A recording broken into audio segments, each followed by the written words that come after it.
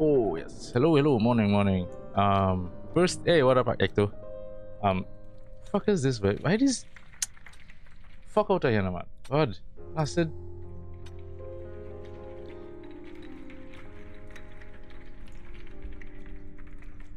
Whatever that stupidness. All right. Oh yes. Anyway, so yeah, we're just dealing with some stuff with my boss. All right. Get back to this. Where was I? Where was I? Go to gateway. Prepare. Oh, is there a UCC house? I mean, I don't think I necessarily have to heal, but I feel like maybe I should. Also, my storage is actually kind of full, boy. I realize it's so full. Maybe I should go sell some stuff. Can I sell this? Considered contraband. Sell price 40.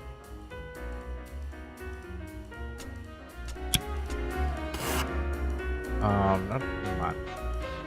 The downtown exchange, right? Okay, code room.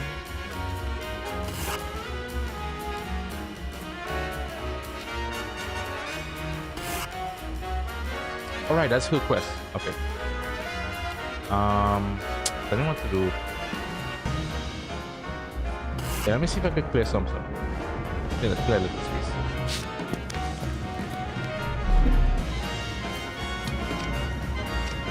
Did you break something? Show me what you've got. Luck favors the prepared. Alright, I can't sell from cigars. Move that up here. Some storage here. Still need to sell this or not? I feel like this I can sell, right? Is there I think there's a garage here, right? Never let the magic smoke out. See if there's a there's a garage.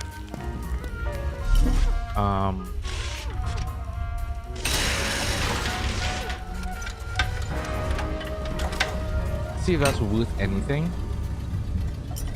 You could put Sophie's car, you could press this car, refurbished stock engine, no. Where's the one that was? Where's the other one? It's literally in. What? Yeah, you. Repulsors. Not engine, repulsors. Hey, yeah, Manox, what up?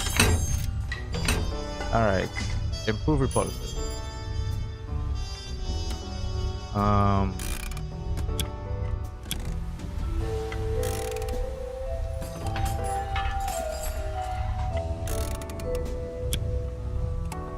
The only thing is it doesn't have a jump. It might actually be better in Crest's vehicle. Because I want to keep the jump. I think I want to keep the jump for those things. Then gives more EP. Nice, nice. Any new developments? No, I literally just jumped in.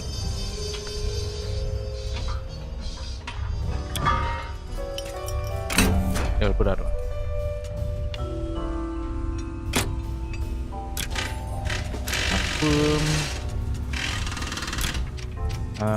Repair some repairs just in case. Yes.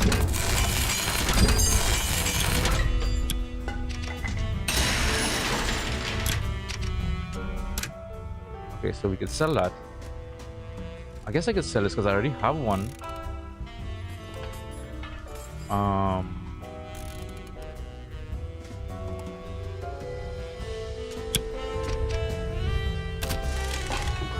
Oh, what do you have? Refurbished turbo engine.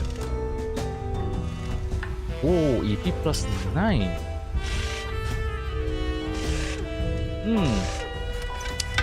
First of all, let me sell. I can sell this.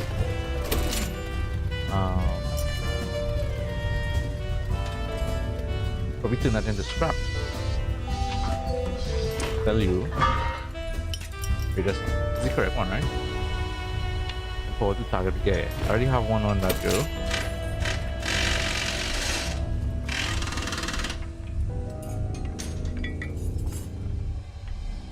think the repair kits.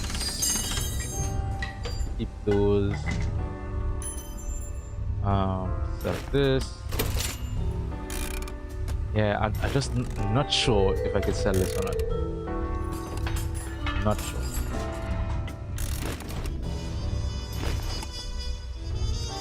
Smoke check, yeah, that's fine. Sell that too.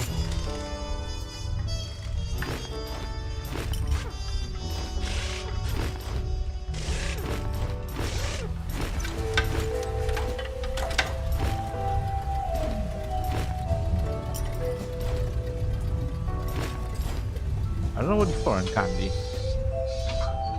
I could have used it on someone yesterday, right? Or remember. So we have repair kits here, repair kits here, you have repair kits.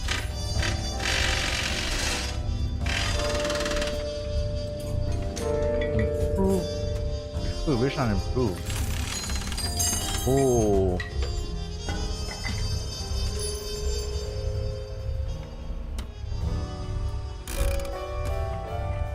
The party, oh, you talking about the guy, the one with the rich people behaving like all the butchers and whatnot. That one we didn't really wreck it. We just we did what we had to do, and well, obviously the his secretary or whatever she was chased us. But that was it. That was it. Nothing really. No wrecking had to be done at that part. Let's put it that way.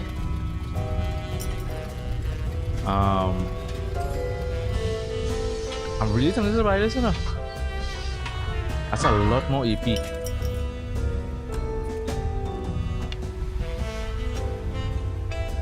Weight is 3, the weight is 4 here, right?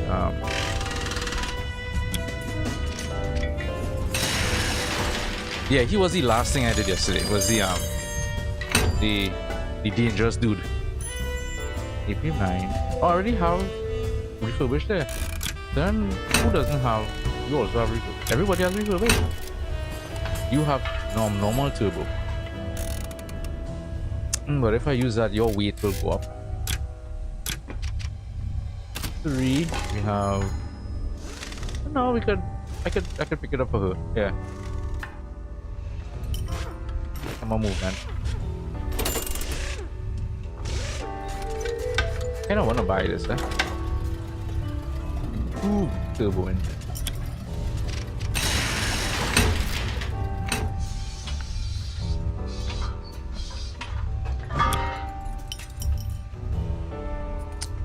Oh, I just wasted money. I didn't realize.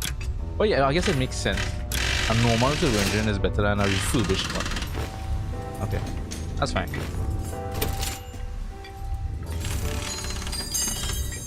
Alright, I guess we go with that for now.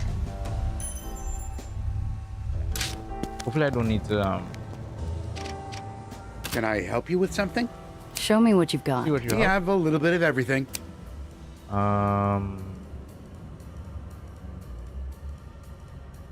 Welding arm, heals a friendly target. I think we good. Don't be a stranger. All right.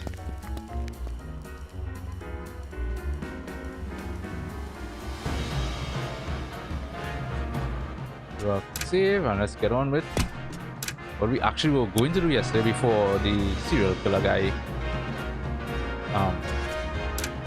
Well, not serial killer, but that dude showed up.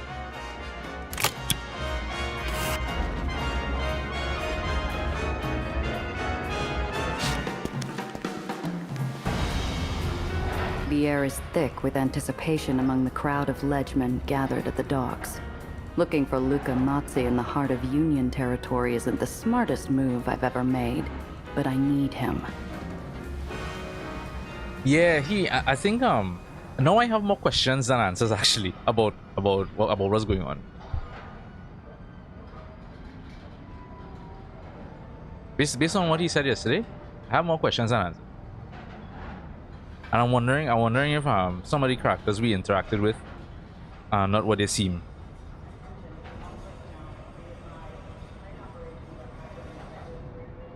Give me a second here. This looks like it's noon. Okay.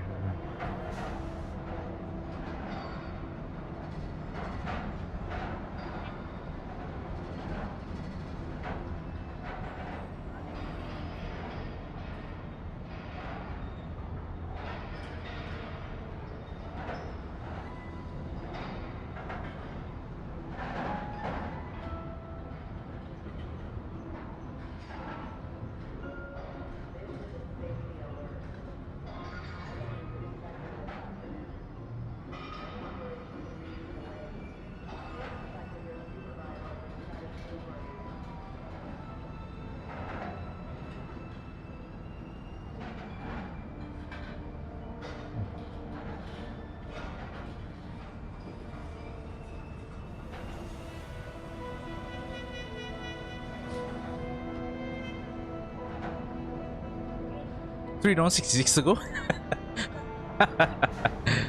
I see what you did there. That's a long way though, eh? Goods from all across the globe come to New York across these docks. Spain, France, England, even the Kingdom of Italy makes an appearance. My Italian's a little rusty, but I think I recognize one of the brand logos. A bucking stallion. Bro, I almost feel. Wait. What do you mean critical failure? I got a positive, a bad +5. What do you mean? Wait. So if you roll less than 3s, you get nothing at all. But I think this is the first time I roll a 2. You all had to be shitting me. You're serious right now? I roll a 2 and I have a +5. I should be fine.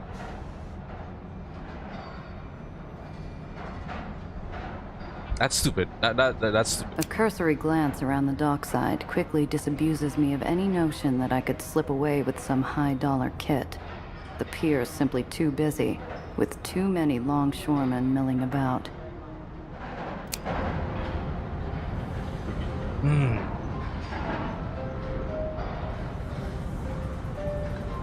Oh, that's a new bot. AI viewers. They don't normally come and say those kind of things. That's new.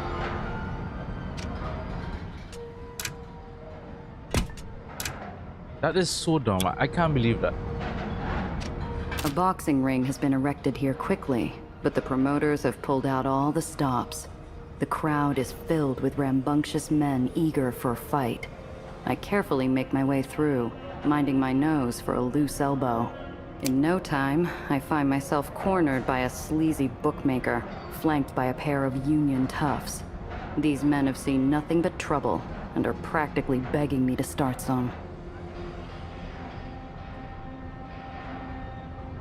That's not what I'm trying to getting some messages here about a job tomorrow.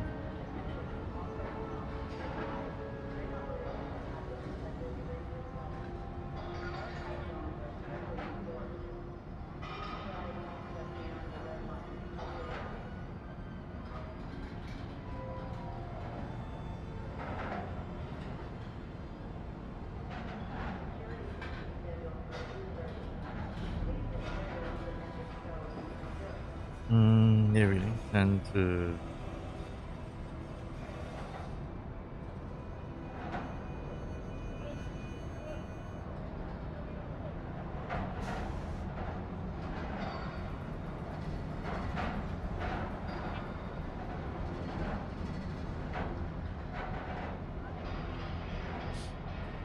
All right.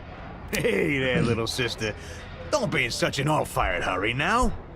What's a fight without a little on the side to keep things interesting? He's obnoxious and loud enough to be heard over the crowd. And on top of that, he's squarely in my path, blocking my approach. I have no choice but to deal with the leech. And that's the next thing too. This is probably the most annoying thing in the game, right? First of all, what just happened there was absolutely annoying. I can't believe I rolled a 2 with a +5 to make the 7, and was a critical failure apparently. somehow that was a failure. And to top it off, the difficulty on that last roll was trivial according to their difficulty slider, right? 100% trivial. If it's 100%, how do I feel that? How do I feel that? Between the lummox blocking my view and the rest of the crowd forming an effective screen, it's hard to make out any details. I crane my neck, trying to spot Luca. Which means it's obviously not 100%. Maybe a little distraction to get the bookie looking elsewhere for a few seconds. Say, isn't that Apollo Diamond passing by the beer stand? Who's that leggy dame he's got on his arm? What? This I gotta see. With the bookie looking for a mirage, I peek at the action. The two fighters are going at it hammer and tongs. The bigger one is taking solid hits he should be slipping or blocking.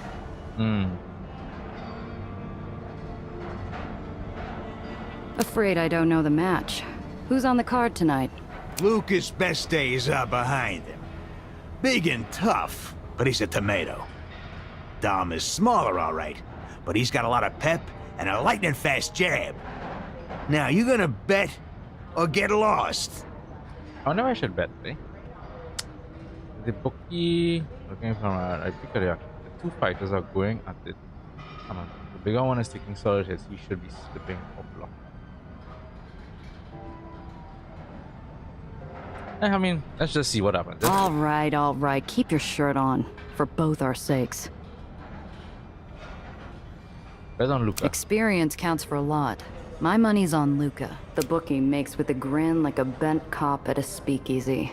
I might have made a mistake. The bookie steps aside, allowing me to edge in closer to the ring. Finally, I can see the fight without having to sneak a peek around a bunch of sweaty ledgemen. I might have thrown my money away. Luca looks halfway to punch drunk.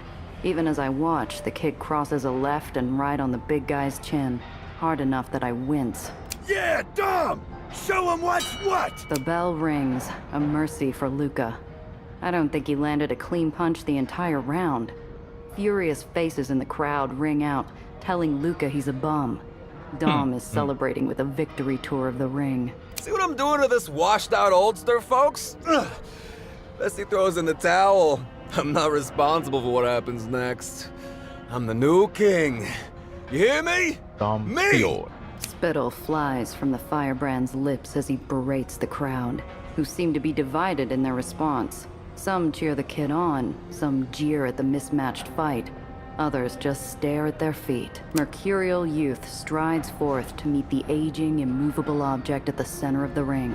It looks like Dom is saying something, but I can't make out any details from here. Offer to clean Luca's wounds? Huh? Okay. Further words are exchanged, but the chatter and calls of the crowd swallow up any chance of hearing the ring talk from here. Slippery as an eel, I weave in and out of the ledgemen in the crowd. I get to the edge of the ring quickly enough that I catch the tail end of Dom's remarks. Once I put you on the mat, old man, you're finished. For good. You're finished. Courtesy of... Dom suddenly looks up and I catch his glare. He breaks off eye contact with a flinch like I just flicked a lit match at his face. He retreats to his corner. What was that all about? Final round, boys. Last chance of making some quick moolah. Luca or Dom? Who's gonna come out on top? Once again, I find the bookie in my face, insisting on my custom. The shyster's eyes have fallen like he's just been called out on his bar tab after that disaster of a second round. Come on, little sister, take a chance. Buy you Luca took a brutal beating in the previous round. I wonder if maybe I didn't flush my steak down the john. So, what's it gonna be? I'm betting on Luca I again. have a Why good not? feeling about Luca. I want to double down. The bookie clucks his tongue ruefully, as if to absolve himself of my decision. Something you want to say? He chortles like a kid at the circus as I hand over my cash. Hey, it's your money. If you want to back a washed-up loser like Luca, who am I to say no? The final round starts. Luca and Dom touch gloves. A disheartened spectator peels away from the crowd, giving me an opportunity to slip into his place. Go get him, Fjord! Knock his teeth out! Dom lands hits with impunity. Luca, apparently exhausted, lowers his defense and the onslaught begins.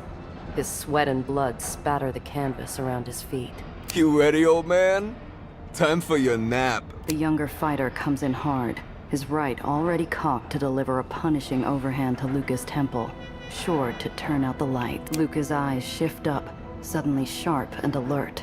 He lowers his hands, hunches down his body like a receding piston. The crowd clams up. Everyone at the venue can hear the thud as Dom's shoulders hit the mat, floored with a single explosive uppercut, courtesy of Luca. Luca! Luca! Luca stomps off as soon as the 10 count is through. He slings a towel over his neck and stomps off into the crowd, who part for the old war machine. Dom lies in the center of the ring, sprawled face down. His corner man and 2 others beside take his arms. His toes scrape the mat as he's dragged away, a broken toy. All right, take your dough. You got lucky on that one. Luca ain't long for the world the way he's going.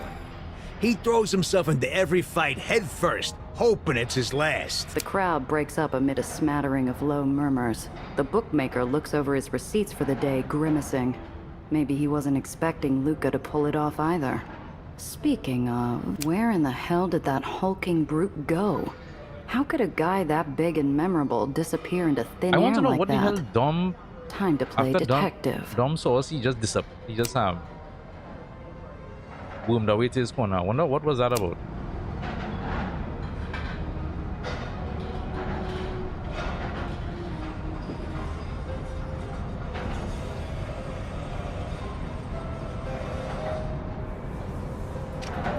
I spy a group of Australian sailors gabbing like schoolgirls, not far from where they watch the fight.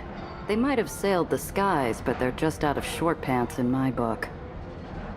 Whenever you dice do anything, I mean, like, I don't think, to be honest, I don't think there's many alternative routes at all, really. I think the dice are really there to serve as just part of a, how to put it, like a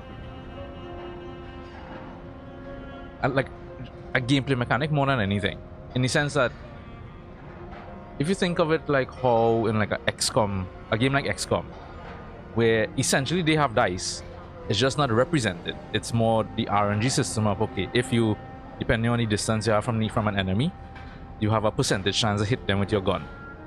So that's the way I kind of look at it here. The dice are more just to serve that purpose, to potentially to have a chance at, you know, either successfully doing like a skill check or not. The skill checks themselves, when you really look at it, they do add something, for sure, because depending on certain situations, they do add the ability to achieve certain things without having to do other things. But at the end of the day, they all lead to the same goal. So that's the thing. There isn't really that much alternative routes. You're still gonna end up at the same goal. It's just you might be able to do maybe 1 or 2 things differently than, say, just head straight in. But that's about it. Like, beyond that, the dice don't really do much beyond that. They just add, and well, I guess sometimes in the actual storytelling parts, they kind of could be used to get a little bit more out of the story. Otherwise, you could just, based on what I've seen, you can just literally avoid using any dice and just talk like normal, and I don't think anything would have been that much different. The best thing about the dice, at least where they do come in handy, is that they do give you extra XP. It's small, but the amount that you get over time, it does add up. So to me, that's the best thing about having that skill check, that skill check system, because they do give you XP. So you know what, Hi there, I could give boys. them a little bit of a bly, so to speak, because it does serve a purpose beyond just these being able to achieve, you know, 1 or 2 things here and there. One of the sailors responds with a low wolf whistle, to the delight of his fellows. Now, if it was like, say, it would have been more impactful if it also affected combat. That would have been a different story. And probably, I'll be honest with you, if it affected combat, I probably would have ripped my hair out. To be honest, because I feel like it would have been worse. So I pretend not to notice how many it might of have them been are it might have been blushing. better that they kept it just for the skill checks. Say, I'm looking for... Us? Please say you're looking for us. Mate, the PO says the only way you can get attention from a dreaming Sheila is to put up your dukes. Mom's does don't give their time to weak sisters. Deadly beautiful, right? These boys aren't dangerous, but they're not listening, and things could get out of hand. I better find a good way to play this. They're not listening, and things could get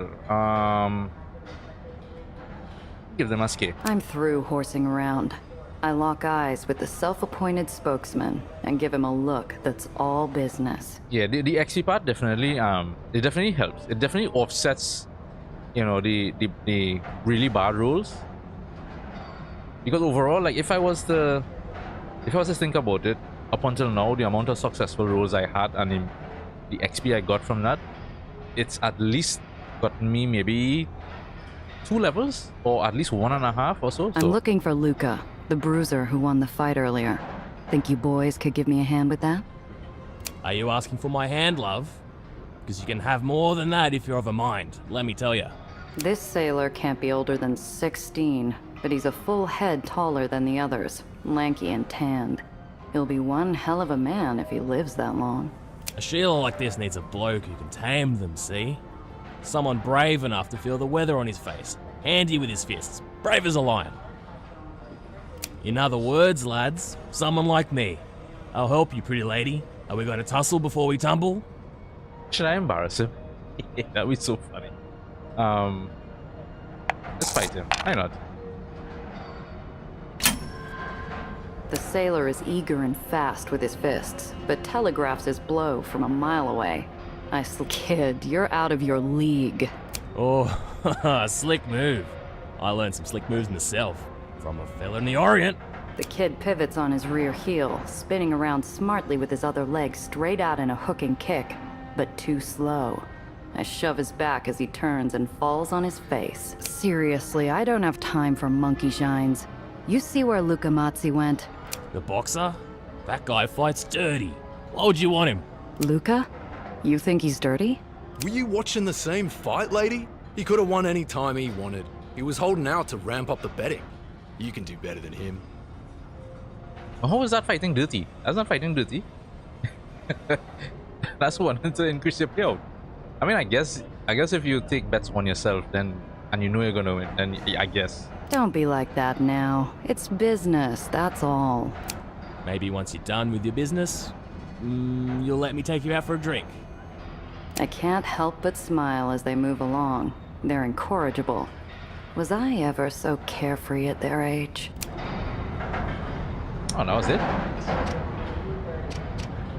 He will let do a save. Apart from the sea of masculinity surrounding the fight, a couple pieces of velvet were working the crowd, with sultry looks and inviting over-the-shoulder glances. Maybe they saw where Luca went. Time is money, honey. You want to hang around and gawk? I'll give you a rate. I could feel their eyes running up and down, sizing me up. Was I competition? A jealous wife? I had their attention. Or maybe you'd like to come in for some tea and a cuddle? We've got you covered. What? She's laying it on pretty thick. Business must be slow tonight. Sorry, ladies, but I'm not on the menu tonight. I'm looking for Luca Mazzi. Seen him? Big boy, dripping like a leaky pipe, mitts like power shovels. Hey, if you want the skinny, show me the dough. Nothing in this life is free. $3? Yeah, why not? Okay, I'll bite. Will a few greenbacks loosen your girdle? I knew you'd see things my way, honey. The woman next to her erupts with peals of giggles. I didn't think it was that funny, but she's probably had a hard night. Luca Mazzi. I need a minute of his time. Nothing there but bad road, honey. Look, did you see him or not? Please. You're not Luca's type. If you keep after him, You're just gonna go get your heart broke. Maybe your head too. Bitch, just tell me. What is your interest there? I'm just asking where he is. It's not like that. I'm talking about business, not pleasure. Oh, why didn't you say? Business. Look at the business woman. You look like any other round heels mooching around down here. Better make with some details. Just slap this woman. I'm talking about the transportation business. Marm business, if you catch my meaning. Her eyes widen. Too late, I see the bubbly girl has pulled a two-shot holdout from her handbag. Without a hint of that giggling charm, she pushes the barrel up against me enough to hurt. Not with the does. That's clear from your outfit. That means if you're asking about Mom, you're looking to make trouble. Luca doesn't need your kind of trouble. I'd better make a move, talk fast, or take a powder before my brains paint the wall. This armor. Come on, man. I break eye contact, and my eyes look away, but my hands shoot out and wrench the pistol from the call girl's hands. I break the action, shuck out the slugs, and toss it back to her. I'm not here to cause trouble for anyone. I just heard that Luca is having some problems with Marm, and I'm looking into it. I want to talk with Luca, get his side. All right, if you say so. Doesn't matter anyway. I haven't seen him. Go on, buzz off. How about the union? They make up your clientele. Do you know where they meet? Congress Hall. When they're not out here breaking their backs. So, what's with this place? Make a good living out here? The girls in my neighborhood mostly answer calls instead of working out of houses these days. Yeah, but we cater mostly to ledgemen and sailors that come through, and you'll find them at the docks. Not that you'd find Luca at our joint. He's a one-woman kind of man. So long, ladies. Stay safe out there. You too, honey. It's a tough world. What? You need something else? So Okay. Talk to the bookie. The ledgemen crowded around the bookie probably know the score. I head in their direction, and he notices me right away. Well, well, if it isn't the lucky lady. Such a pleasure seeing you again. You here to rifle my pockets for change? You got a line on Matsi? I need to have words with him. Oh! Did Mom send one of her famous does to shake down everyone's favorite tomato can? You're all wet, pal. I'm not with Marm. I hawk and spit on the ground. The bookie's eyebrows raise, and I can tell I scored with that one. The ledgemen get ready for action, just in case. So what's a pretty little thing like you want with a bastard like Matsi anyway? Hey, Brainiac also. This is all smooth talker.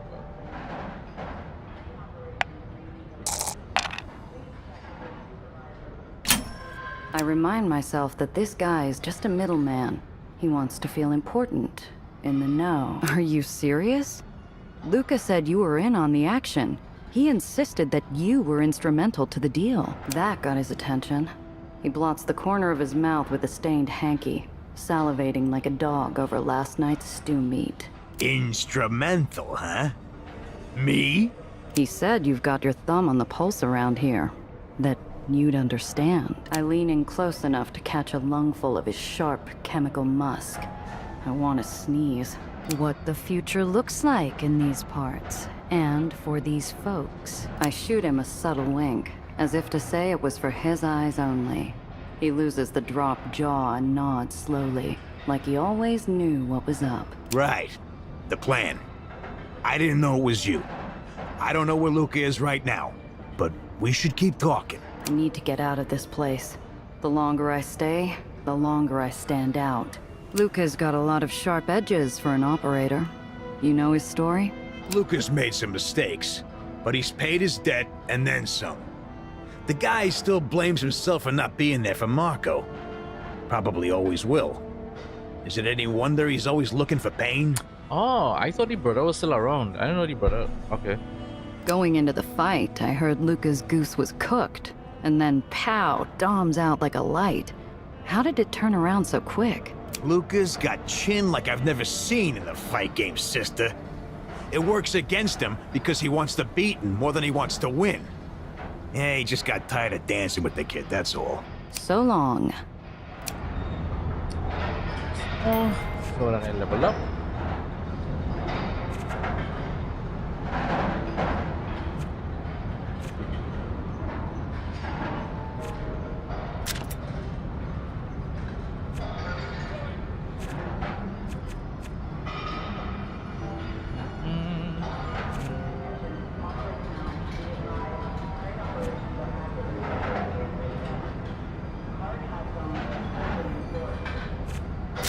Ah, still up, no, okay.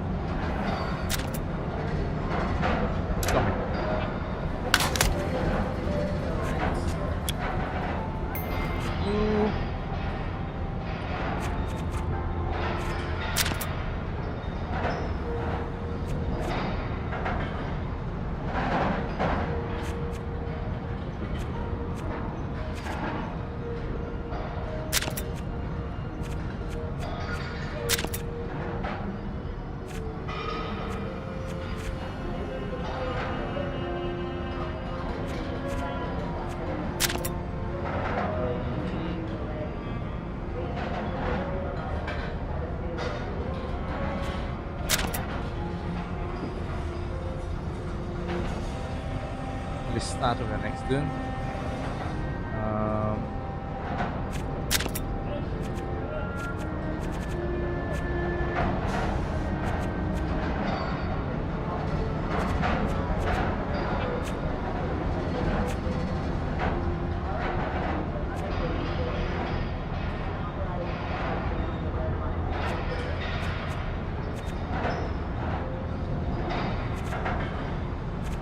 Let's try this.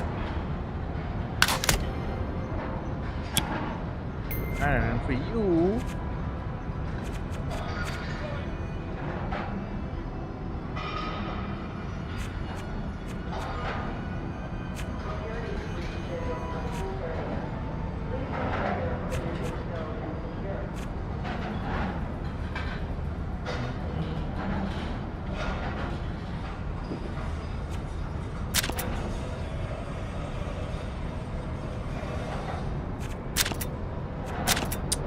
think I will do. Oh crap.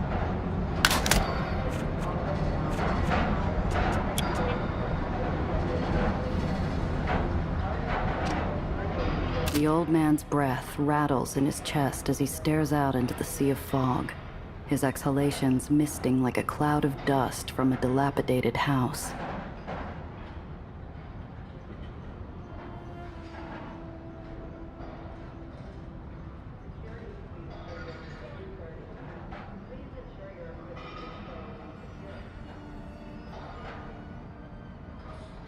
Something in his stance gives me a glimpse back in time. His shoulders speak of a man whose blood once pumped with vitality and grace, stolen from him too soon.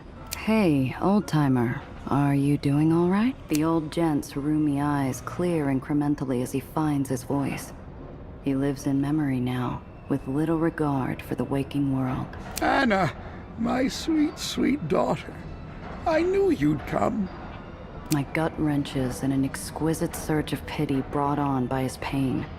This man has been hard done by in this life, and has retreated into the only safe place he has left.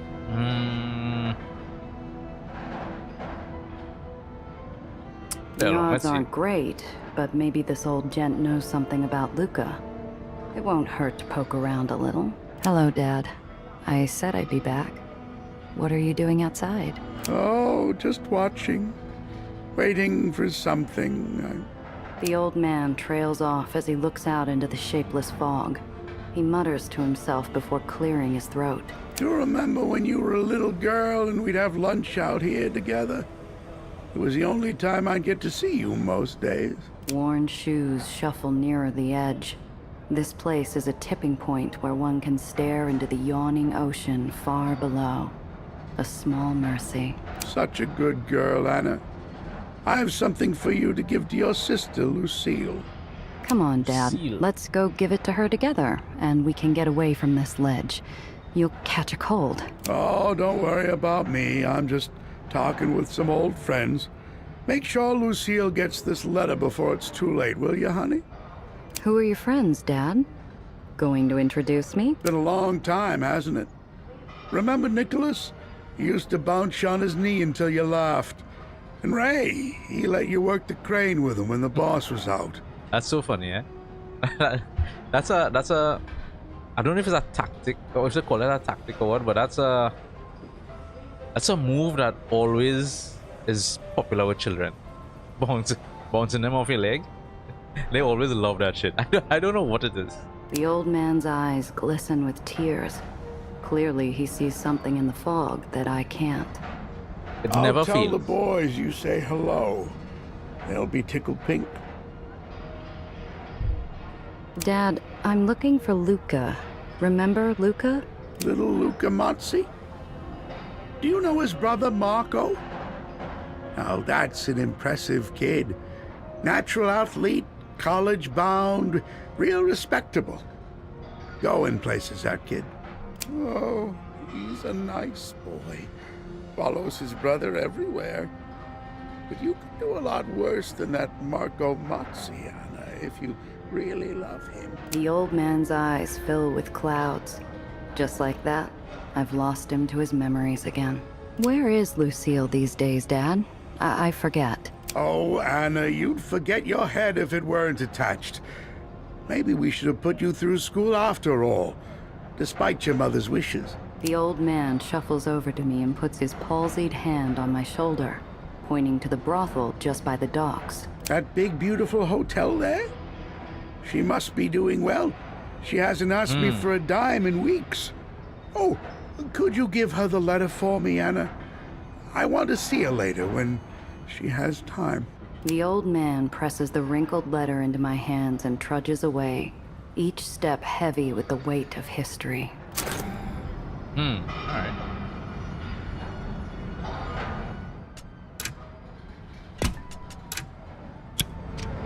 What? You need something else so soon?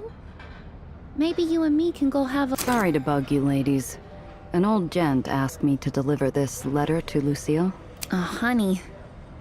Lucille died 20 years gone. Oh shit. Charlie there, he's chasing the ghost of his daughter. Ever since his wife passed, he hasn't been I the had a same. feeling something that was going on there. These tough, street-savvy ladies are genuinely shook. The bubbly one pulls a hanky from her handbag and sniffs into it a couple of times. The sudden lump in my throat makes it hard to come up with something flip. I look at my feet for a few breaths. I didn't know. Listen, maybe we were too hard on you. Thanks for sticking your neck out for a perfect stranger. Why don't you come in a minute, cool your heels? Hey, I could reduce heat. Hey. That's nice. Well, I mean, I have one. Not looking for a cup of tea. Let's just say I could use 40 winks while things cool down. Come right in. We'll take good care of you. So long, ladies. Stay safe out there. You too, honey. It's a tough world. Alright. Someone must be working tonight, because a crane moves a giant crate out of the way. Behind it, I see a pair of intimidating figures in black, advancing on a cringing Dom. Dom's back is to a wall, looking for a way out. He stinks with fear sweat. Two of Marm's enforcers, deadly-looking ladies dressed all in black, have him cornered.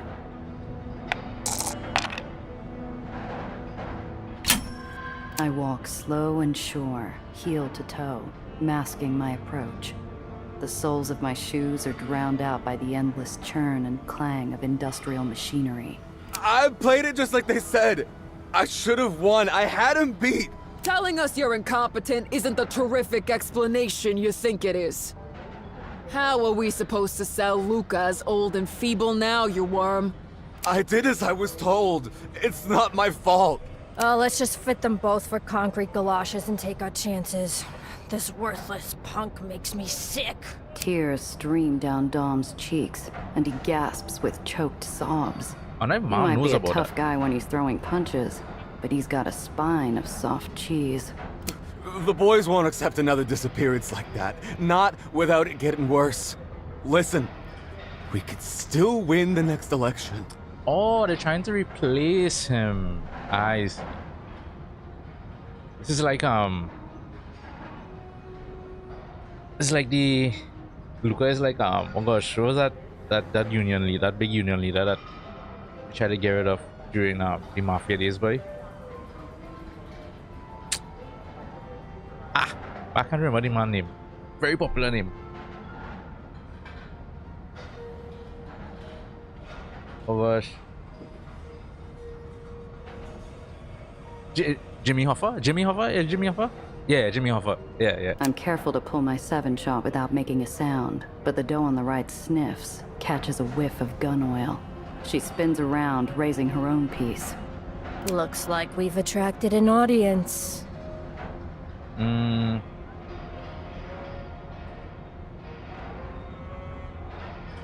Try the smooth though. The doe with the gun has me at a disadvantage, but I see an angle. No good, soldier. We're right in the middle of Ledgeman territory, and there are still plenty of old-fashioned Union men around. They stand for their own. The oldest game in the world is the staring contest, and I'm in one for my life.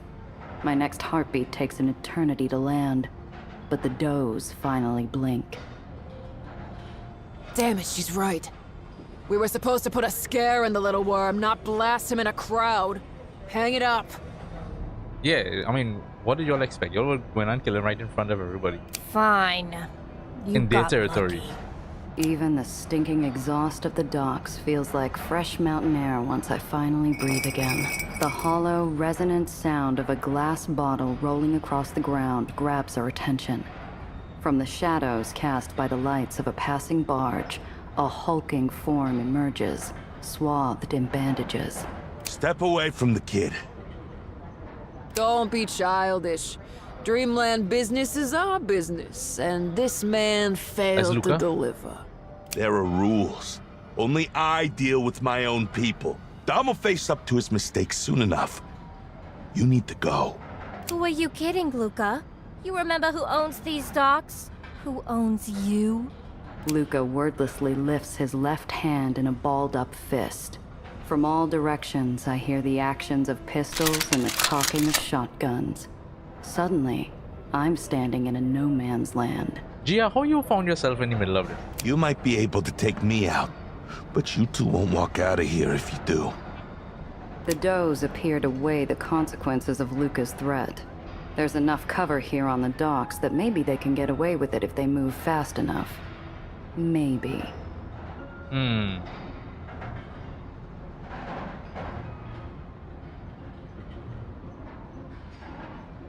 Let's try this one. Luca and the does are wrapped up in their standoff, so I sweep the docks. I hear heavy breathing and catch gleams of metal, but a sudden glint of reflected glass is what catches my attention. Hang it up, ladies. They've got a long gun covering you from the top of a container stack. You won't make it 5 paces. It doesn't have to go down that way. Just walk away. Tension stretches out the silence until the does finally acquiesce. Their eyes hold 1,000 promises of retribution as they leave the vicinity. How about you, miss? Are you another one of Mom's lapdogs? As the defect from speak on my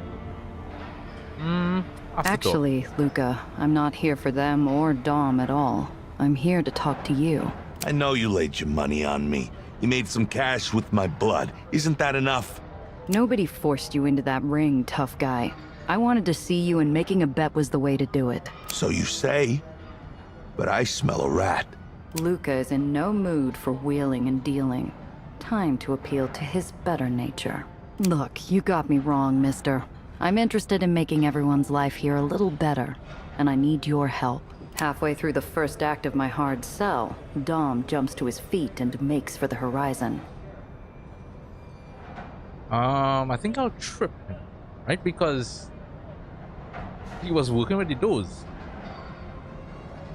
Dom can tell I'm here to talk and not to scrap, so he has me pegged as a talker and not a doer. His mistake.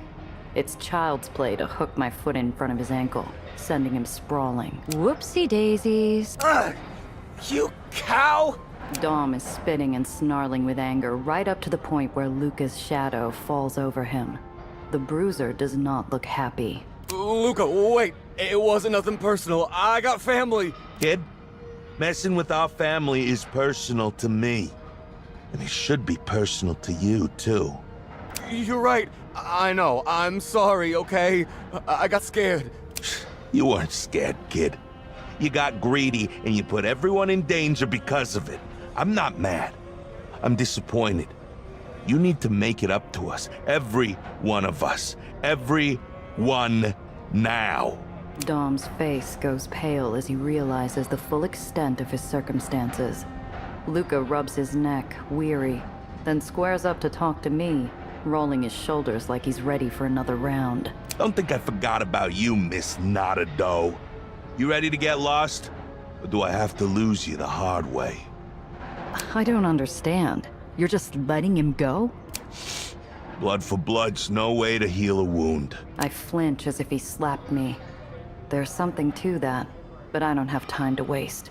Back to business. Aren't you worried you'll go to the does? Find another way to cut your legs off? I'm not a sap. I know it's a risk.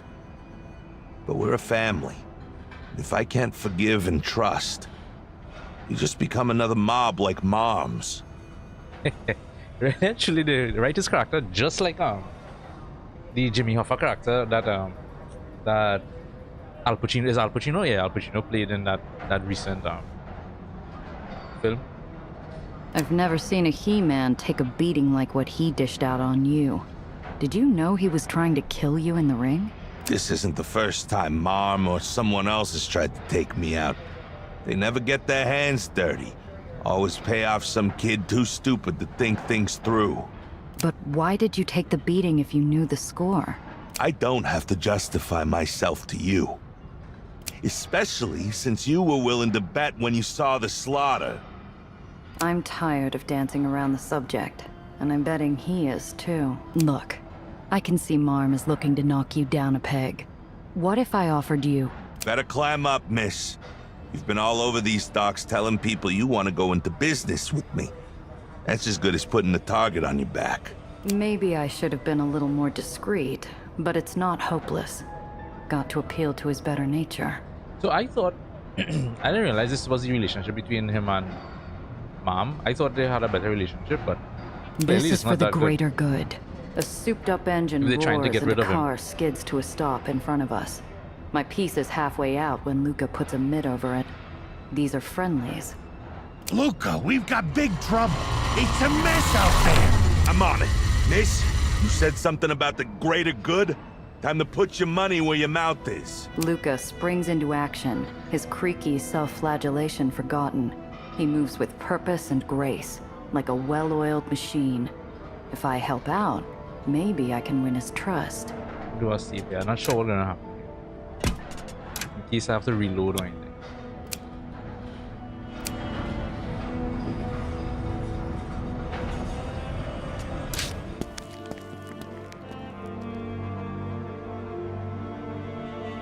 Yep, Luca winner shot. So we're looking at what? 3 different spots? These 3. Alright, let's go. Oh, not the mansion. I make a mistake and click there.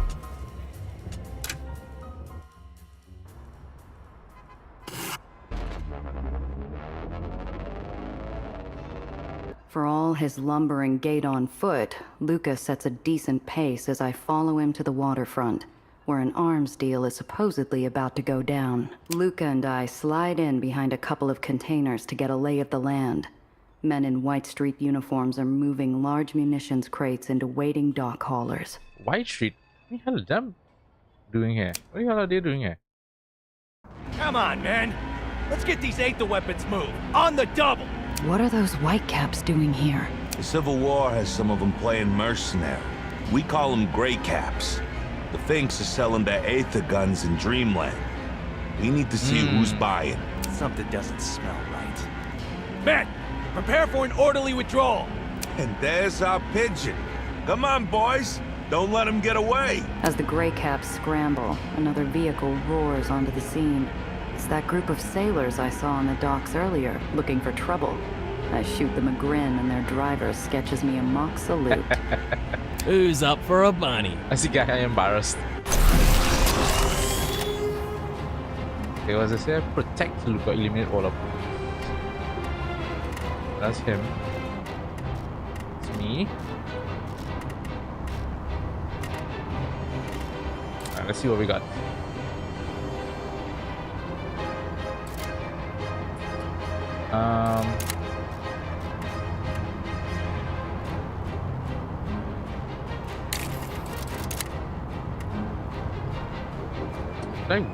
I'll be wasting 5 if I do that, but if I come.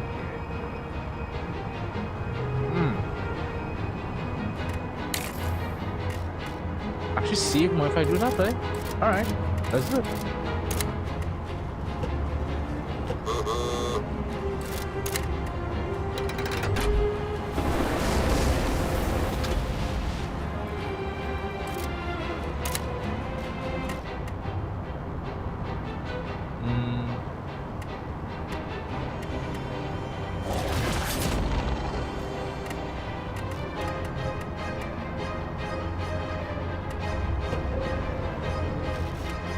There.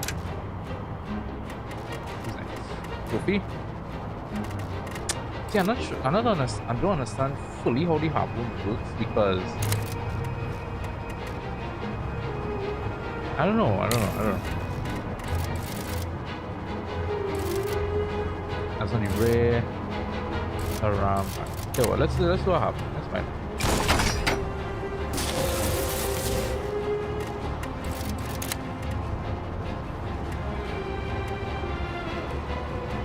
She don't have a side. Go on.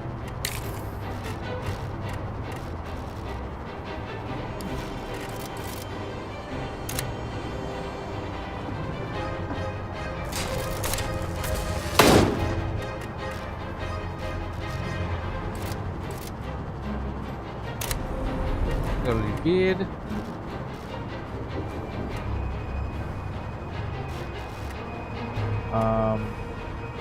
Okay. Might not have been the best move, but let's.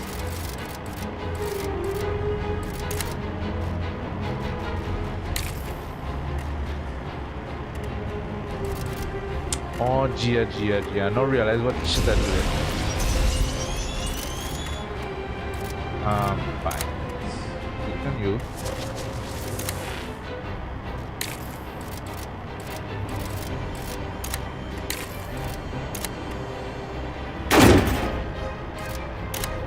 Counterarm. Alright.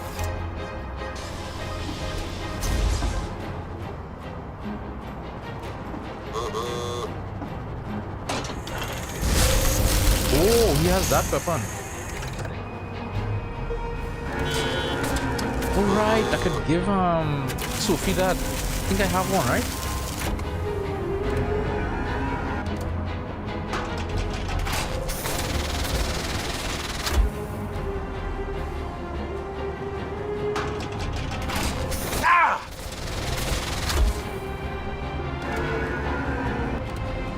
Oh shit, they're attacking Luca completely, right?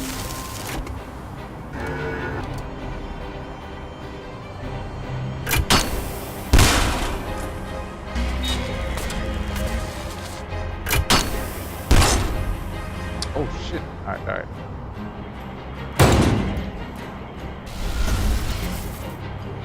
Oh, he has the magnetic to pull him in. Right. Get at him, lads. What is that? Hands off my girlfriend, you pillock.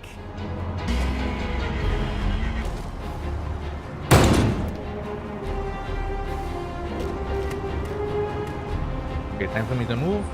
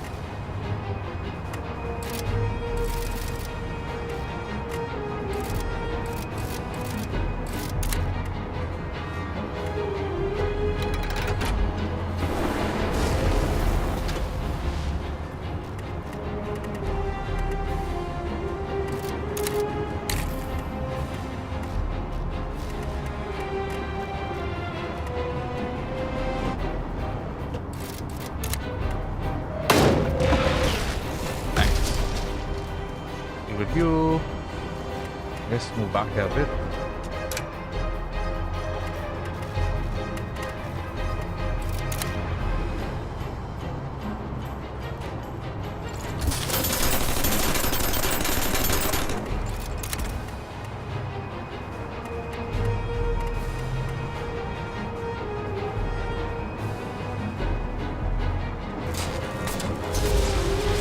Careful, careful.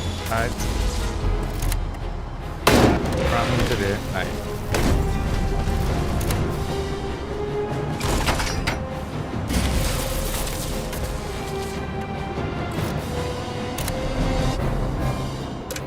Alright, next one.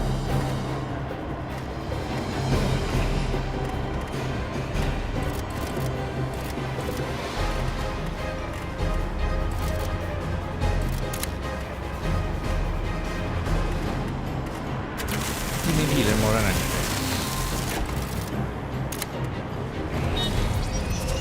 Do that.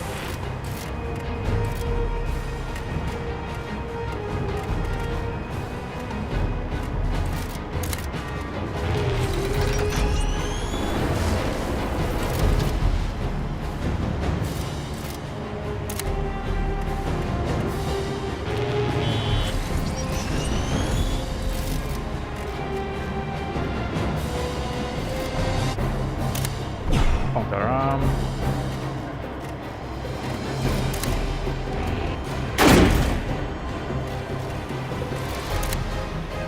I don't have enough to make it up there. I should have done that instead, but fine. I don't have enough AP to get there. My car's nearly wrecked.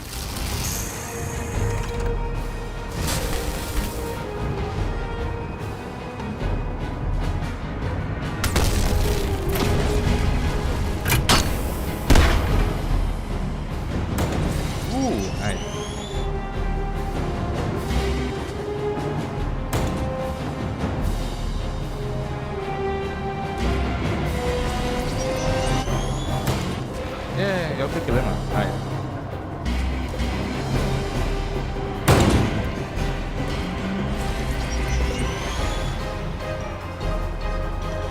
Alright, let's get able to finish this. Alright, next one.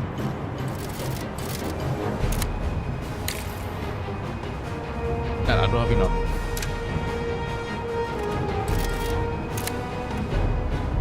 Over here. That. I can't take much more of this. I know, I'll have to heal up all of you. The remaining Grey Caps beat a hasty retreat, leaving their payload behind. As Luca and I pull to a stop, a civilian car arrives on the scene. A burly ledgeman emerges, confused but alert. When he notices Luca, his face scrunches into a scowl. Jono? What are you doing here, pal? I bought these red Aether shooters fair and square. We need the firepower, Luca. You've been buying from White Street behind my back? What are you thinking? Look at what happened on White Street, Luca. The world's a more dangerous place. We need the guns to protect our own. Jono, think about the future. You really want to deal with these mercenaries and killers? Letting them into our home? If we keep this going, things are only gonna get worse.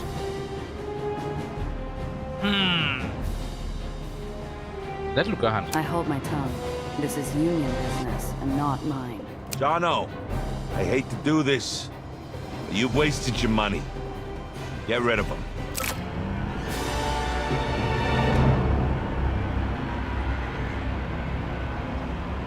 Approved is the beam. Yeah, I don't realize I could put that on Sophie.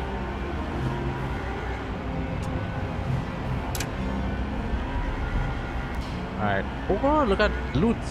I don't have enough store. Do I have enough storage for all that buy? Should have sold listener. Alright, let's see. That. Big beam.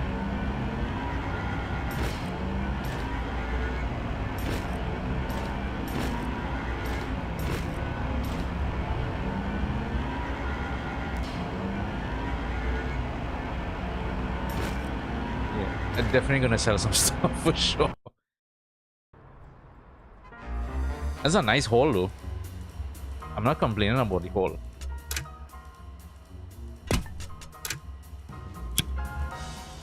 We have these 2 spots to visit. I need to head.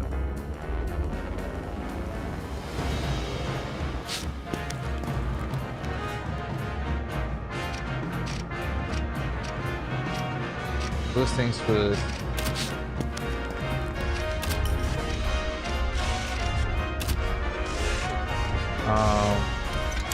I need some serious repairs.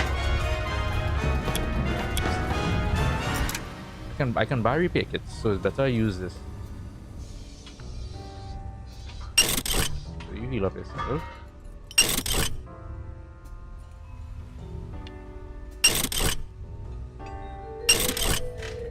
Right, so I'll heal you 2 up.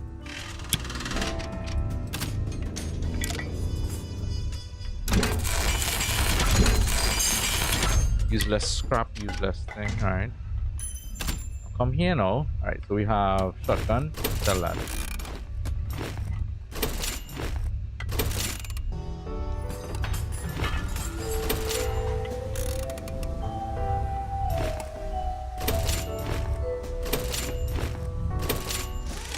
Keep that one.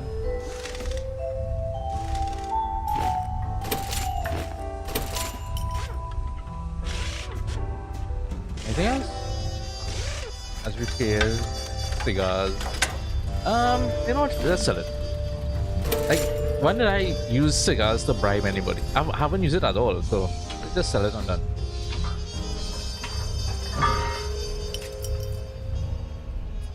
Even with the bottles, I'm gonna bribe a heavy drink because I guess I'll quit for now. But once I leave here, I think I'll probably get rid of that. Should come here. Let me at least get 1 heal for you, 1 for you in case, and then you have 2 of these, right? Get a smaller one.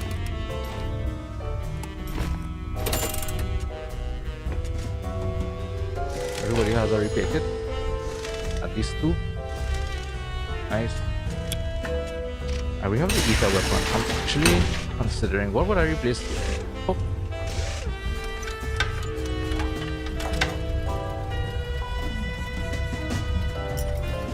Or a machine gun, right?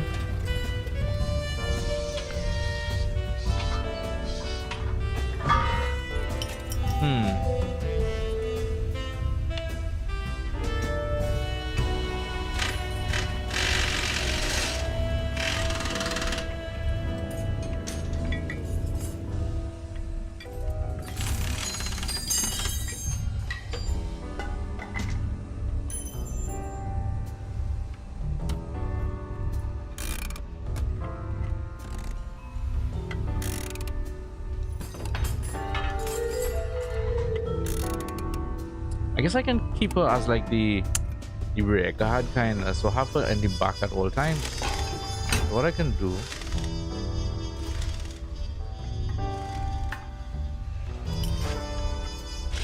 is in the stash. Oh, the one in the stash is actually better than the one I just looted. Oh no. This one uses more EP but less damage. Yeah, so this is the better one. Yeah.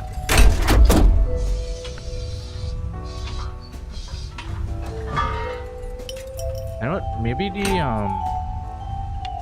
one of the grappling hook is better for this.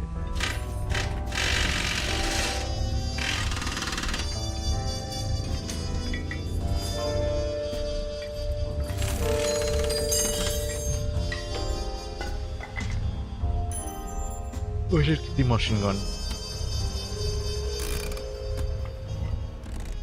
I'll keep the machine gun for now. That's it. Confirm that.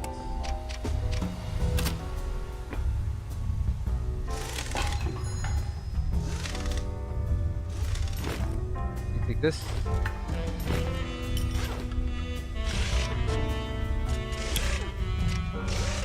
I have money to buy a new vehicle.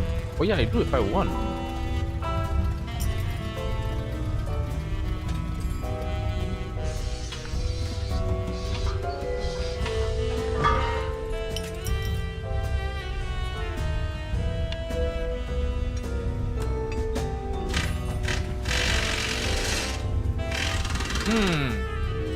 Whenever I should take that run over. Okay, just says 5. I'm gonna finally purchase a vehicle. You want to equip this to one of the two? No. Yes.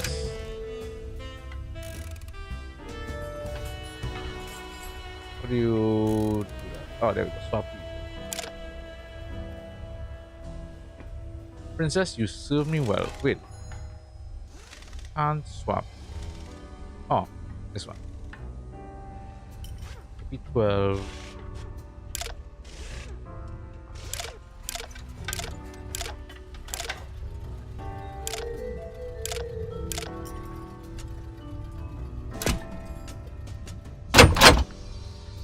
Alright.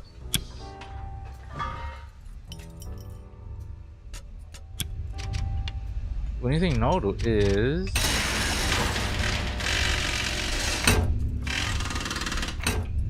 okay, what did I have in this by the way? We had the flamethrower.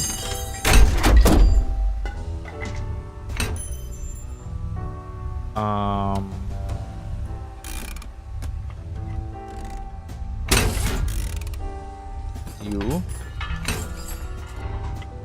was the pistol or the shotgun? I think the shotgun was on this side, right?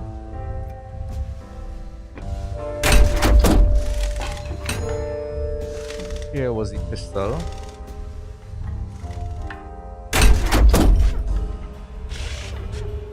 Engine was this one, right? Yeah, the jump repulsor.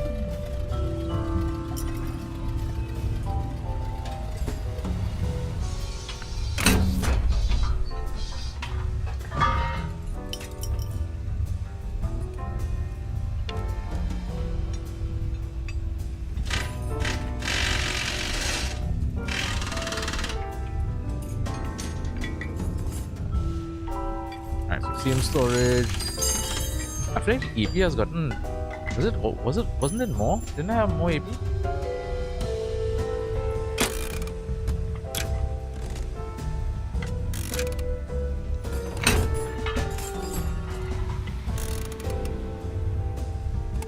We're gonna have how is the storage back? Allow stuff. And I might be able to use the heavy storage on this, maybe.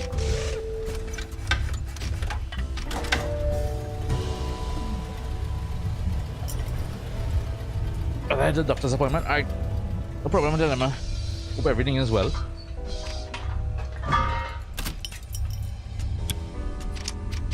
Yeah, I think we're good for now. All right. Let me see what works out before I sell, because I think I should be able to sell. Or can you sell vehicles? I wonder. Let's see. But I did what I needed to.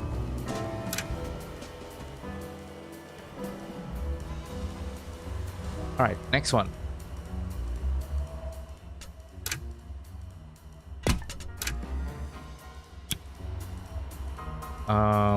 Let's go crumbling neighborhood. In the distance, repulsors start to fail over a Ledgeman neighborhood. It's beginning to crumble, homes spinning into the void. Groups of residents are fleeing the other way. Over there, Luca. We've got to step on it. The place is falling apart. You're getting your comeuppance, Marty! This has gone far enough. What do you aim to do about it, Punchy? My worst. Let's see how you like it. It's time for you to have a little accident. The permanent kind. So what's the play, Luca? Eliminate all opponents, protect Luca and the civilians.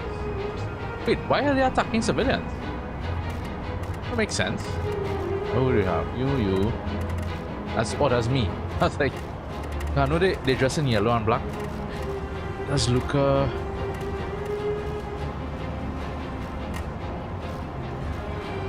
Oh, there's some serious firepower, but alright.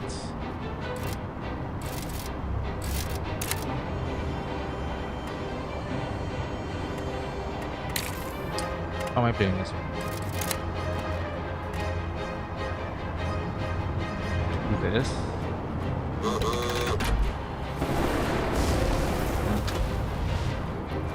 I wish I had more uses of that. I really wish.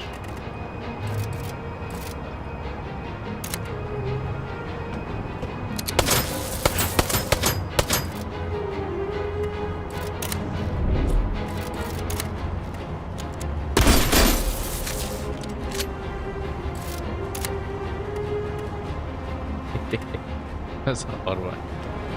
You jump back in. Alright, and then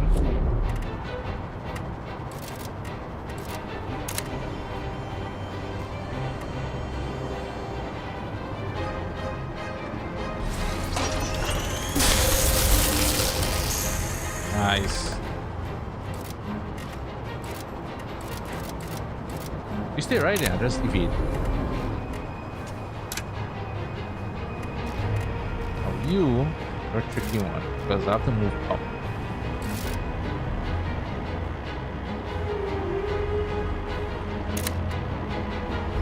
Do this. Continue. Ram that. Counter ram. Enter.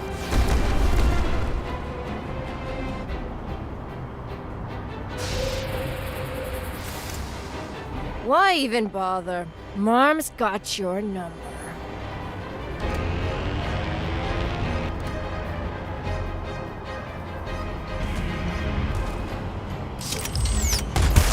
Help me! My car's totaled! Not looking good.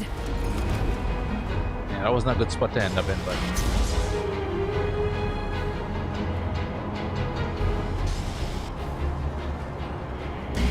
come Luca, do something, do something.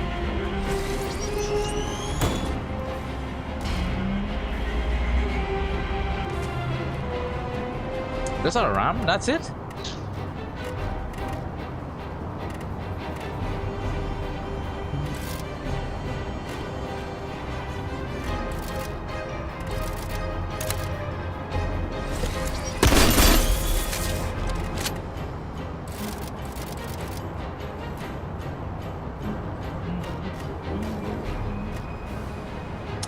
A spin and then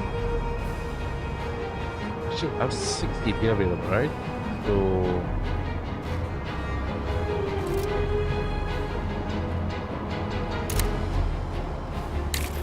but if I spin and see my mount really. Yeah, so let's do that. And then you shift up here. Turn. I want to finish it off.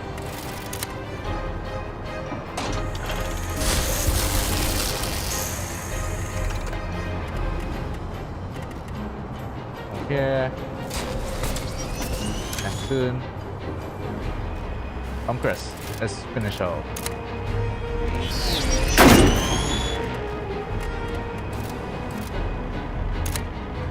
Cheese and crackers! Not my automobile!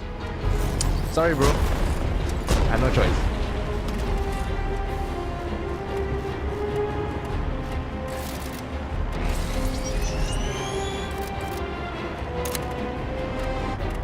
I need to get him master repair. Is this not master repair? No, that is normal repair. I need to get him master repair.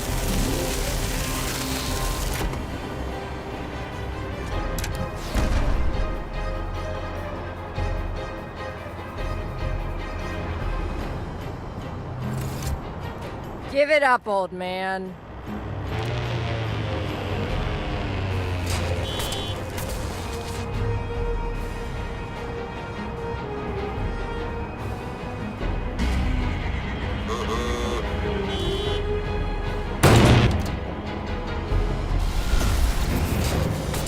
I like that. Ram and then magnetize back into. Come on, quite here.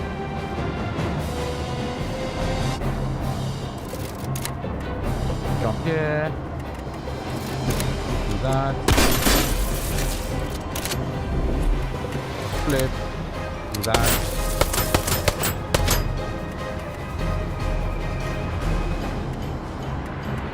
here.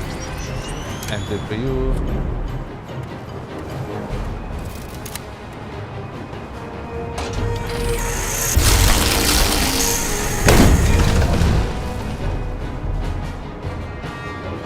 But you know what?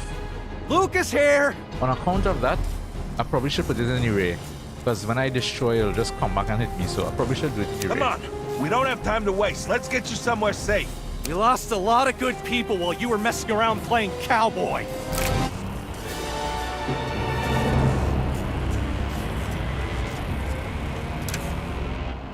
What do we got? Blinding sticky bomb. Applies blindness as effect to a target vehicle, reducing movement speed. Repair kit, nice. Brass knuckles. Reduce 1 heat. Might be good to keep around, yeah?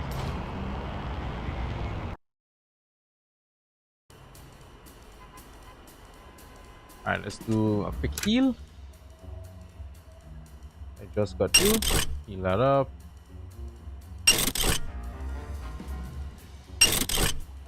Alright. Next spot.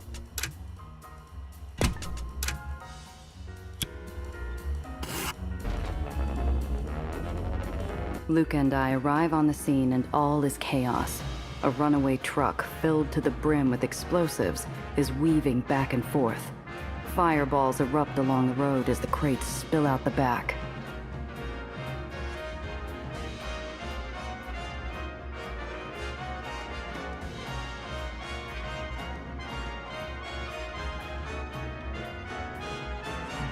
This is massive. Behind different roads.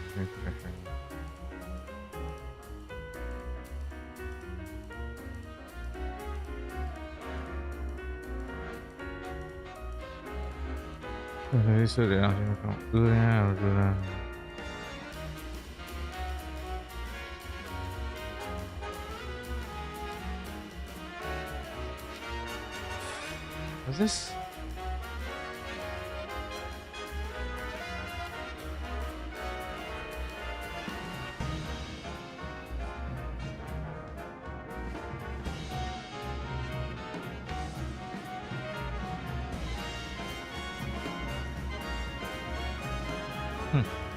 I don't really see how that works out.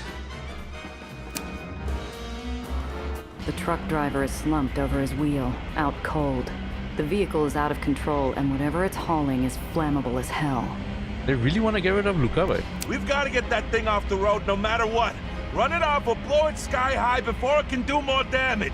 The words are barely out of Luca's mouth before another flaming crate flies out of the back of the runaway truck, igniting in a pillar of flame that shakes the ground. Oh, no, we got to get that thing off the road, no matter what. Run it off or blow it sky. Okay, so we have to, similar to the train then. This is getting serious. Now or never. We need to stop that truck. Eliminate the fuel carriers or survive 6 rounds. Damage fuel carrier, bystander. There's 2 of them. Alright, see how we're doing this.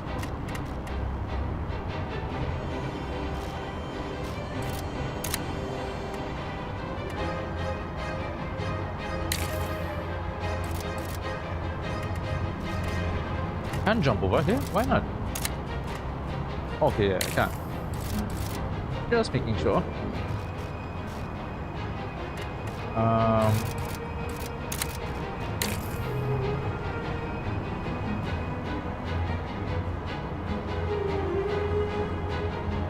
Wait, how do I... Why do I have Aether drain? Does it make sense? Fine.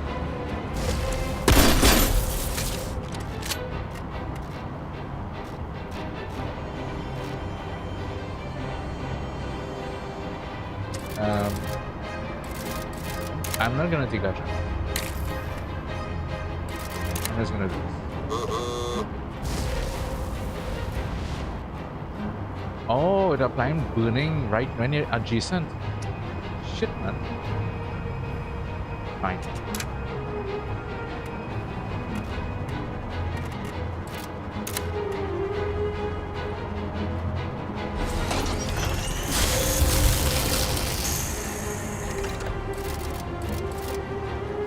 like 6 left.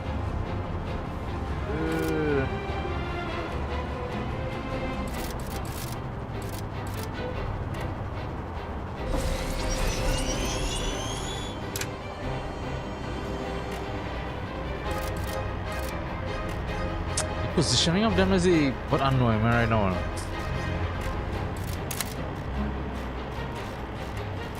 Positioning is off big time.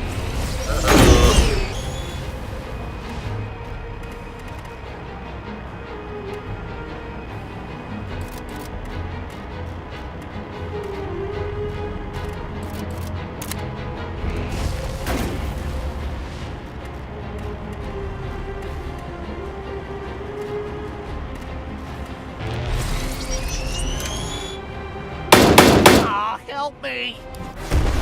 Oh wow, it's 5 damage I did there just now.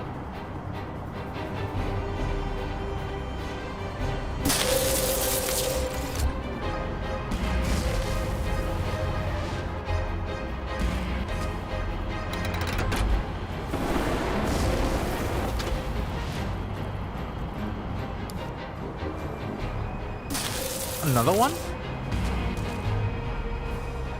Okay.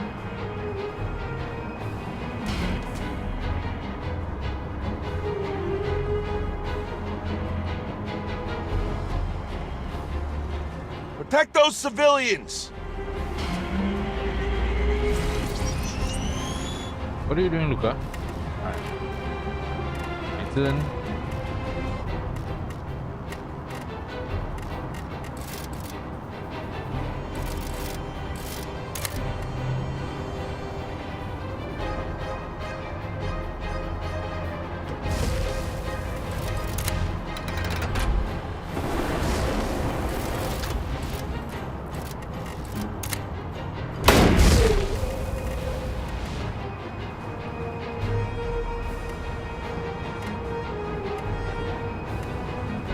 Come here.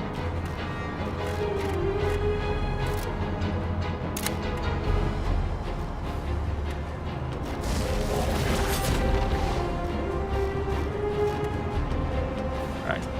Soon.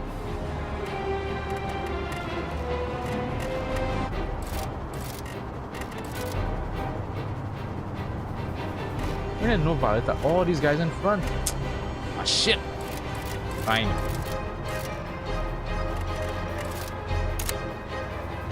It's too far to jump. God damn it.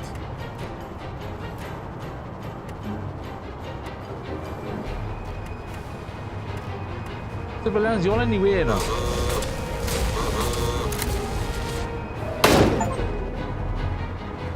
Alright. And you know. Same thing again?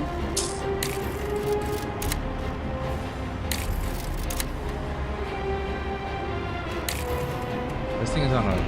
Like really annoying right now. Can't do anything there. Kill yourself.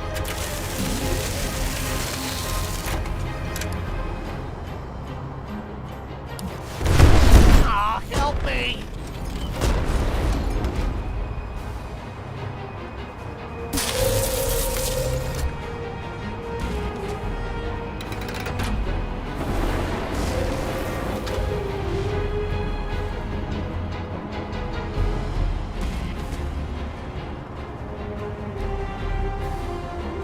Ah, help me!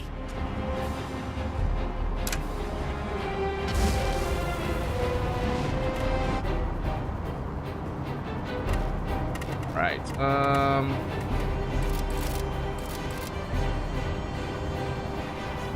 Again, I don't understand why are there no valid targets. What do you mean there's no valid target?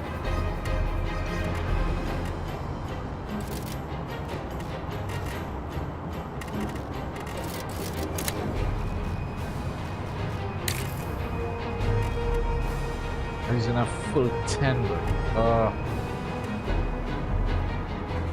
Nice, all here.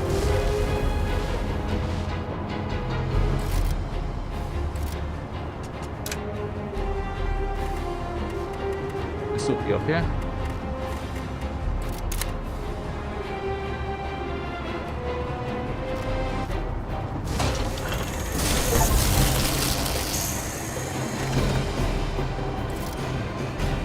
Sorry, Chris, you're gonna take a little damage.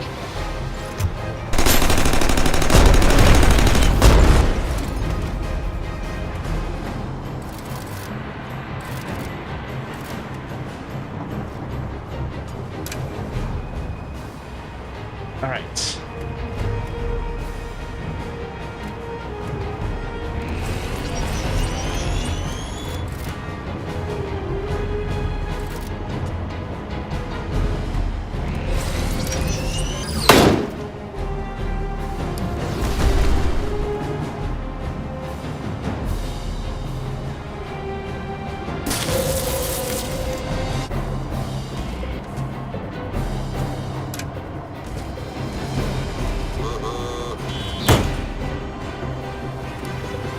Yours, I kill him off here. Ah!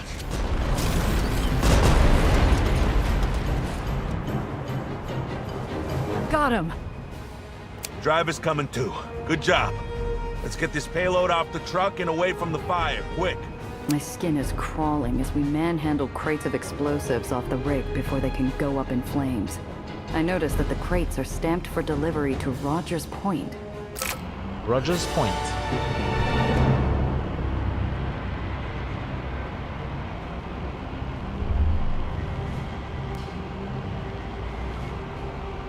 Another crate of components. Yeah. True.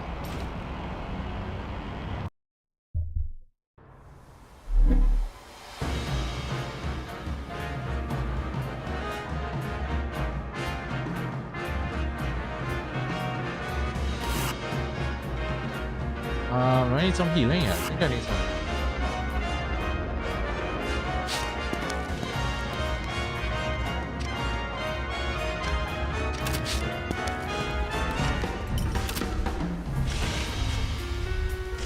Brass knuckle.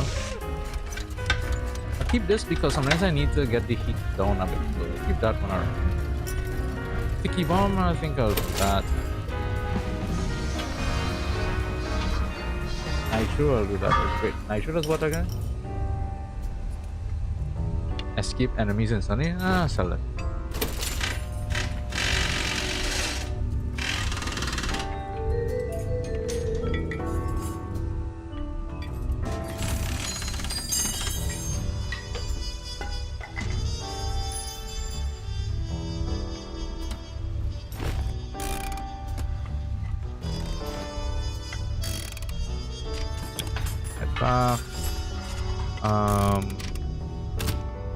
Repair, let's see how much does it cost. Yeah, that's fine. Don't full repair on everybody. Right, yeah, so I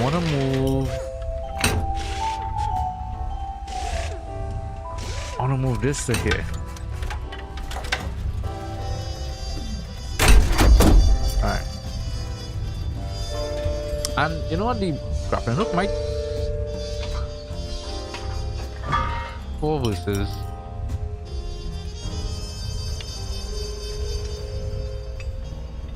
because it might work out well to reposition people. I'm studying affected. Like just something I thought about using the grappling hook.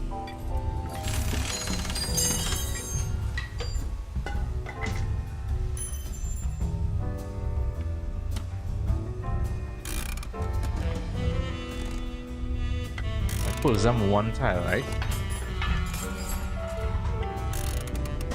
Keep the machine gun. Keep the machine gun for now. For now.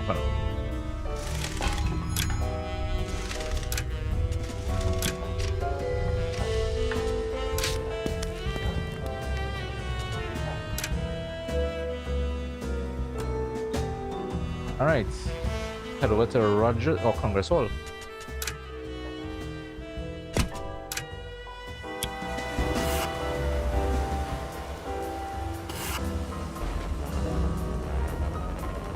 I have this quest to do for that girl, Sophie. We enter Congress Hall, where Luca and the other officers call home. Cooking smells throughout are punctuated by the sound of children playing, of people talking in unguarded tones. Rapid footsteps announce a small woman with kind eyes who clings to Luca. The giant shares some murmured words with his wife. Oh, For his the wife. first Okay. time since we met, the lines on his forehead disappear. Oh, good. I'm glad you made it on time. I hate when you work so late you miss dinner. After giving his wife a comforting squeeze, Luca looks up. He roughly swipes at some unshed tears before addressing me. I can tell I wasn't meant to see that. I admit it, little miss. I was wrong. You did good today. I'm glad. Luke is a rare bird who practices what he preaches. A good man by any count. But I wasted a whole day helping with no profit. Was it worth it? I'm gonna go get us some food. You stay here with Diane. Take a load off. You've earned it. Luca changes his smoldering coat and hat for cleaner fare, kisses his wife, and is out the door. Thanks for helping Luca. Not everyone is a helper, you know. Sit a while. Let's talk. I don't know Luca that well. I'd love to hear a story about you two. We met at a block party when we were kids. I was with a different boy who brought me sweets and flowers. Halfway through, I went to go talk to some friends from school. And? When I returned, I couldn't find my date anywhere. Eventually, I found him in an alley, kissing Susie Carpenter. I started to give him a piece of my mind when he pushed me down. That's horrible. Out of nowhere comes this little fire plug of a kid, the Motzi boy from down the street. I had always seen him, but hadn't seen him, you know? He shoved my date, started swinging. Even back then? Even back then. He kept getting hit over and over and over, but he wouldn't back down. Eventually, he got in a lucky shot, and my would-be date left the party. And he asked you out then, right? Not hardly. Blood everywhere. Luca nodded at me like I was one of his buddies and left to find his brother. It took Luca a good 6 years to suck up the courage to court me. How about you, Diane? Everyone talks about Luca and his people. How do you keep this place going? Oh, well, where do I start? When I was younger, I wanted to be a nurse. My cousin was badly hurt in a fight with some countryside raiders using mustard gas left over from the war. Ugh, that's awful. He came to stay with us. I took care of him most of the time. His lungs were so bad, he could hardly walk more than a few paces. Couldn't talk. We wrote letters to each other in the same room. That sounds like a lonely way to live. Maybe so. But the experience taught me a lot about the value of kindness and hope. A little goes a long way, my mother always said. Luca seems pretty invested in the Ledgemen. Was he always like this? You have to understand. He lost someone a while back. Someone important. He swore he wouldn't let us down, and he hasn't. But he takes so much punishment. It's a hard life. For some reason, I stop and think of Zio. Diane leans over and takes my left hand in both of hers. She offers me a smile free from guile or doubt. Luca says you helped. That's what counts.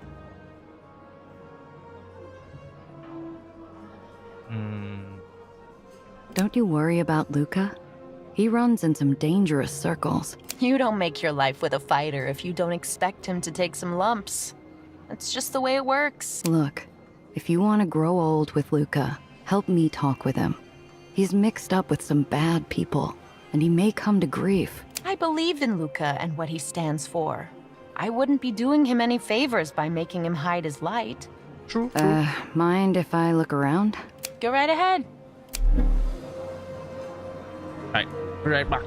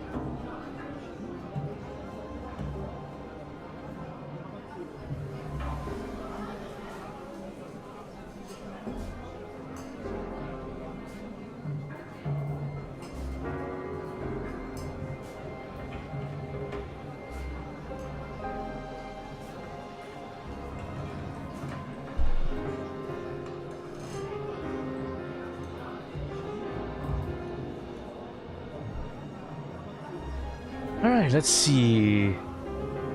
Movers and shakers here, boy.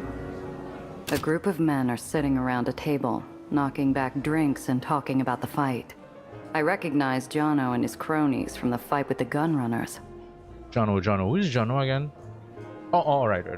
Evening, boys. Oh, it's you. Yeah. What do you want? Why, yes, I'd love to have a drink. Thanks so much for asking. What a gentleman. I grab an empty chair and drag it over to the table. Two of the men reluctantly make room for me, their chair legs scraping loudly against the floor tile. You took a hell of a chance today. Everything panned out okay. No harm, no foul, right? If you say so. It took cast iron balls to go behind Luca's back for those Aether weapons.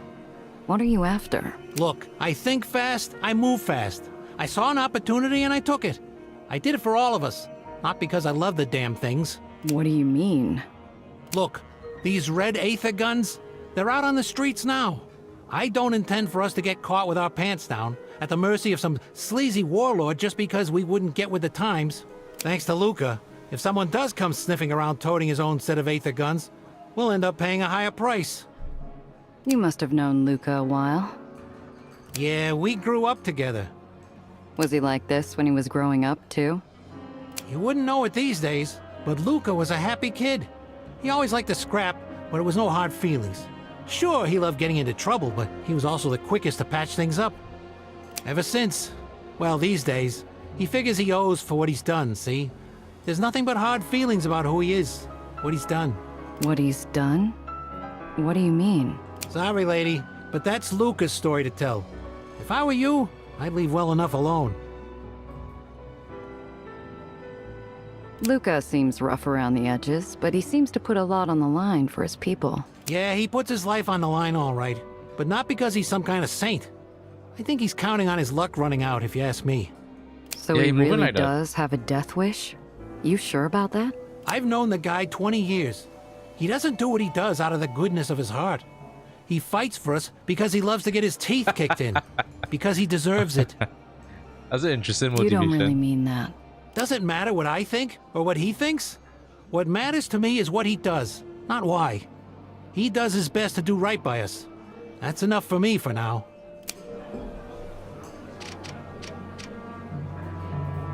These are some of the people we saved from the crumbling chunk of the island. They've been given mugs of soup and blankets for now. How are you holding up? I've never seen anything like that before. We're still alive. We can always rebuild our homes. Not so easy with our families. So you got your people out in time? Thanks to Luca, and thanks to you. It was a close thing. I know I'll be dreaming about it for weeks. Have you been a Ledgeman long? All my life. Do you know Luca well? Not that well. We were from different blocks, but I've never had to worry about him doing the right thing. He just does. The right thing, huh? What makes you so sure? Because there are about 1,000 ways a guy like Luca can make a bent penny in his position, and he's never fallen for it. Every deal he's ever made has been to keep us going. That's a fact. It sounds like a lot of you depend on him. I'm not sure it has to do with us. It has more to do with what he thinks his brother would have done in his place. He can't let that go. His brother? I can't tell you about that. He wouldn't like it. But I'll tell you this for free. He wouldn't have rested until he did all he could for us. Even if it meant his life. Especially if it meant his life. Hell of a thing to do after that beating he took. I thought he'd drop before he got us out of there. I worry about him. But I would worry even more about us without him.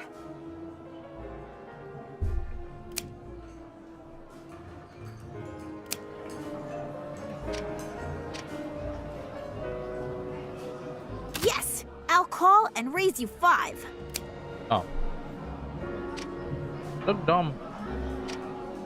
A faded Union poster, proclaiming the need for direct action now. A grainy photo of 2 boys at the shore, probably on vacation. They look alike enough to be brothers. The taller one has his arms slung around the shorter one's shoulders. I approach a group of people whose homes were set ablaze by the runaway truck. Is it okay if I sit here? Hello there, lady. Come sit a spell. It ain't much, but you look like you've had quite a day. Understatement of the century. But you've had quite a day too. Sure enough. Lucky to be alive. Those blazes were something else. You could see them all over the island. Are you all right? Could be worse, and that's a fact. Leastways, I'm breathing. I can't believe Luca's still going. The fight, running around town, now out collecting food. Like an old diesel engine. He can't help but plow ahead, even if he sputters and chokes his way through. You think he's going to burn out someday? Lucas sticks his neck out for us, so we trust him. Not everyone's willing to treat everyone like equal members of the family, if you know what I mean. Did the truck driver get out in time? I didn't see him once he was forced off the road. The driver got taken by the meat wagon. Looks like he had some kind of seizure. Still, at least he made it this far. Once he finds out what happened... I don't know him, but if he's one of our guys in the community, we'll see to him. Well, now that you're safe, what will you do next? Luca opened the labor hall to us, but some of the other ledge men don't want us here. Probably, we'll end up camping out until we rebuild. That doesn't sound right. I'm sure Luca wouldn't want it to go that way. Begging your pardon, ma'am, but Luca can't fight every battle for us.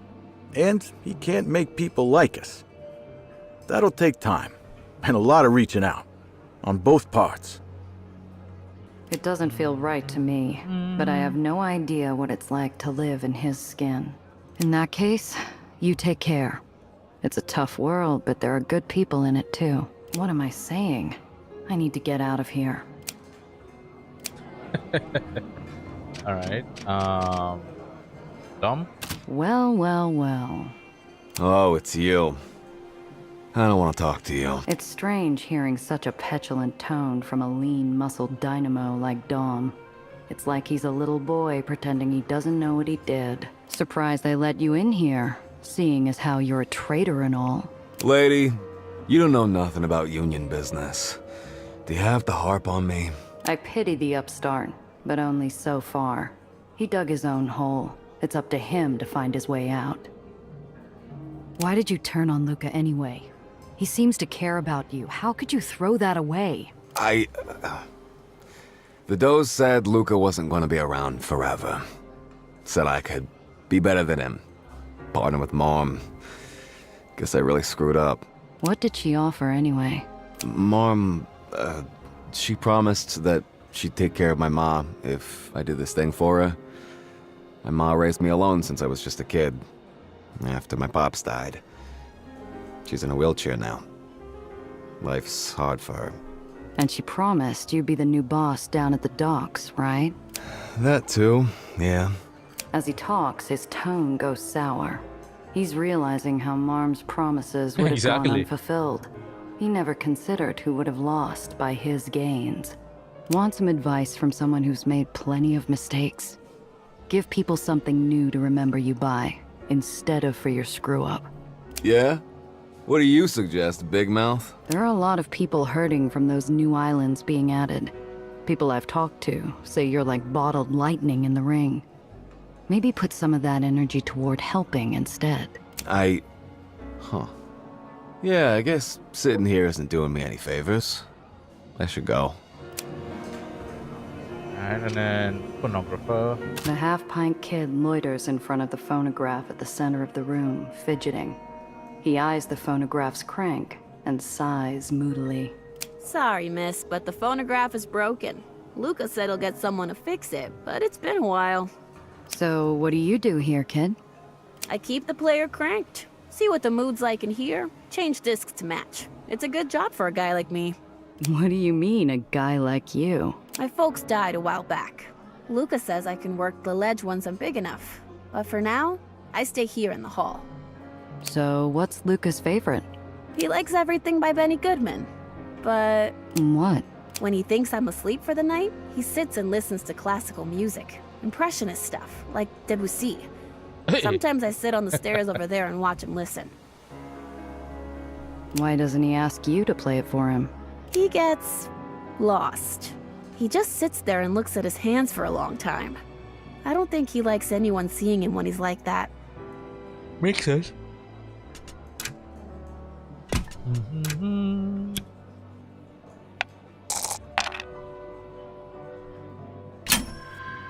Let me have a look at it, kid.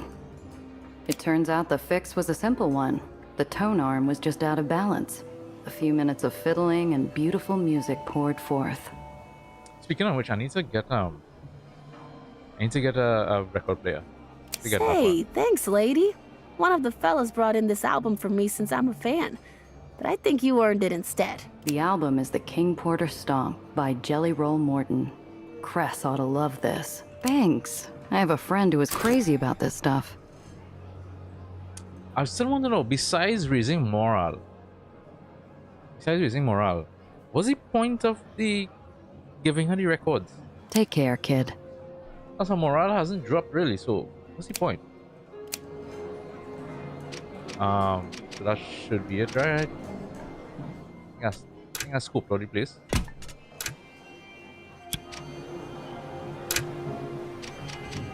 So that. Hope to them. Alright. Okay, Mrs. Jackson made some of a sourdough, and Mrs. O'Hara made a beef stew. Mrs. Mignola brought in the yams. Great. I'm starved. Your people really care. I can't stand it anymore. Keeping my cards hidden, talking around the subject. I have to let down my guard, just for a few minutes. We need to fix the well. It's getting worse. Lots worse. And plenty of people will die. The lowers will be gone like they never existed. Over whispered tones, I give Luca everything. Nellie, the underground, the heist. I had to. There's no world where I hold back and he joins up. And if he says no? Well, Luca opens his mouth to retort, but Diane shakes her head slowly. She takes one of his— How sure are you about all this? That's a lot to take in. Still, before we go any further, I need to know something. Why don't you just leave? Just pull up stakes. Nothing's keeping you here, right? I swallow hard, knowing my next words must be chosen with perfect care.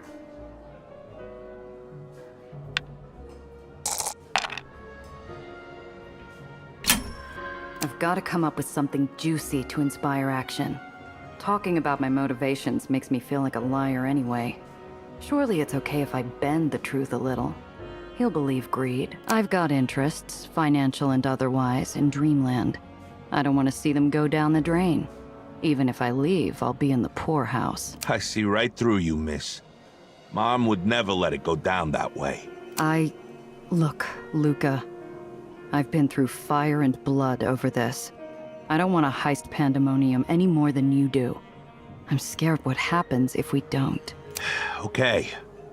I don't think you're telling me the whole truth, but there's something to what you're saying. Diane nods to herself, then stands up and pours us cups of coffee.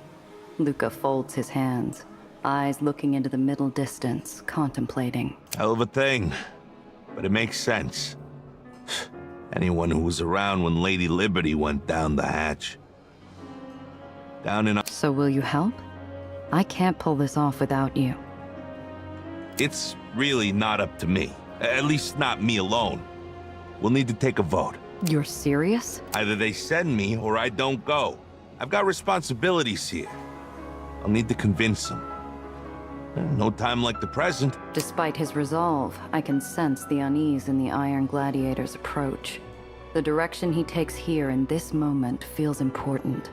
This could change everything for Luca and the dogs. This vote is too important for me to take chances.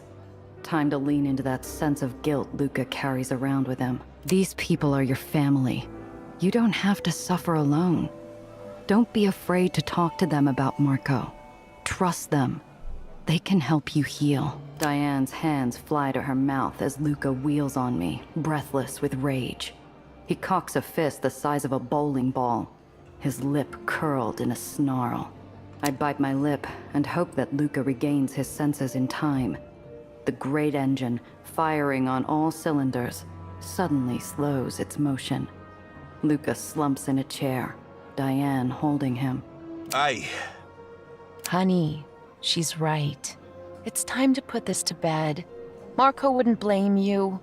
He was proud of you, and he loved you. You have to stop punishing yourself. I know. I just, Luca gathers himself for a time, Diane's hand on his shoulder, engulfed by his bulldozer scoop of a hand. It only feels like eternity before he finally climbs to his feet, stretching his lower back. Here we go, ladies.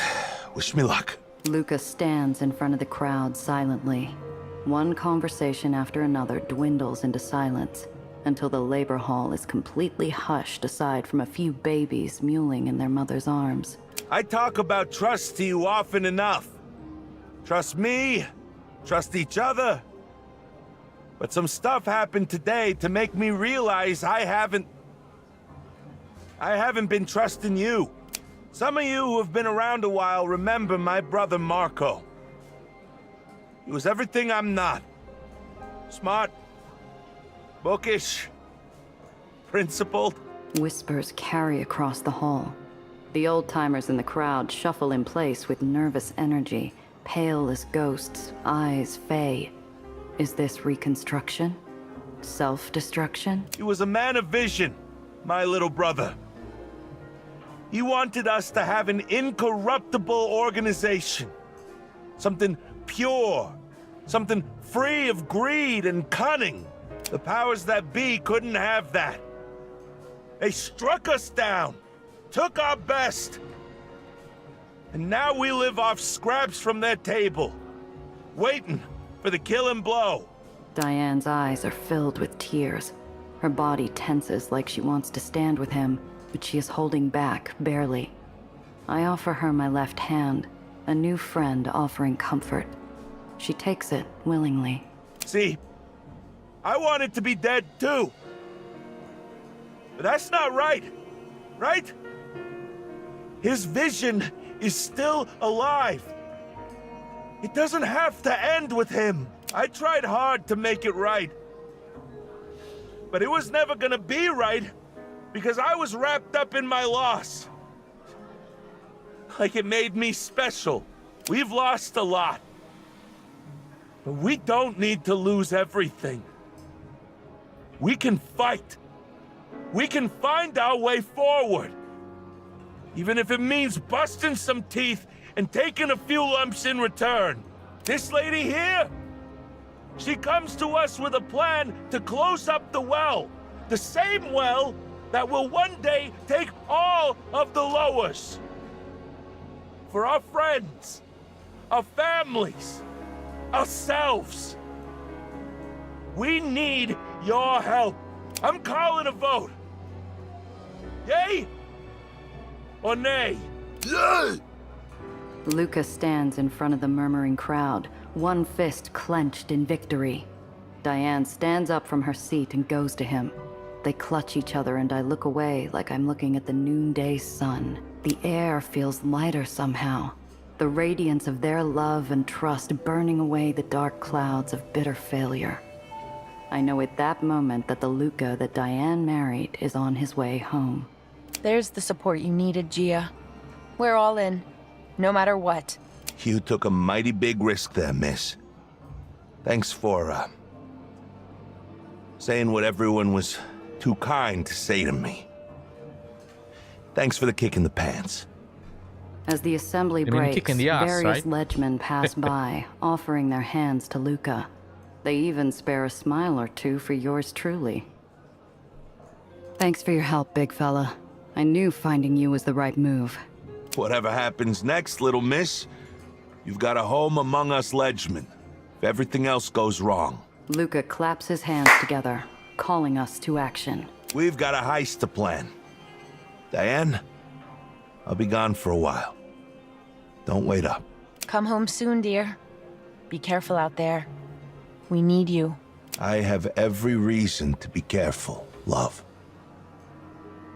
I'll be back.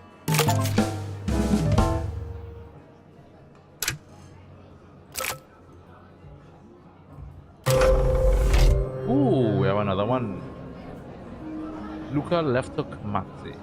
The Union man through and through, an unpolished charmer and seasoned brawler. A strong sense of justice. Luca fights to protect his community and honor his brother's legacy. Trucks, vans, wagons. Oh, I have to swap people out for him. You only allowed 3 people. Ew. Don't change for now.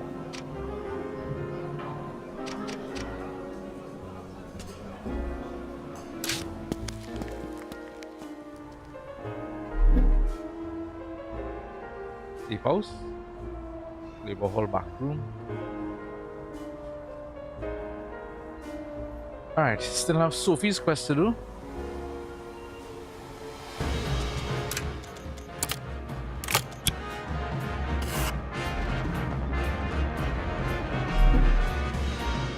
Oh shit, I have some The heat on me. glow of high beam flashlights and spinning caution bulbs plays across my windshield as traffic slows.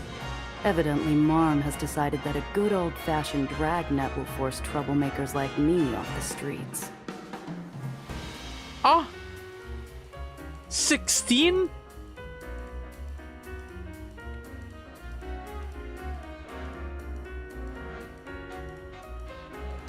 I'm gonna reload that.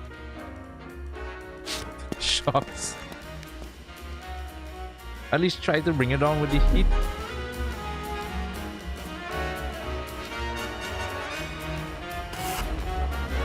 A single bed with saggy springs, a battered set of shelves, and a wash basin make up the sum total of the... Surrounded by 4 walls and the extension of Luca's protection, I can sleep soundly here without the hovering threat of discovery. Spook around, I guess. A few minutes of idle searching reveals something wedged against the wall behind a corner table. I'll repick it. Nice. I'll take it.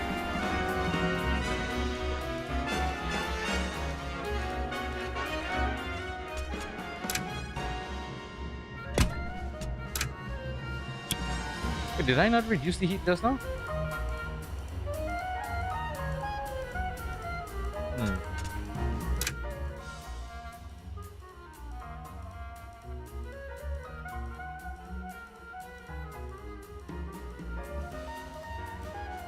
Oh, I just wasted that. I can't reduce the heat. Oh, interesting. Let's reload this, save it.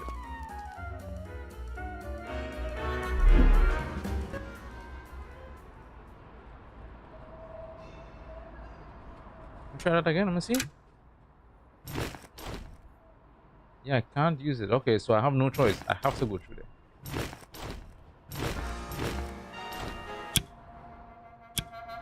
Alright, well, let's go.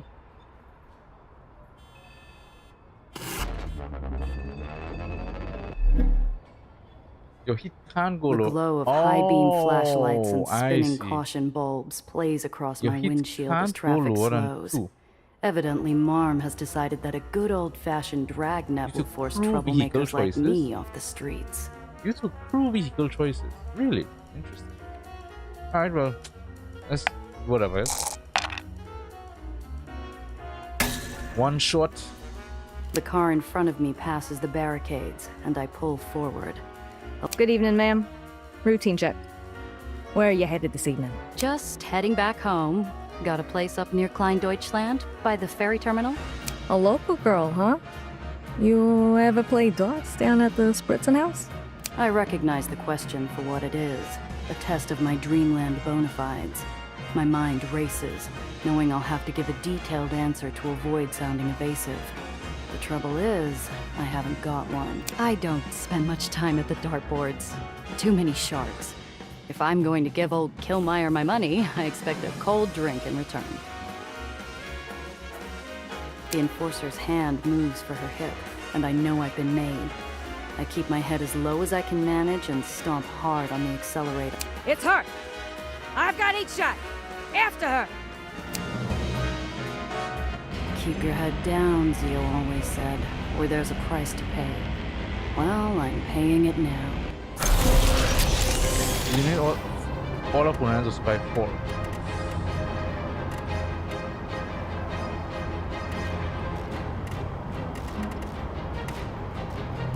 Look at gods.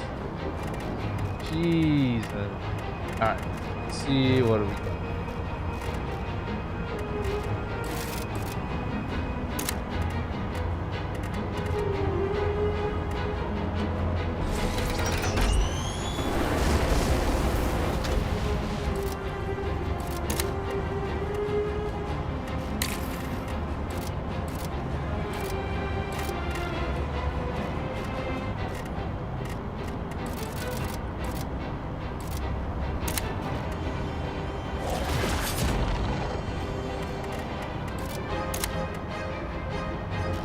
One available. Go up here, I guess.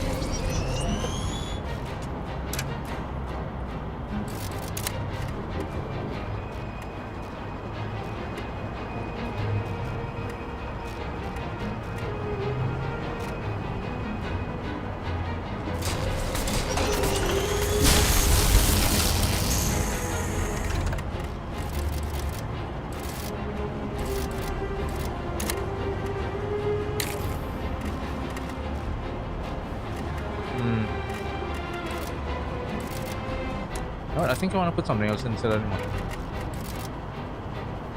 Forward.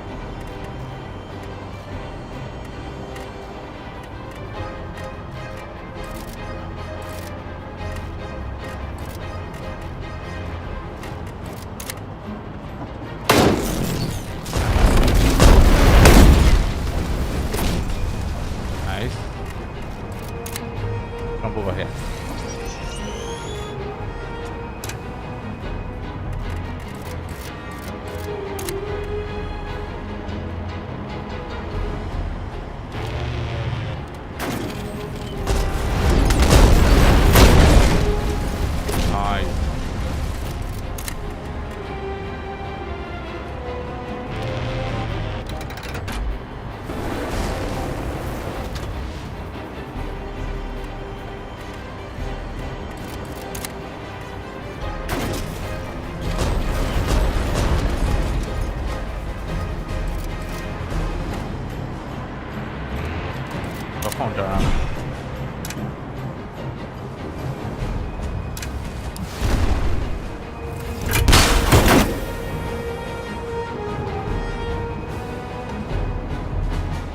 Did I really hit with something? It seemed that way, but...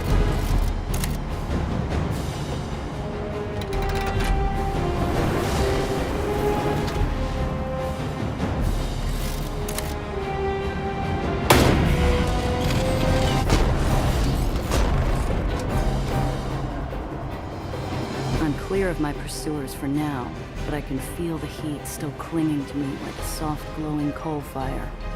There's more where that came from if I don't cool it off somehow.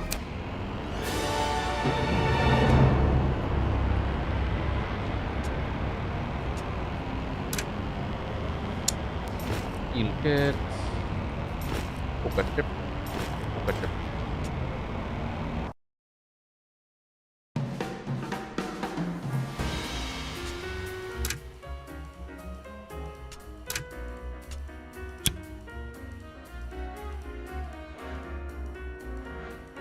Can't use it. Why can't it go lower? And it said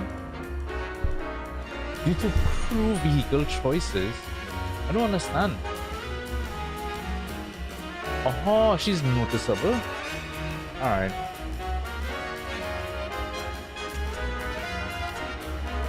Well, forget that then. All right. You need a good heal. You look good, but I'll heal you up.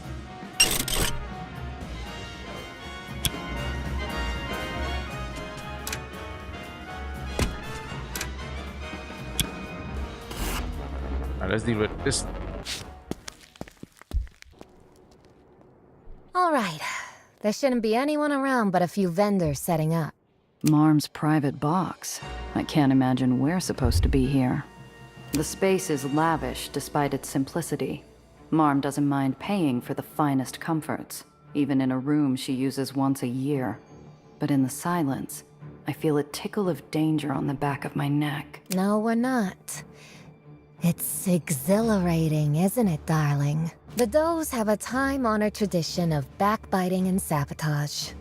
Alright, this is for the Last year, I race let my thing. guard Right, down right, and right, my right. entrant didn't quite finish. That won't happen again, so here we are. Forgot about that little race Didn't thing. quite finish? Oh, don't worry about it, darling. Check around here first. I don't think my sisters would be brazen enough to rig Marm's box, but it's worth looking. I'll just drop this one. Alright. A bottle of wine sits unopened on the table. Poisoned wine might be in fairy tales, but only because it's a timeless method of assassination.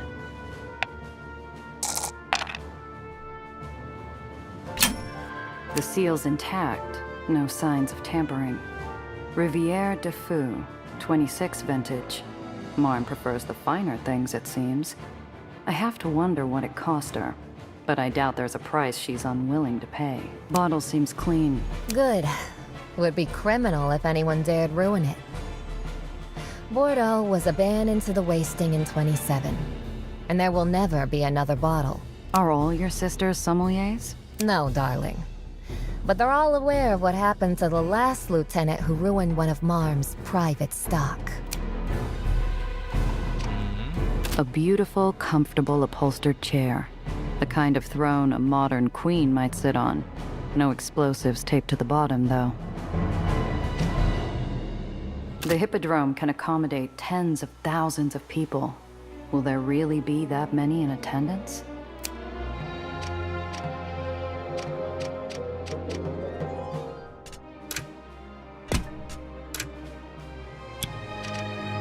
My eyes trace over ornate gilding, sliding along the path of woven silver to the mic's connection at the back of the receiver.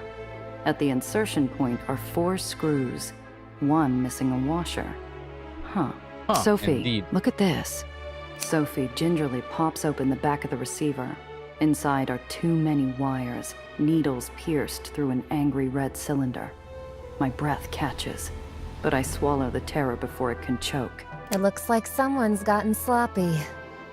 See here? This is the detonator. That wire leads to the mic. This one leads to the TNT. Sophie, we shouldn't be here, let alone tugging on bomb wires. Come now, Giovanna. You said you would help. Also, it's safe as long as you don't generate any sparks. Just watch. You might need to know this later. Sophie's knife reappears as though by magic. She rests an arm against the radio case and holds the wire leading into the dynamite, cutting up and through the fuse in one smooth motion. She shouts, jumping back from the device. I only have the ghost of a moment to react.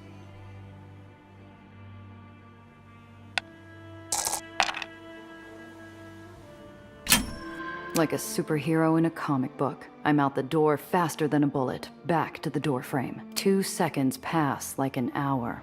When nothing happens, I hazard a glance through the doorway. Sophie looks back at me with a smile.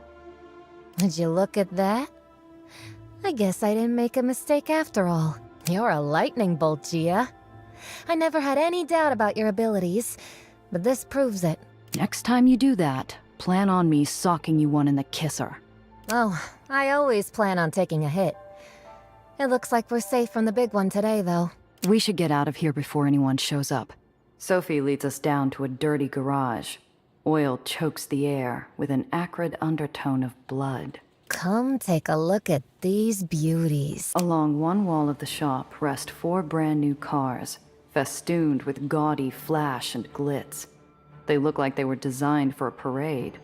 Or maybe some angry circus clown's revenge. Sophie runs her fingers over the wheel well, an expression on her face like rapture. She turns back and smiles, genuine pride apparent in her demeanor. They really are beautiful. I can tell someone put their heart and soul into the design.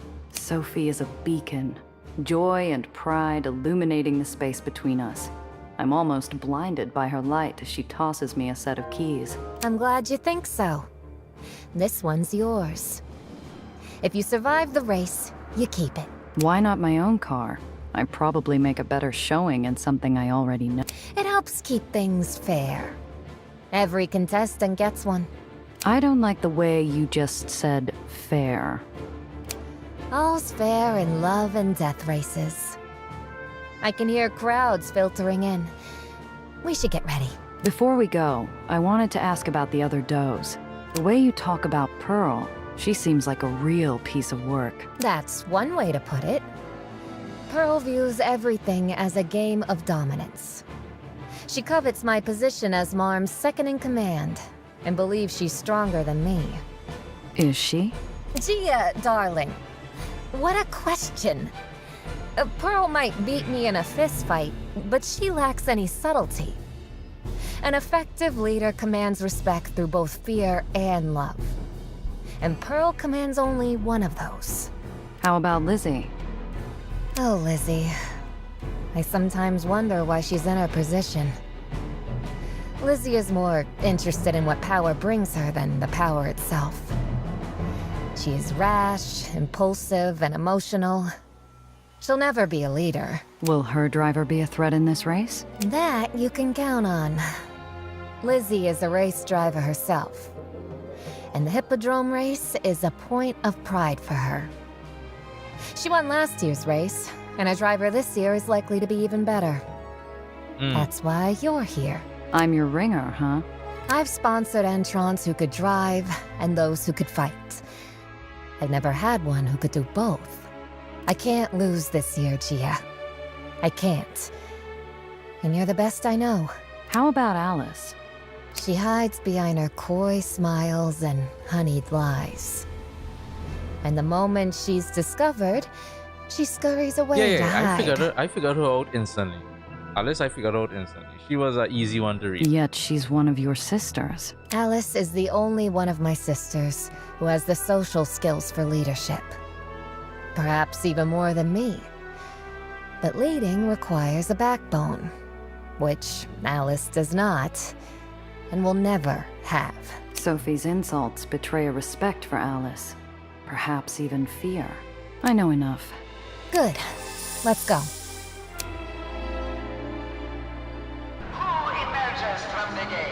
Oh shit, I didn't save. No, I didn't save. All right. The gate opens to a tumultuous roar. The car shivers with the buzz of 100,000 voices. I don't know how this is gonna go. All intent on what they've come to see.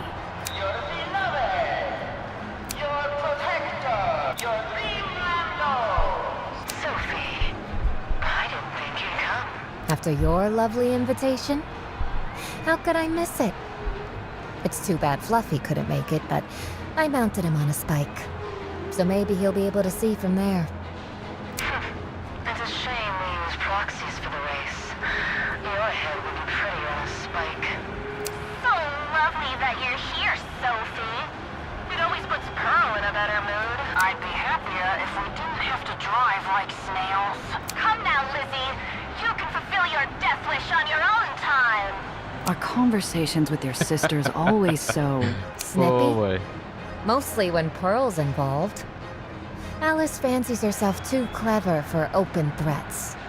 And Lizzie can't be bothered by the politics as long as she gets what she wants. Sophie smiles dreamily, her words clashing with the feeling behind them.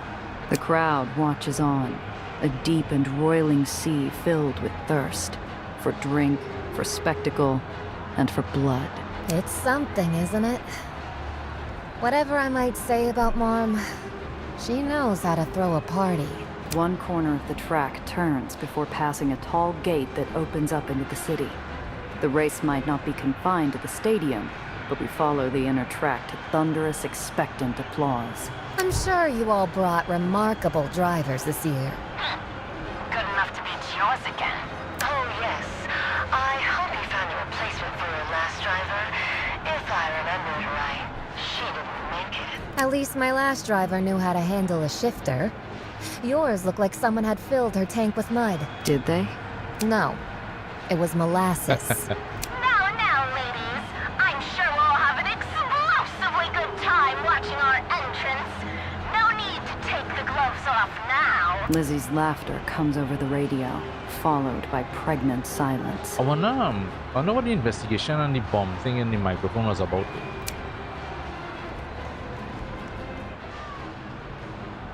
Giovanna, check the glove compartment.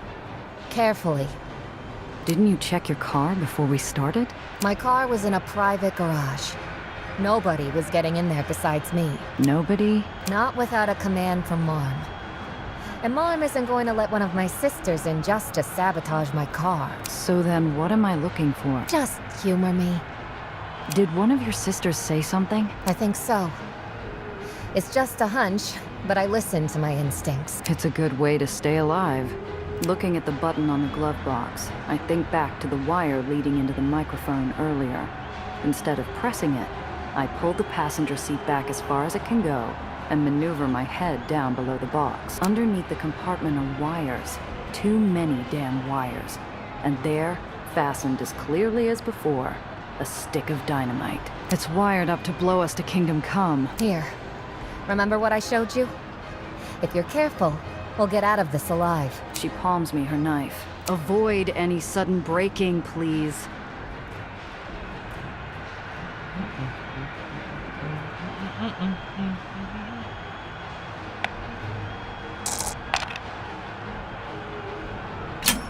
I grip the wire with my free hand and line up the knife. Breathe in, breathe out.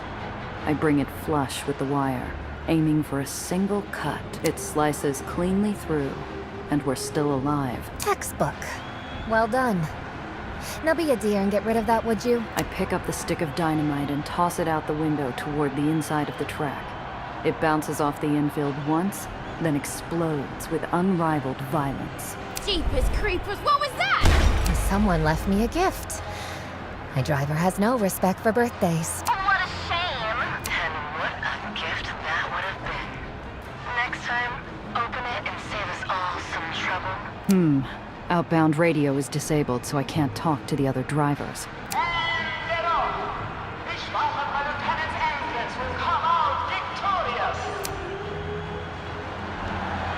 This whole thing's not about us. Not about Sophie or the other does either. This is all about Marm and the attention she demands. Well, let's see if I can steal the show. Hippodrome is a unique combat competition. Gia drives alone in the same vehicle as other contestants. Spotlights shine on the road. I mean, spotlights shine on the road. At the end of the round, the driver in the light regains something. Oh, okay.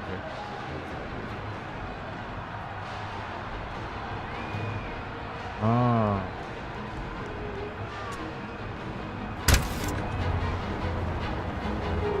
Eliminate all opponents. We have a grappling hook and a pistol.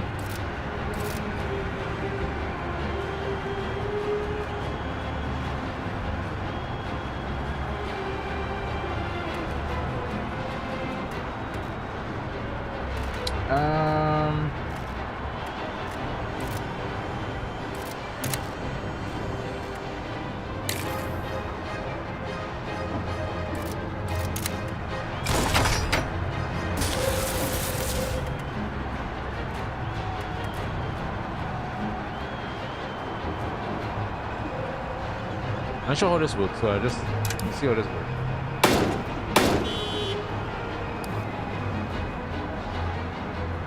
It's looking a little dull on the track. Prepare to be energized. The spotlight shines ahead. Which of my daughter's entrants is brave enough to take center stage?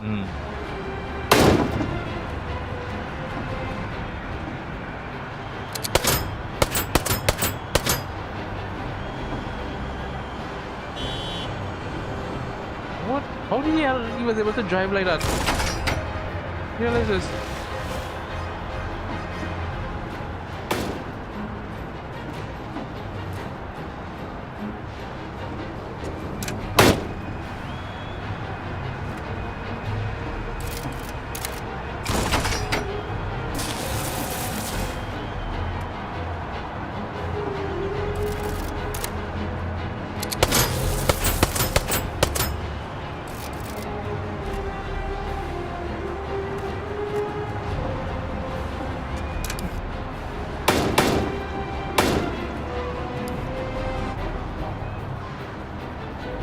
Stretch out your trigger fingers, drivers. It's time for an old-fashioned shoot-up. Oh, I see. So she basically throws like a bunch of affixes, I guess, each round.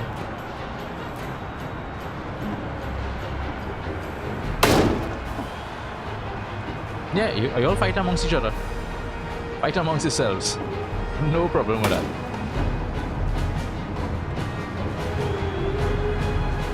I mean, why would I even leave? You'll stay right there. I mean, I could.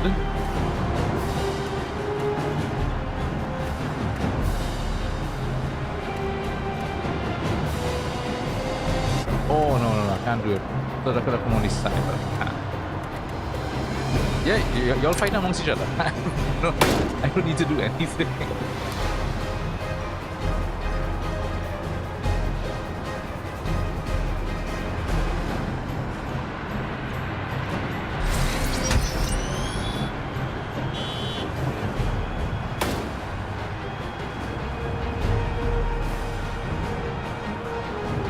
What a shame! Pearl's entrance has taken a dive. Alice's driver can't hold on. What a waste of good steel. This is...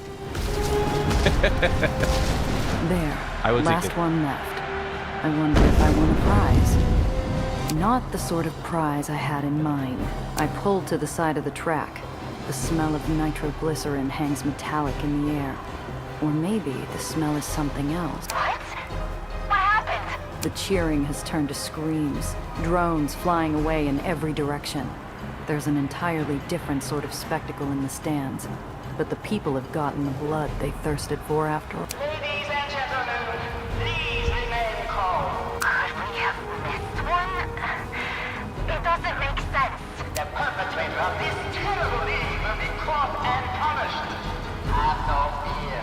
His attack on Dreamland will not be allowed to go unanswered. This is a doozy of a time for a speech. Get out of there. Meet me outside. And that is why, with my leadership, we will spread the will of Dreamland across the sky. The extremists will soon find that they too love the freedom of...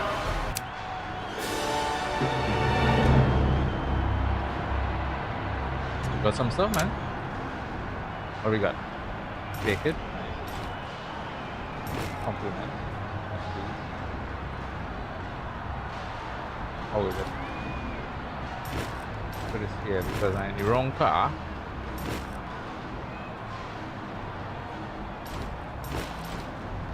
A flamethrower? That could be sold. I cut my car past the throngs of terrified people, fleeing in every direction. Nobody pays me enough mind to notice the vanishing act. Sophie waits in an alley outside, leaning against the hood of her car. What happened in there? It was right after you'd finished. Solid performance, by the way. Thanks. A bomb went off, right in the middle of the stands. Judging by the blast, probably the same kind we disposed of. But why would one of the does want to kill people in the stands?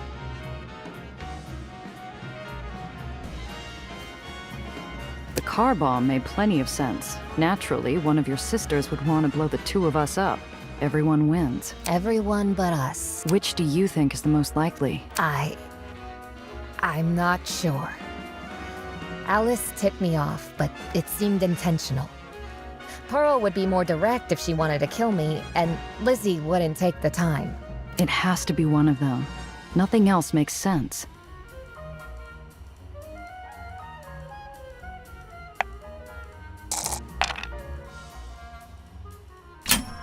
The bomb in Marm's box. That could be one of the other does trying to take her out, along with her top lieutenant, in one fell swoop. That's what I would do. One bomb in the car, one in the box. Leadership gone. That makes sense.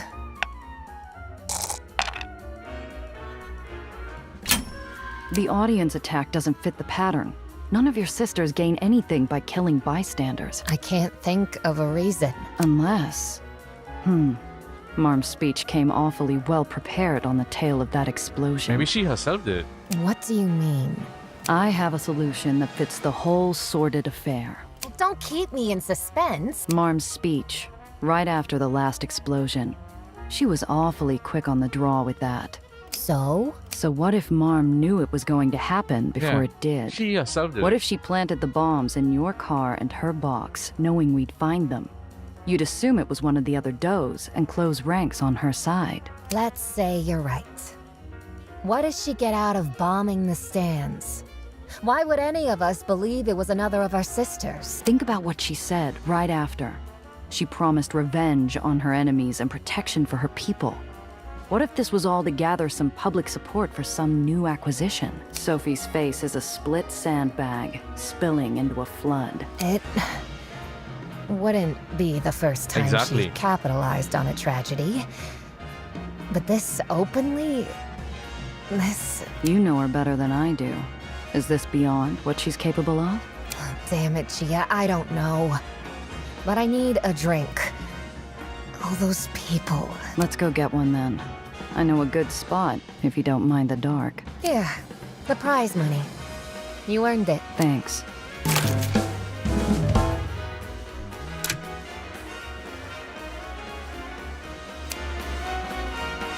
Prize money is only $100.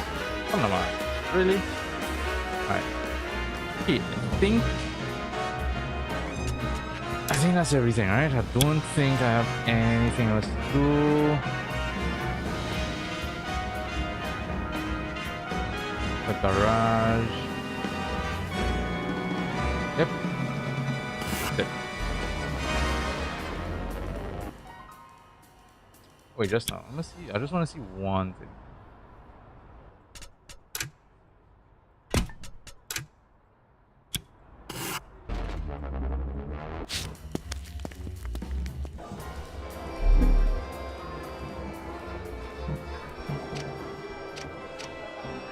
Oh, I can't do anything here. Okay. I wanted to see if we could, like, continually play poker. The bartender here at He serves the shots. Show me what you've got. Yeah, there's a repulse on over thing. I'm interested to try this in a. It is a heavy weapon. This pulls the vehicles towards it, and this pushes them over. Like I could use that instead of a ram. And toss them aside.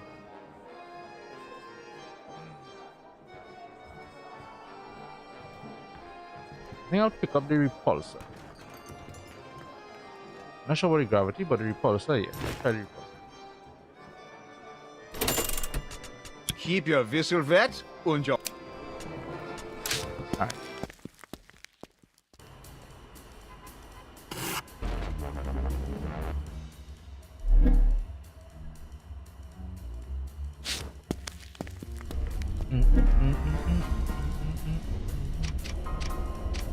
Alright, first things first. Let's see what. Yeah.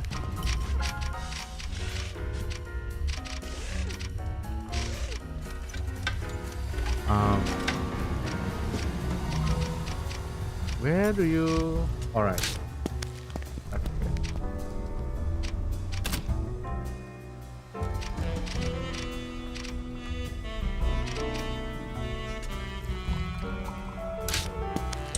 What I want to do is,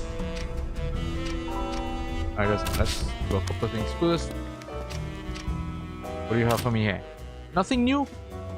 Y'all said every time I come back it'll be something new. What?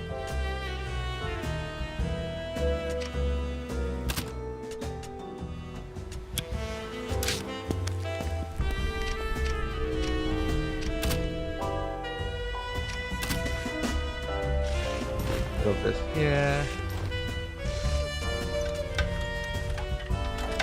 Pick it, pick it.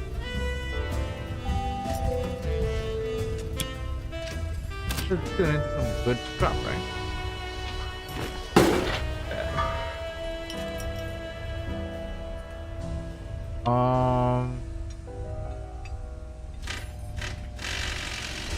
Yeah, done. Actually, no. What I wanted to do was actually sell that, not for pot.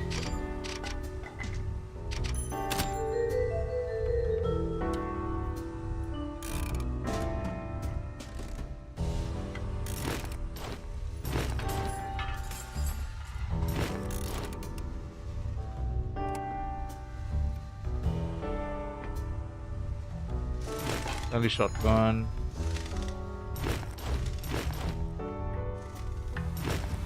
Refurbished engines, a lot.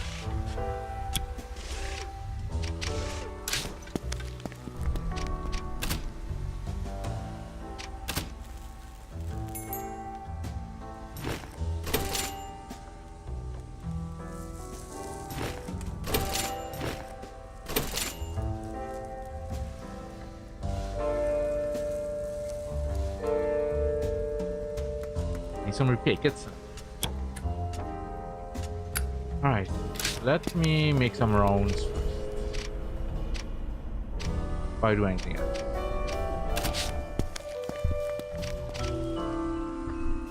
Alright, time for a whole heap of talking. How can I help? Circus everything you hoped it'd be? Oh, Gia, it was wonderful. I'd forgotten what a difference getting away from the lab could make. It's too bad you missed the sword swallower and the cotton clouds, though. It's fine, kid. I got an experience no one else can brag about. Came across this. For you in the steamer trunk when it's all done. Let me know if there's anything I can do to help.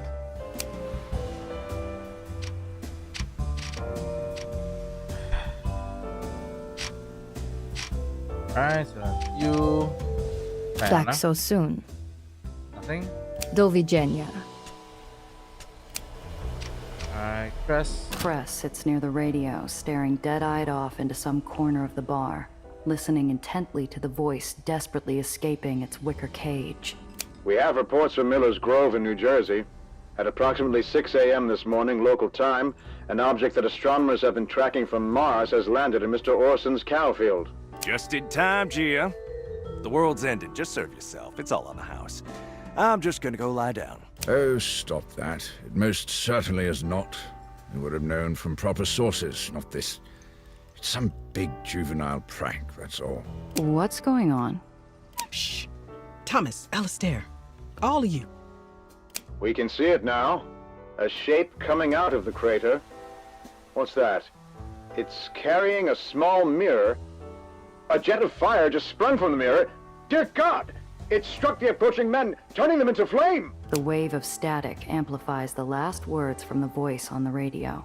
Even Alistair starts to look concerned while hiding behind one of his books. I assure you there are no such things as Martians. If there were, I know a handful of organizations that would have found proof. Come on, Professor. There could be life. Schiaparelli's canals on Mars may have been disproven, but there's water in the polar caps and an atmosphere. What's going on, Cress? The broadcast started a little while ago. An astronomer named Dr. Verne had been observing strange things coming from Mars. And this guy is a legitimate astronomer? He most certainly is not. I haven't heard of him or read any of his work. But free home archives aren't always the most up-to-date. I see Thomas's feet sticking out from behind the bar. He believes it.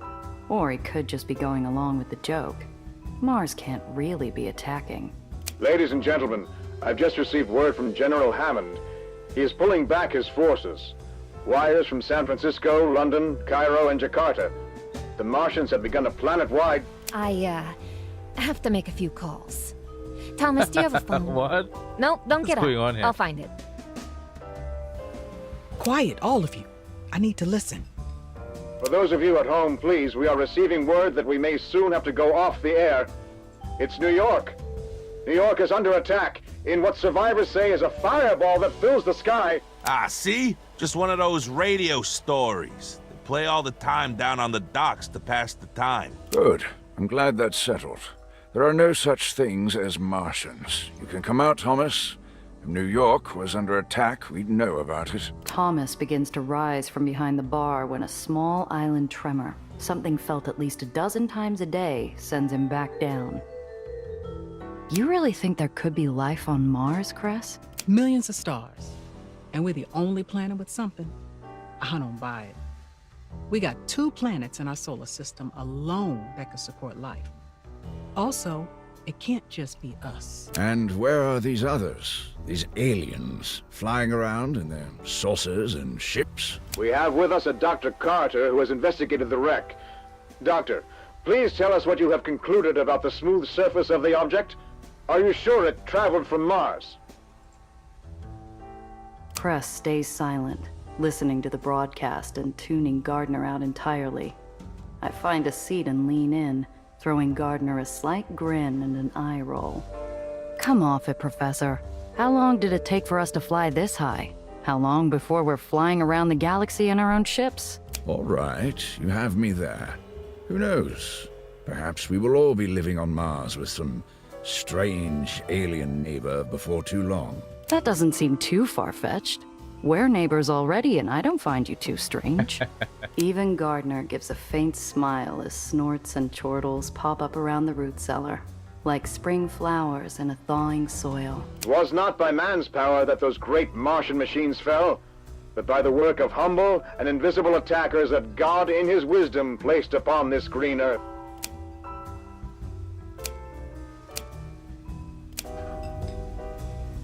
A bit weird, but okay. Hey there. See ya.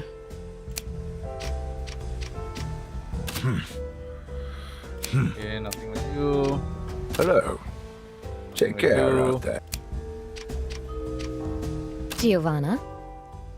They ever catch who bombed the Hippodrome? Not yet, no. The papers will tell you the investigation is ongoing, but we've discovered evidence that our villains fled to a neighboring island. Giving Marm more support to expand further, I take it. Yes. Believe me, I am aware. And once we put a stop to that, I intend to have a long conversation with her. See you soon, darling. Luca and Sophie lean over a table on its last legs. It's clean enough not to stain the faces of their cards, but only just. Sophie sighs dramatically, leaning back in her chair. She makes what, to the casual observer, might look like a sneaky gesture. To me, it looks like she's trying to get Luca to notice the ace she drops in her lap. Hey, what the hell is that? You trying to pull a fast one? Oh, come on, darling.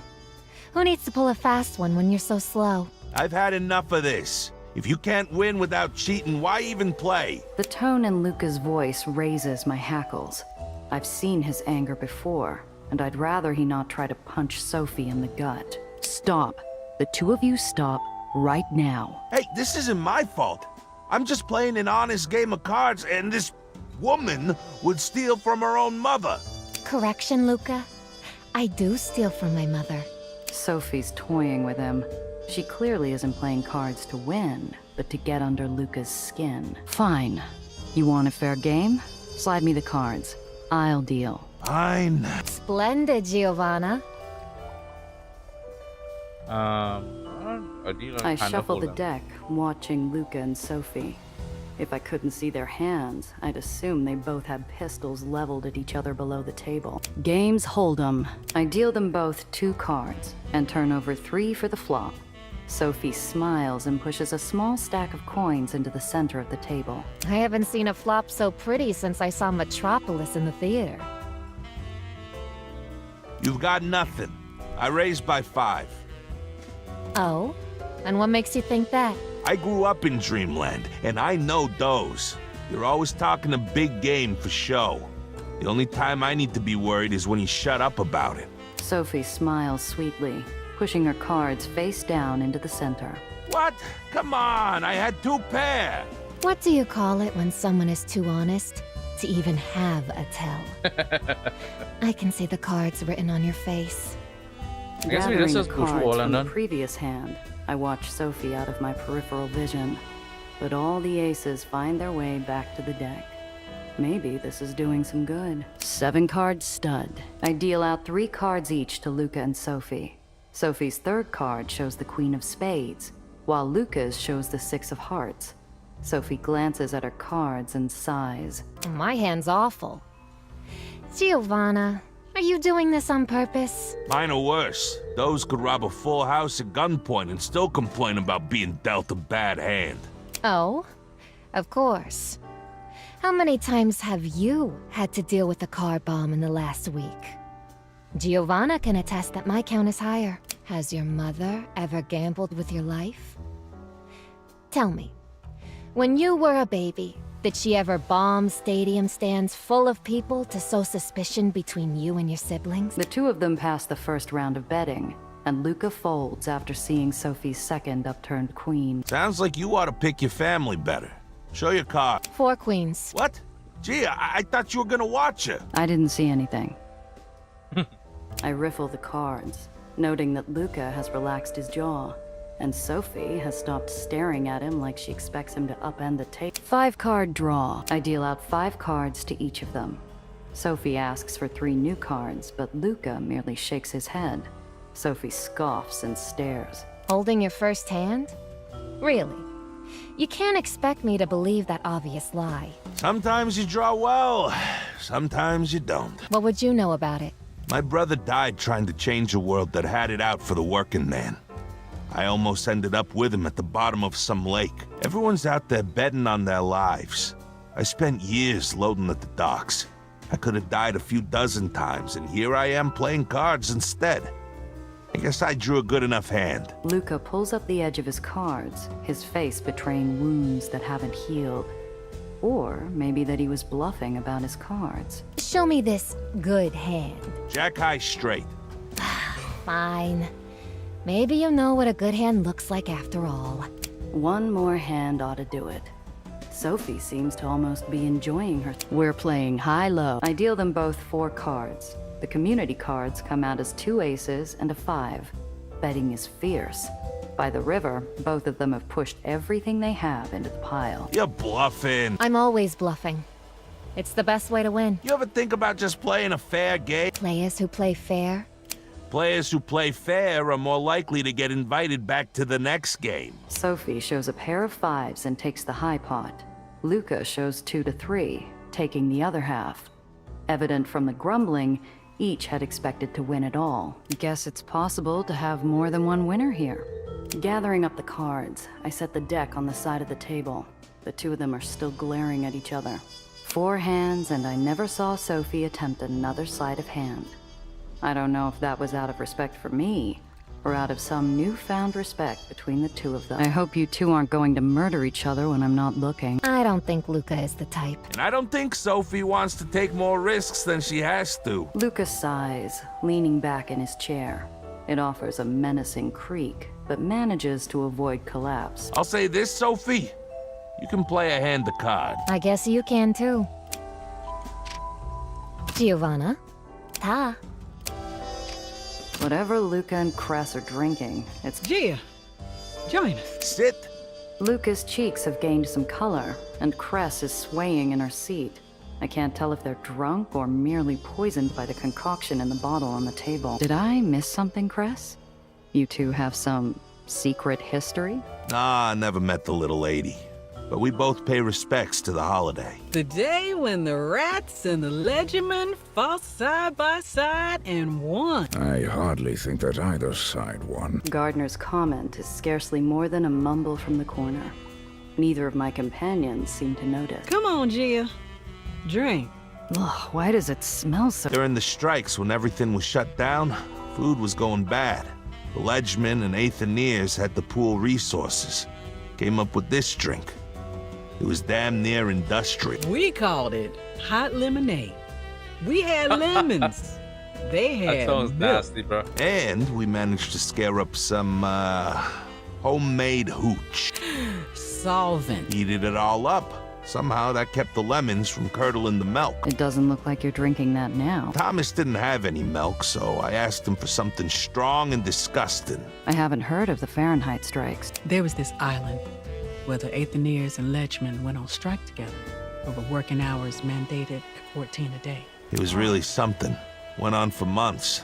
The Baron cut food coming in. Because with the workers in revolt, the local economy was destroyed. Neither of them look at Gardner, who appears to be nursing his own, much more palatable drink in between turning pages of a book. Eventually, the strike succeeded and the workday was cut to 10 hours. And no pay cut. Everyone won. Except the Baron. I heard he fell off a ledge, or maybe got lost in a tunnel. Hey, Professor. What do you mean that neither side won? The man looks up from his book. Months of starvation, thousands dead. Baron Hofstadter declared bankruptcy within a month of signing concessions. The barony fell apart within the year. Bankruptcy was a ploy. Perhaps. You'll never know. I pick up the glass, watching the expressions on my compatriots' faces. Cress nods enthusiastically, while Luca appears concerned. As the liquid hits my tongue, I'm hit with a wave of nausea. I can only describe the taste as a cremation. Salud! Salute!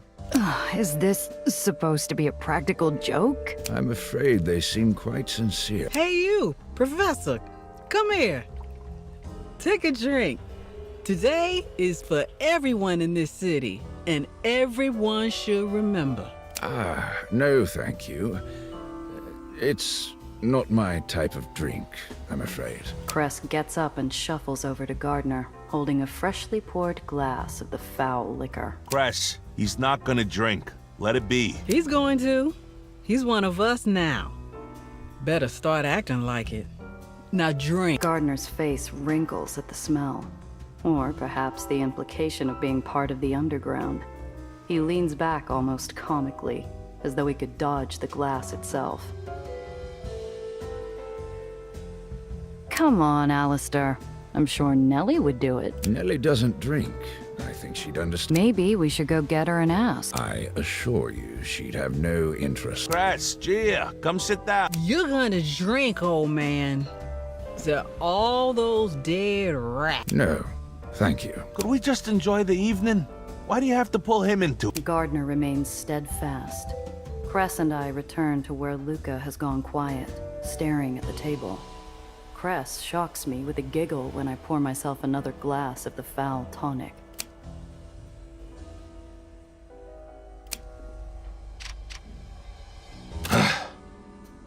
Heard a number of rumors about you. Yeah? It true you used to do everything left side at the start of a season? Left shoe tied first, left hand. Whatever gossip the boxer was expecting, it wasn't that. He looks at me like I came to a fight with a feather duster instead. Never thought much of it. Sometimes I have a bad day, sometimes I don't. If the bookies wanted to read into it, that's on them. So you aren't the suspicious type then? I used to let Diane wrap my hands before a big match. Can't say it won me every one of them, but it kept my nerves calm. Explain something to me. Marm's sending does to undercut your standing with the Union, but she's also paying you to move her loot. Why? I run the best moving company in the barony. Doesn't matter if she'd rather someone knock me off my perch. She needs her goods handled properly. She has to go through me.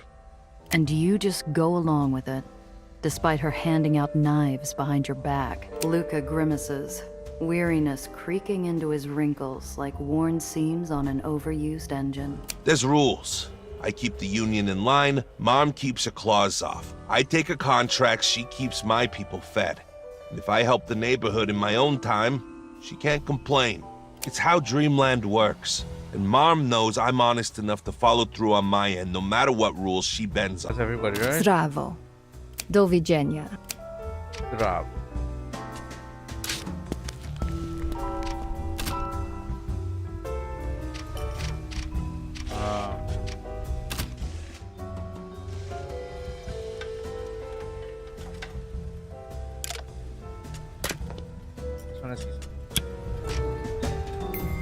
Does he level up as well? Brass and pasta, right? Oh, we definitely want an enforcer.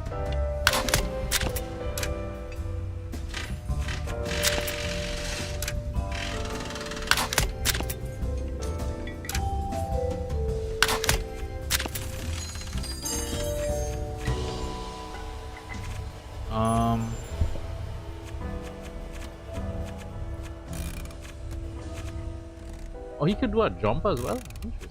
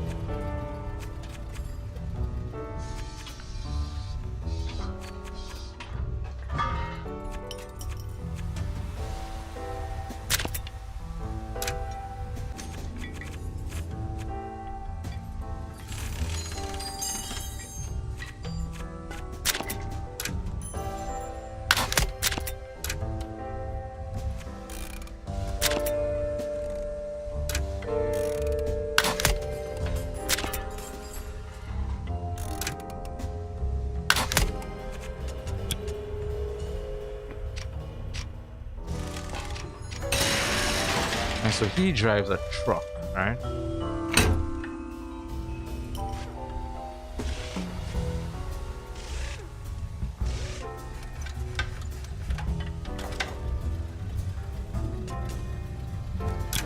I feel like I want to try him. Let me just see the differences between.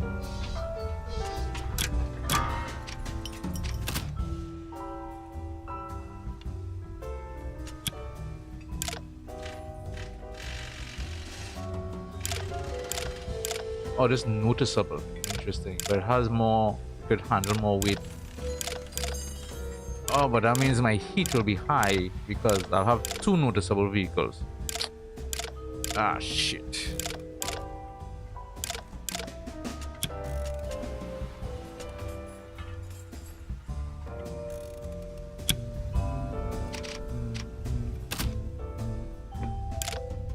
I need to heal up here first. Alright.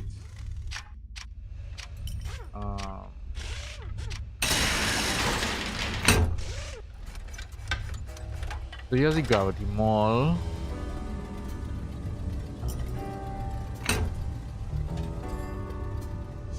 Right, you could do the grenade launcher. So I'm thinking, what if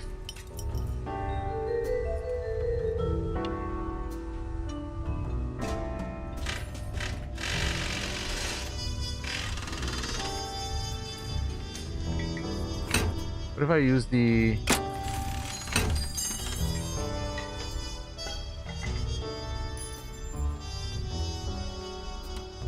that's some nice damage there, you know.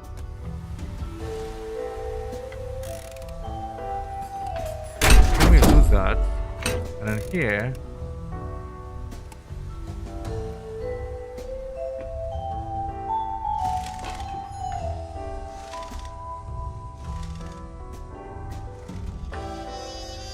we medium. Grenade launcher. Although it is weaker than the Gatling gun though, eh?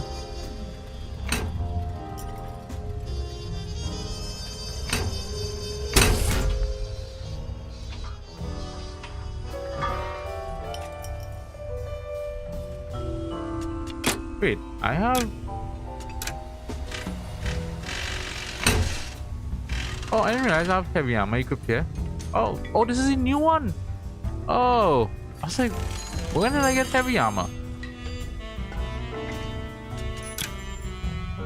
No, I need to get back in my previous car. Yeah, I need to get back in my sedan.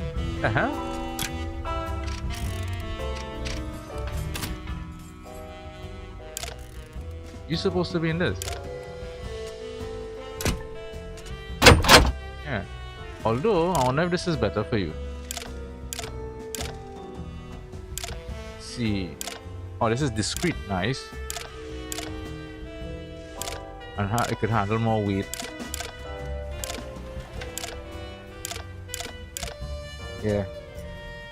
Less EP though. Better one is you. Which means I can do this if I want it.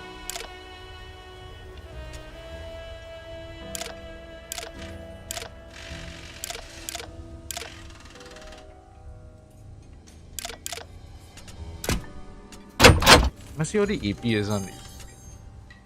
And then we'll see. Let me re-equip.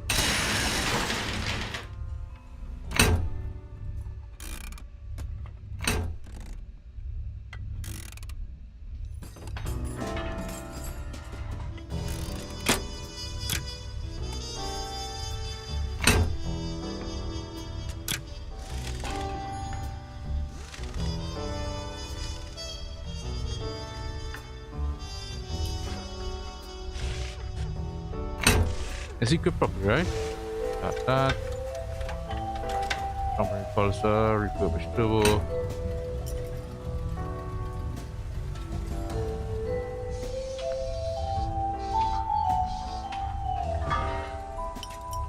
Heavy, too heavy, too heavy. And poop. Poop is it?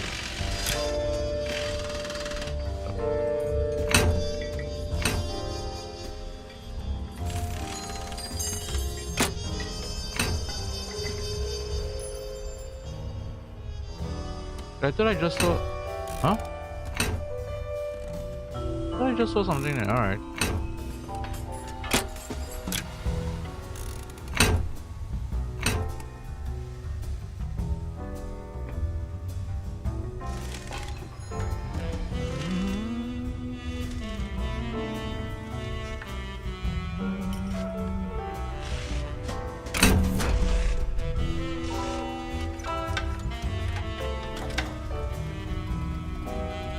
Oh, the prisoner transport only have front and back.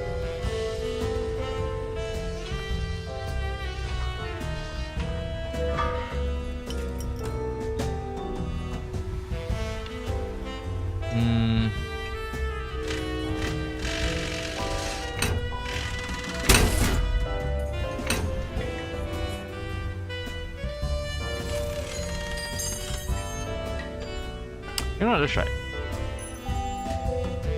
Call this one over.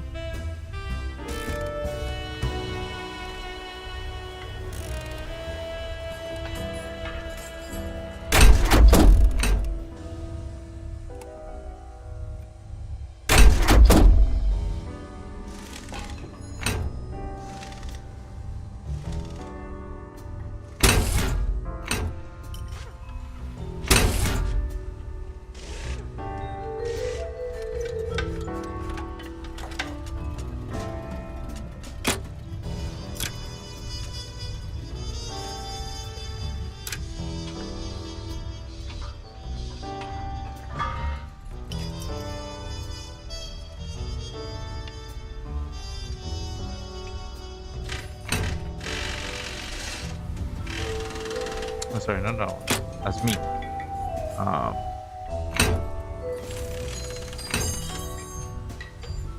Dodgy engine, yes?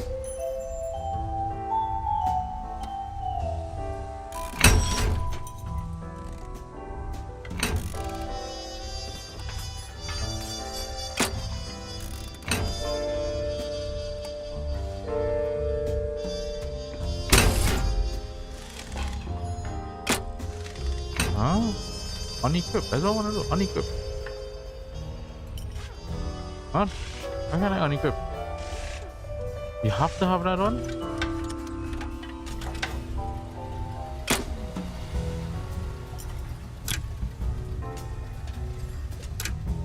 I will find. Let me I'm gonna switch back to my garden.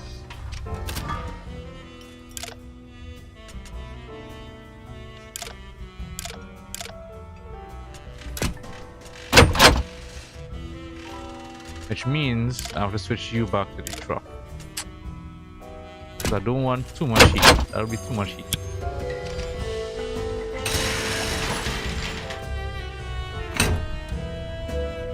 Alright, so we go to the light weapon. I mean that machine gun in front.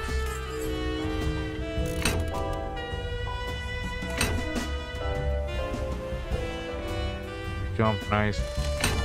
I think I want to change that, but I don't know what.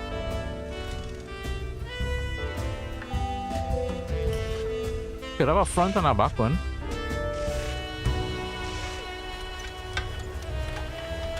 Oh, where's this? Who are these sniper? Somebody had a sniper. But I think I missed out on that one. I think that was White Island.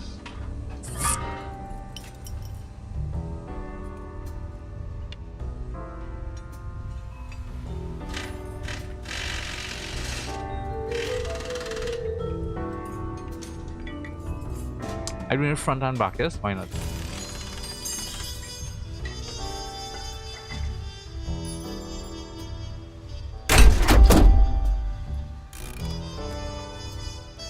Front and back.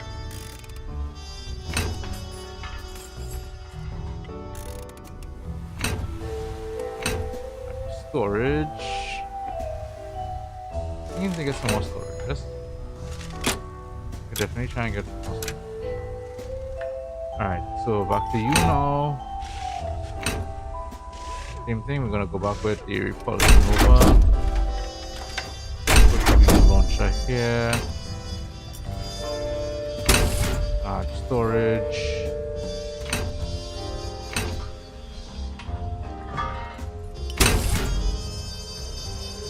medium armor.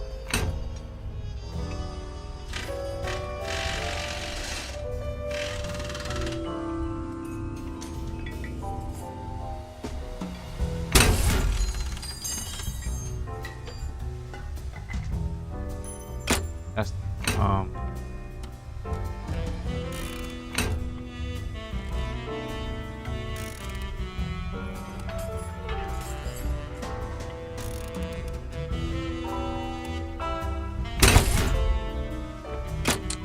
man, why is this keep doing this to me?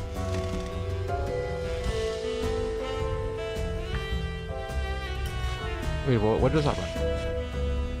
I'm confused. What just happened?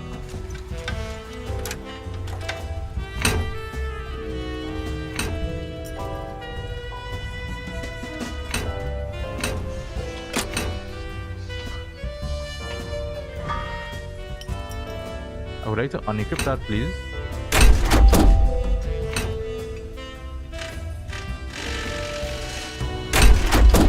Alright.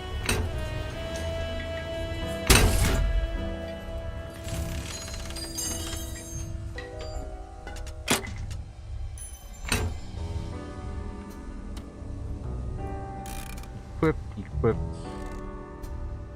I need to grab that engine.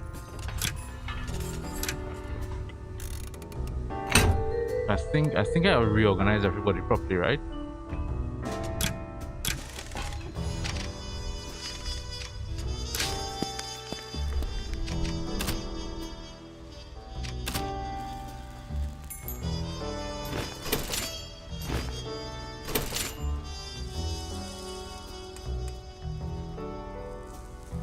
I have no engines here.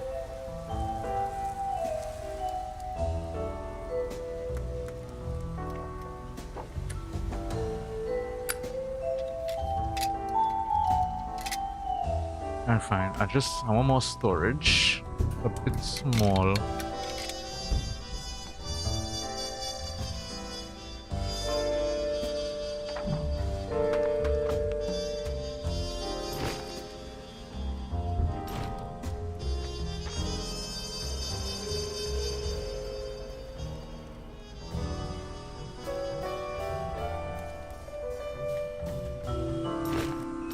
Huh?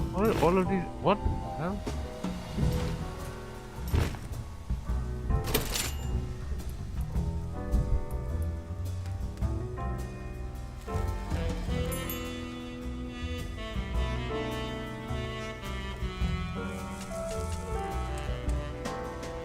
That's a little bit confused right now. Well. See you soon.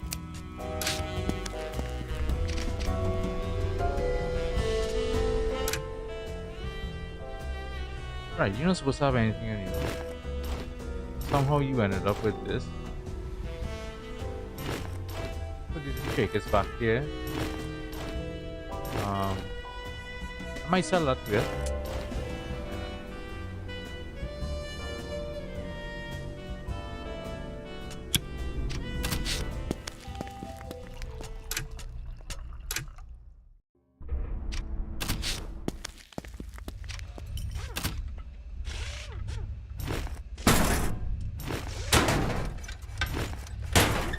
I have plenty scrap, so y'all shouldn't want anything else to do with me on scrap.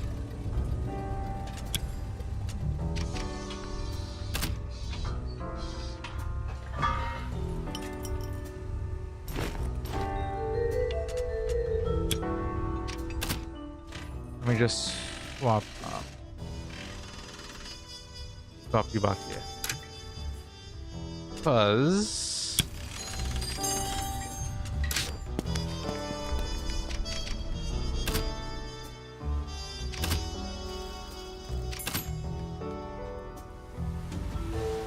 alright, so you have the grappling hook on you.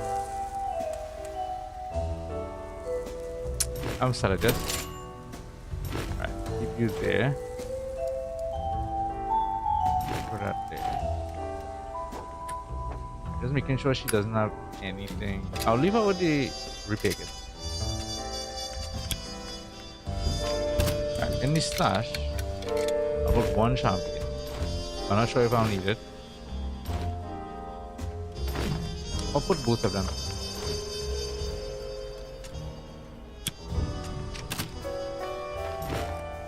Dropping up here.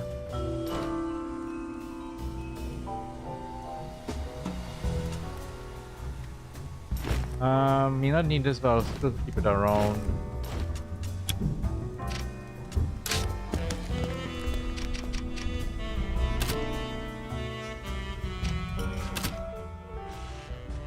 Stop hero.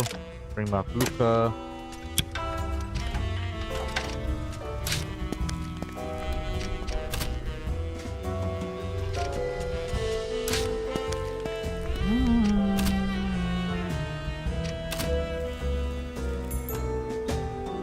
Sell this.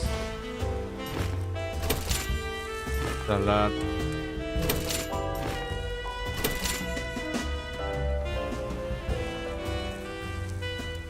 Alright, we want to get back some repair kits.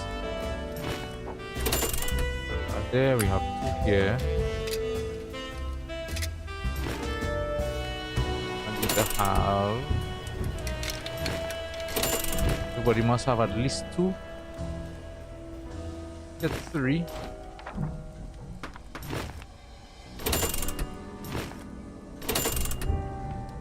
3 for everybody. Okay.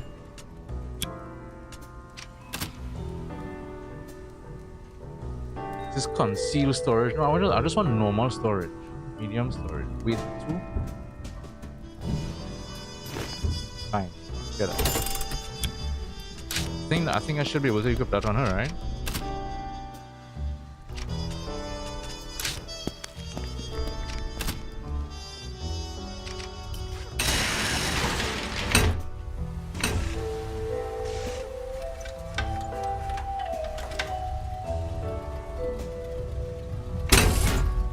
Yeah, nice.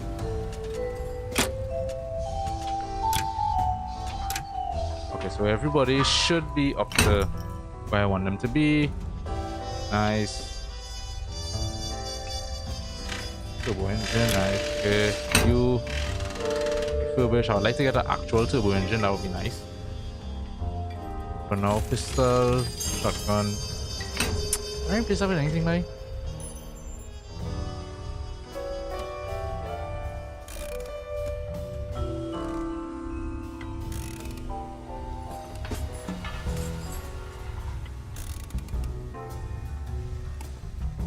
Go with address.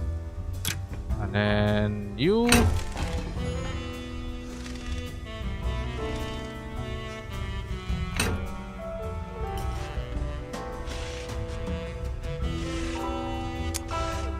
Press, I might have to take that from you, you know, because repulsors I'm getting there right now are pretty. Let me see. What else is there? I need to get an engine for him and a repulsor.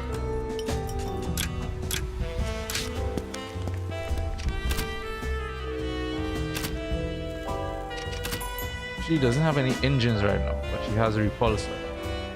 The nitro one.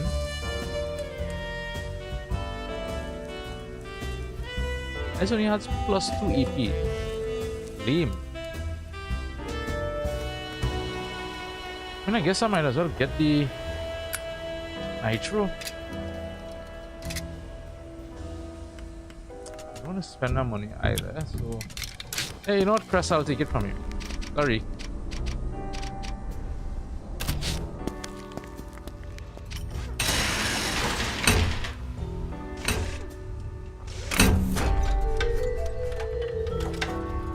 I definitely need a new engine though. Big time.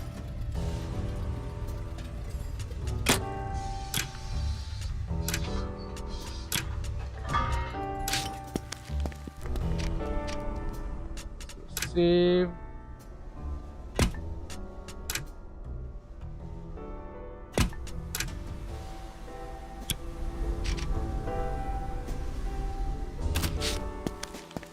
Right, I'll be right back. When we come back, we'll deal with this.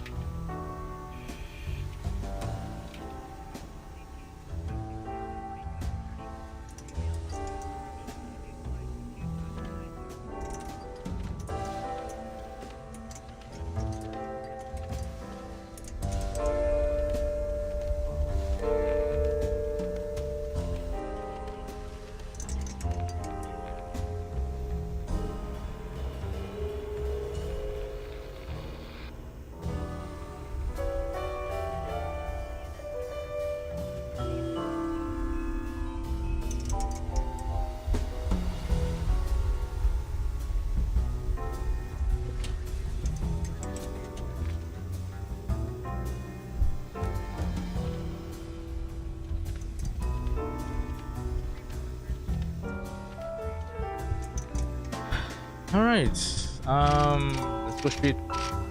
In the comics, the cops always have photos of the dastardly perps they're chasing pinned to a corkboard.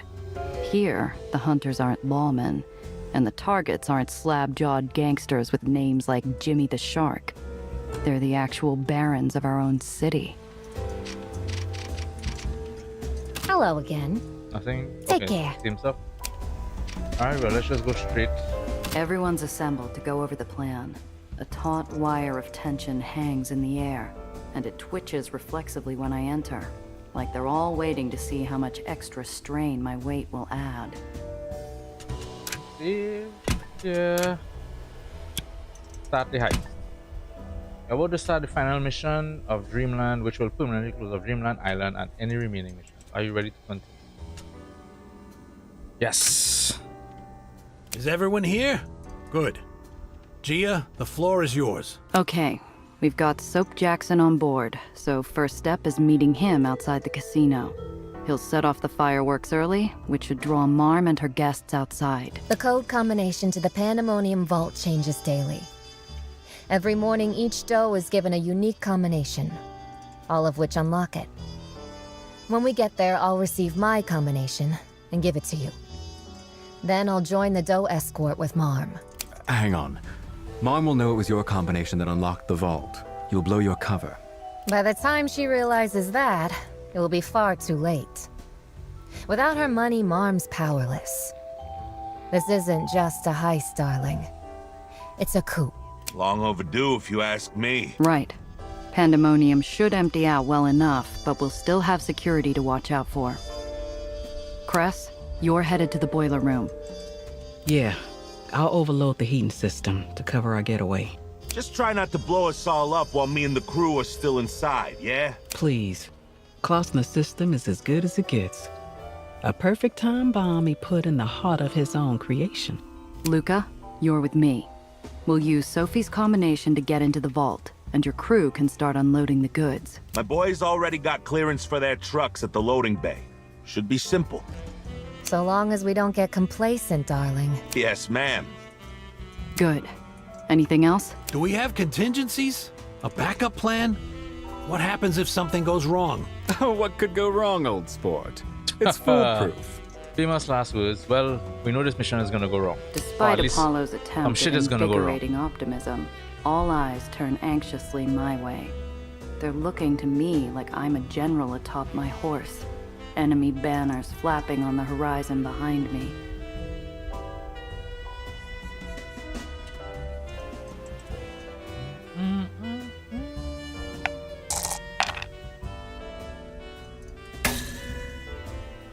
Hell no.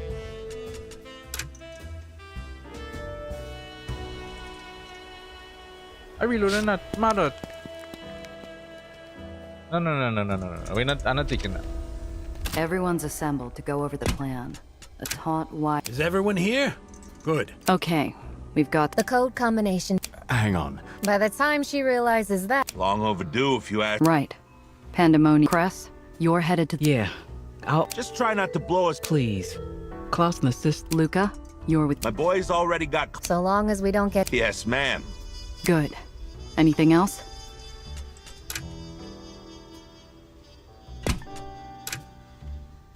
I don't know if I never actually like reloaded in the middle of a convo. Do we Doesn't have actually reload that? contingencies?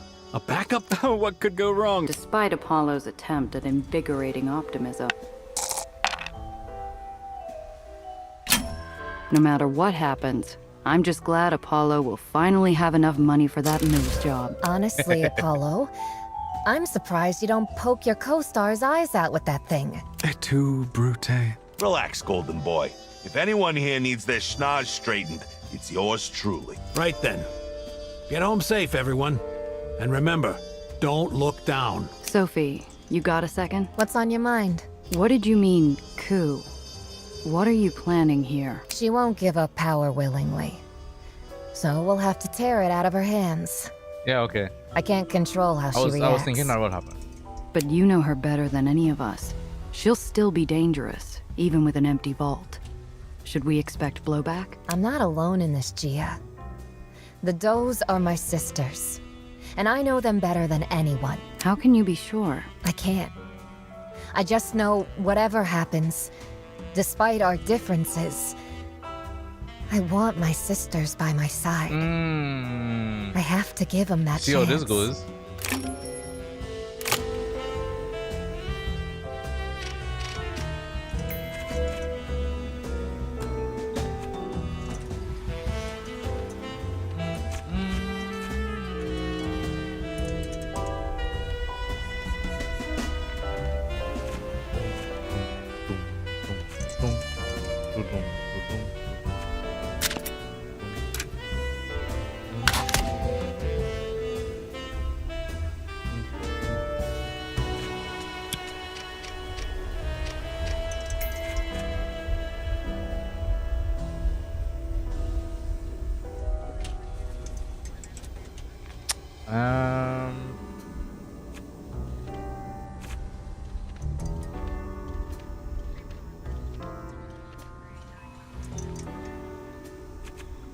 That should be good for you, yes?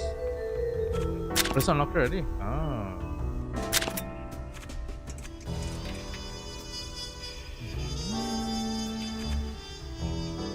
Target enemies when using RAM dramatic reducing it for one turn. Well, that's a good one. So let's scheme for that.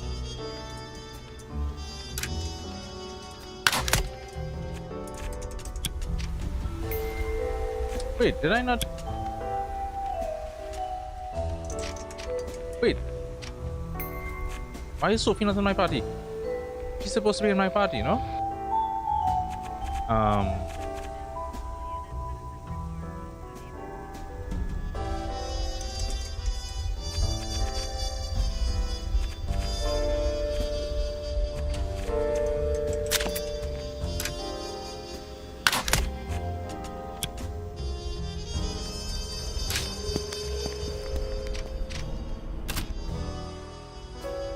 Or is she just in my party? Oh, she has to be in my party, no? Yeah, that's what I want.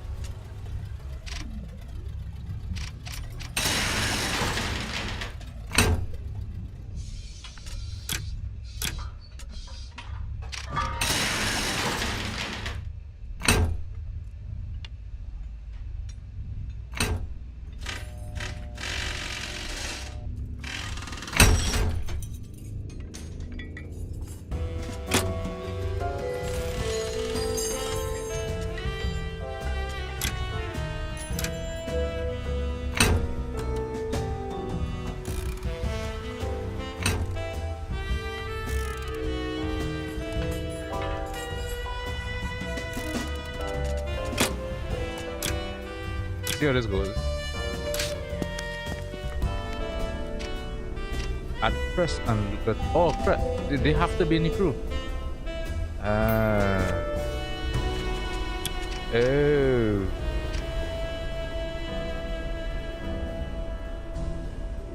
Why not Sophie boy? Alright, just now. Let me just finish level 2 off.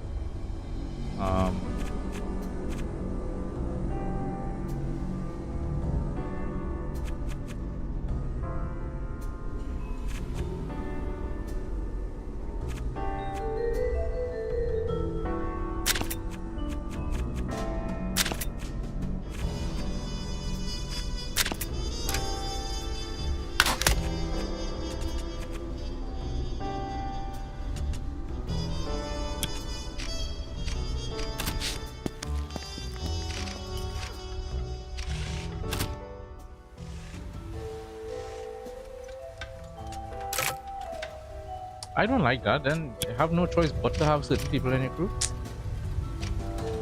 Come on, I hate that. Hate that. Hate that. I hate that.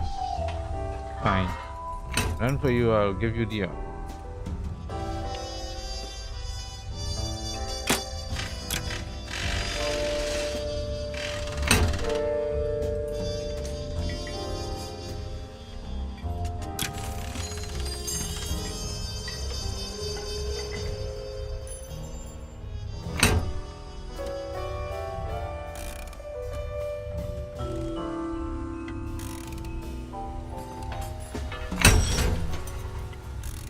It's actually not that much different.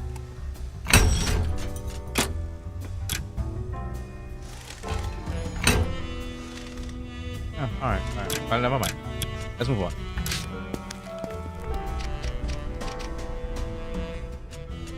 Save.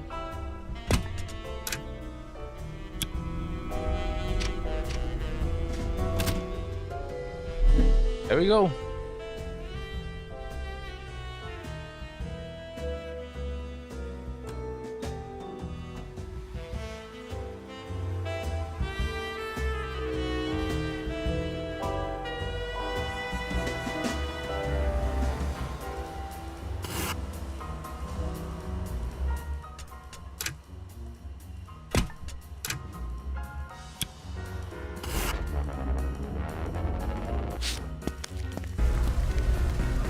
Pandemonium glows like a phoenix, a modern-day city of gold dedicated to the celebration and expansion of one woman's monstrous wealth. I can't help but hesitate in the face of the splendor. Soap Jackson saunters over with the air of a worksite foreman who's never held a shovel in his life, while laborers bustle to set up Marm's fate. I envy his nonchalance, if not his swagger. Well, hello, baby. Lovely to see you again. Are we all set? Ready and waiting. Just say the word and I'll kick off the party. As a personal favor for me, as we agreed. Don't tell me you're backing out on me now. Of course I ain't. But I just can't figure it. Why would you want the schedule changed? What's in it for you, baby? What do you care? We have an agreement. Are you not a man of your word? Don't be churlish, baby. Of course I am. Ain't a man allowed to be curious? No. You're not being paid to be curious. Your job is to start the festivities on my signal. You got that? Your mama never washed out your mouth with soap, baby, and it shows. You ought to be careful. Running your mouth like that one day, it'll get you in big trouble. I wonder if we'll have to deal with him too. Way ahead of you there, Slick. Well, we can start any time. Just say the word. So, what's on the itinerary for this shindig anyway? You already know about the fireworks. My people tell me we got enough to make the Emperor of Indochina himself green with envy. We got a 16-piece brass band waiting in the wings, too. Nice. Anything else? Besides my captivating voice leading us all in celebration of our dear Baron, what else could you need, baby? So, a bunch of speeches. Sure, and a ribbon-cutting ceremony, and a champagne christening, and a pile of civic awards. And that's before we go inside. Great. Feel free to take your time with those speeches, huh? Really savor it. Mom paid for the best, and she's gonna get it. You spend a lot of time here? The casino? Nah, not anymore. Time was... Mom gave me the proper whale treatment. Private tables, open bar, free rooms, you name it. So what happened? The more you get to know me, baby, the more you'll realize my attentions are like a wild stallion. Hard to catch and harder to keep. So you won too much, and Marm kicked you to the curb. Wasn't like that at all. See, games of chance got a finite store of thrills inside of them, baby. Use it all up, and there ain't nothing left for a man with appetites like mine. The word. Soap grabs his bullhorn, and in a moment the night air rings with a triumphant march. Above the casino, the sizzle of a dazzling fireworks show sparkles off the underside of the false iron sky. That ought to really tick her off. Sophie scribbles some numbers on a scrap of paper and hands it to me. Here's the combination to my dial. I'm off to join Marm and the Does. Good luck. You too. See you at the hole. Drinks on me. Sophie takes off, and we push against the current of the crowd towards the casino. Sure enough, there's a hubbub as the wiry figure of Marm exits the casino. A river of gamblers and guests flow in her wake, wearing the annoyed grimaces of people interrupted mid-bet. Like shit, I was in the middle of that game. I clock the security guards at the entrance doors at the same moment Cress does. Ooh. Solo? Shit. Let the guys Don't worry. Sorry. Back to where you came. Nobody goes in during the fireworks show. Damn it. Front door won't cut it. And we can't pitter-patter out here all night. Gotta think.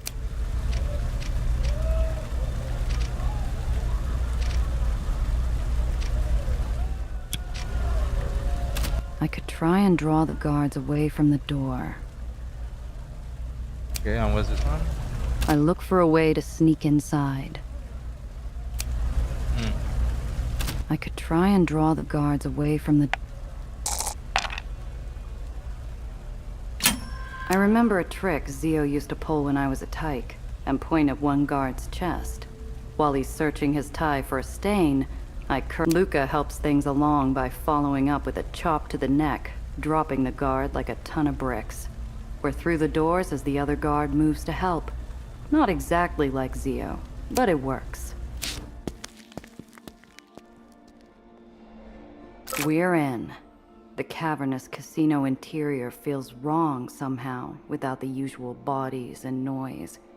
This warm, beckoning sanctuary of sin, now a chilly mausoleum of gold and greed. I'm off to the boiler room. Wish me luck. I would, but you don't need it. Do your job slow and smooth. You've got the skills, so use it. You sweet talker. Are you after Apollo's job? I'll get it done. Be safe, you guys. Right. Don't look down. I double-check our route to the vault on Klossner's blueprints. His drawings are meticulous, accurate down to the inch. I guide us like a bloodhound tugging at the leash through the employees-only area. Mar Magdalene's vault is a titanic monument to money grubbing, gilded with rococo garnish, boldly advertising her bottomless appetite for coin. I half expect to find a fat old dragon snoring on the other side of the massive door, but the only dragon I know is outside watching the fireworks with her hired help. This place gives me the willies. Kind of feels like we're being watched. I feel like I this know is what gonna you go mean. wrong. It feels like we're intruding on holy ground Let's see or how this goes. something. More like unholy ground. You got that combo? I've got it. Here goes nothing. If the vault's meant to be distracting, it works. Because we don't hear the patrolling guard's footsteps on the cold marble until he's right behind. Hey, what are you doing? Get away from there.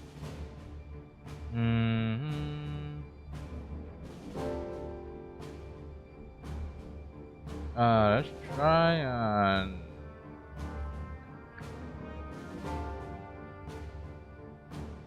trip him up.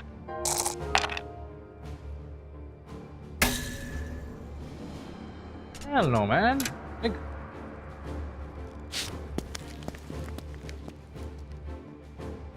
Can't be feeling those. Mar Magdalene's vault is a I half expect to find a... This place... I know what you mean. More like unholy ground. I've got it. If the vault's meant to be... Hey, what are you doing? Get away from there. The toe of my boot embraces the back of the guard's ankle like two lovers reuniting. Their affair I definitely see it's coming, some of these, for sure. Tail over tea kettle, his head hitting the marble with a crack. Ouch! That's a surprise. Huh? Where you hiding all that muscle, huh? You might be a crook and a smuggler, but you're not a bad scrapper either. Thanks, I think. I turn back to the vault dial. I breathe deeply to stop my fingers from trembling.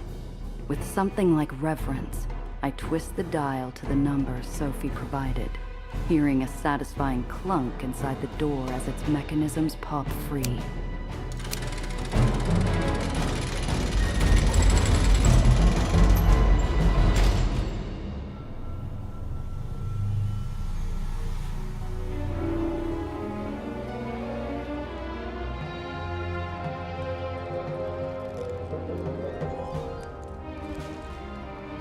Jesus. Alright. Gonna sit here. There's so much still left, even with the majority of the cash hauled away by Luca's people. Surely nobody will mind if I take a little pocket-sized souvenir for myself. Here.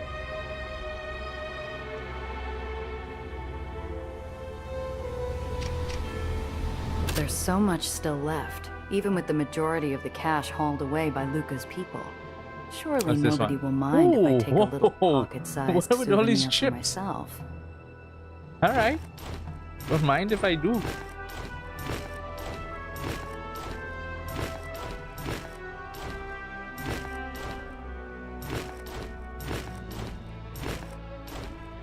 Don't mind if I do. There's so much left, even with the majority of the cash hauled away by Luca's people. Surely Got a nobody will repulse on mind if Nova. I We take a got some little champagne. pocket-sized Nice, souvenir nice. for myself. Some cigars. Loaded die. Mark deck. More champagne. Put that there. Damn, son, that's a haul.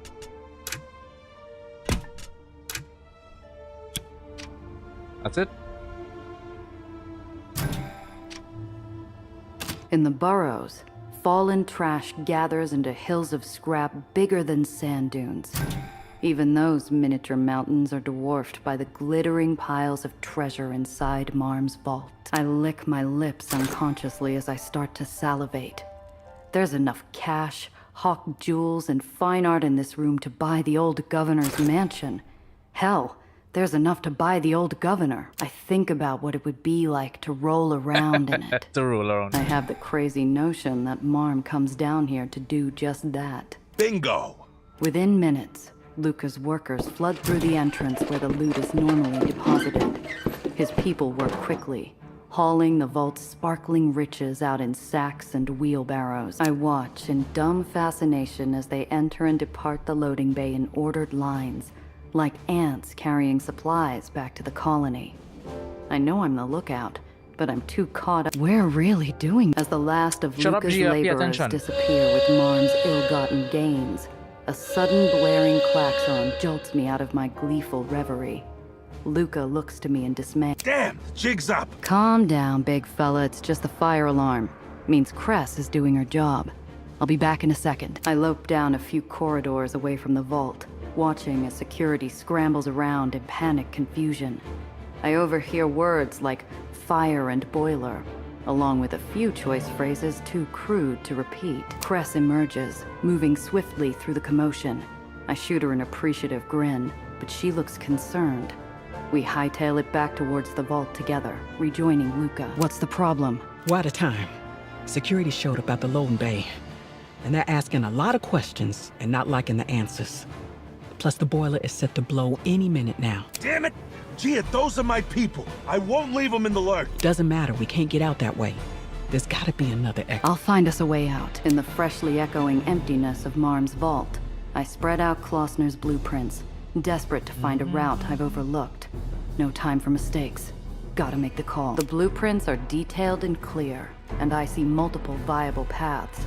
I make a silent promise to plan a wet one on that creep Klossner if I ever see him again.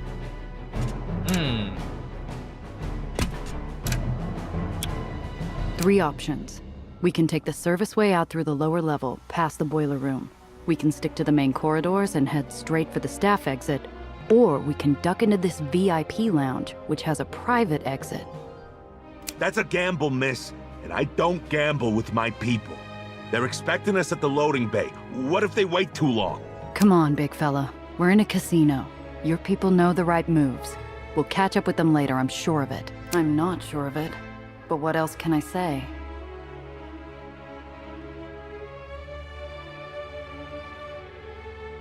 Riskier, slightly safer, and foolproof. I feel like the foolproof is not really foolproof. I don't know.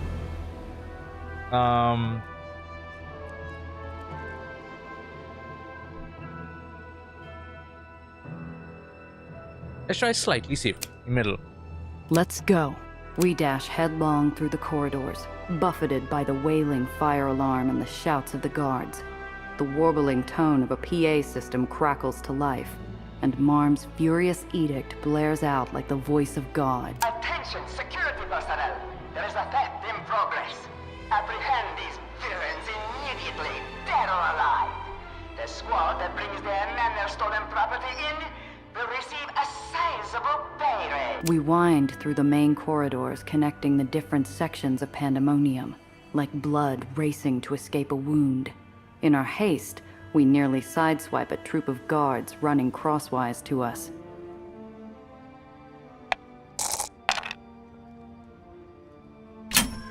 I describe what happens next like ballet in its grace and power, but I don't think Swan Lake has quite so many mooks getting their teeth kicked in. It's almost fun. I think you broke that guy's jaw.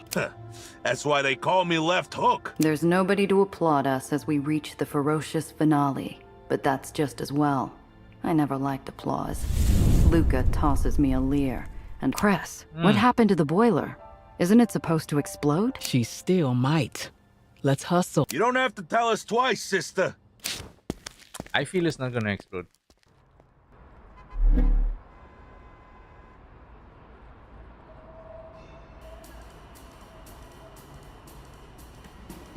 Escape route 1, escape route 2.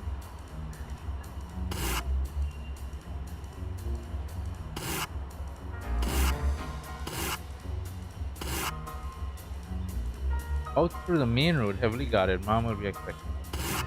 To the corners of the island, risky, but if we're lucky, there should be many guards. Good out. We hit the road and catch up with Luca's workers as the shuddering whine of Aether engines roars behind us. Figures. Only a few made it out. We fight for those left behind. Haha, you're too slow, big man. I'll bleed you like the swine you are. Now that's darn rude. Pearl and Lizzie. Alice, Lizzie, and Pearl rev up behind Alice us. as well. Marm's So we have to Trinity fight of all three. Terror. Okay. Figures she'd send her best. Let's hope we can take all three at once. See that, boss? You do something nice for someone and they return the favor. Those folks we helped out agreed to drive our haulers for us. I'll take all the help I can get. It won't be easy keeping these trucks on the road. My eyes fix on Pearl behind the wheel of her coupe, still as a cobra, gearing up for its strike. I've seen what her sisters can do. She's got to be on another level entirely. Oh yeah, we haven't Should have faced Pearl called yet. me earlier, sisters. I would never have let it get this far. Do you hear me, smuggler? It is time to make your peace. Okay, what are we dealing with here? Did 2 fire damage.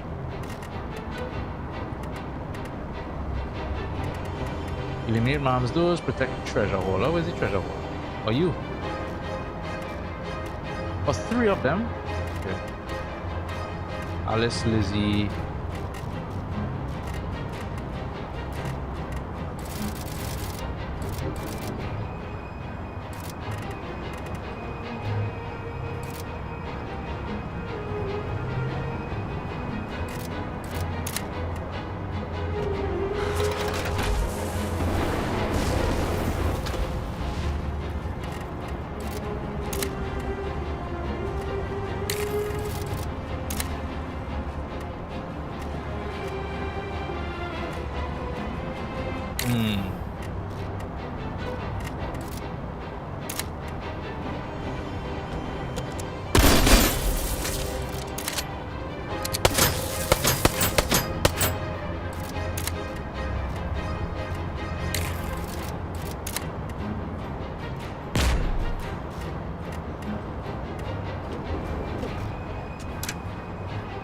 Who's next? Luca?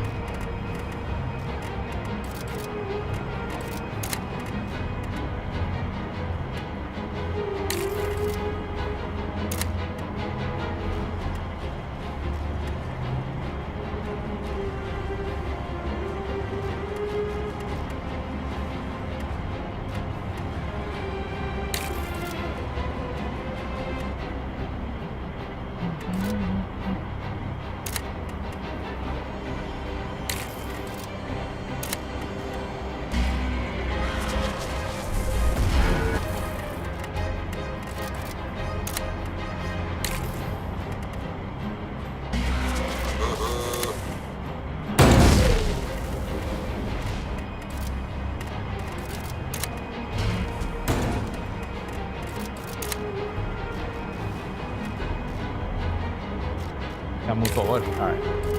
That's fine. Yeah. On around.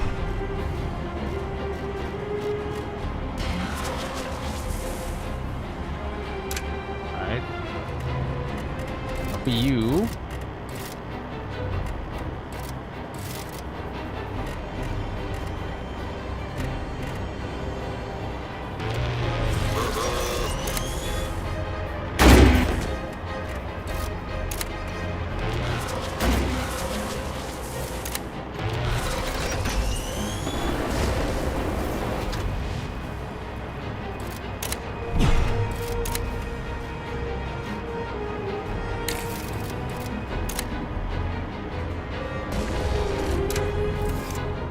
I was holding back when we met. Not anymore.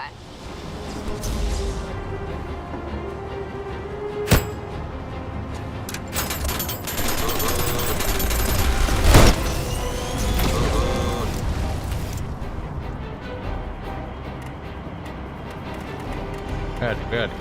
Oh yeah, I didn't repeat my guys and the girl.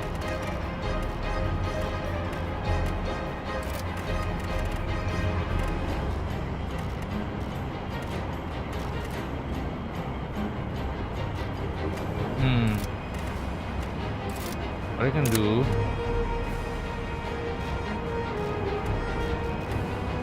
Do that.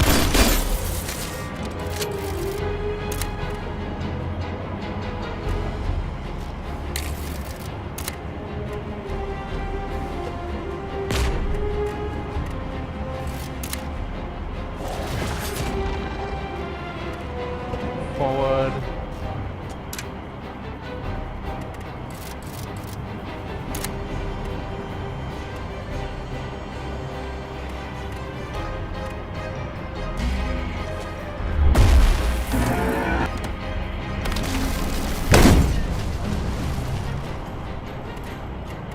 That is completely fine. I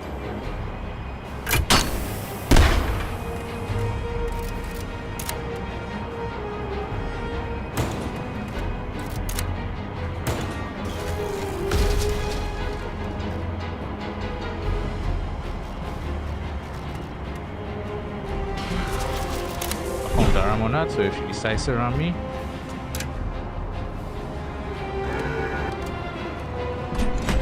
boom. Oh. Didn't see them.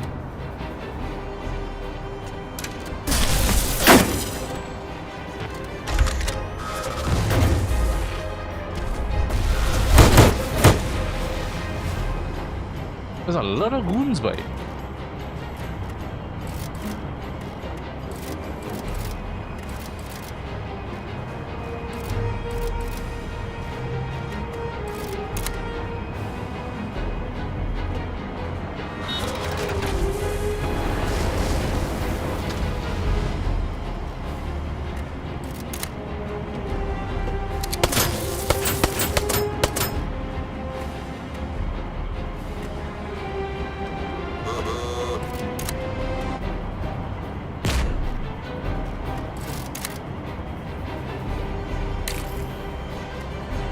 You move up. Move up here.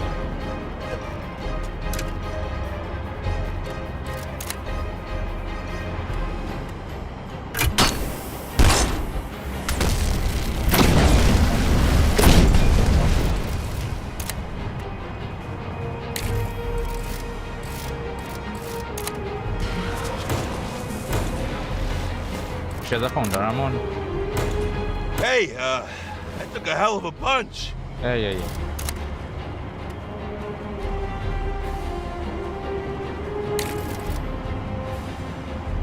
And with all current AP without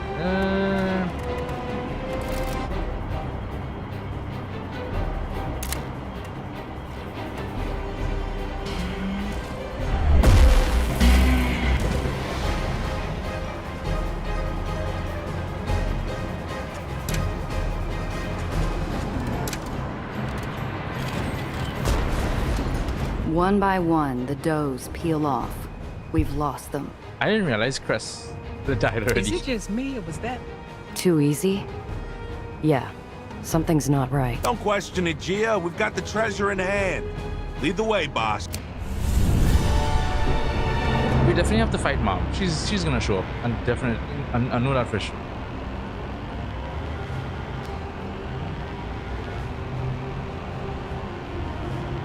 What's the wreckage?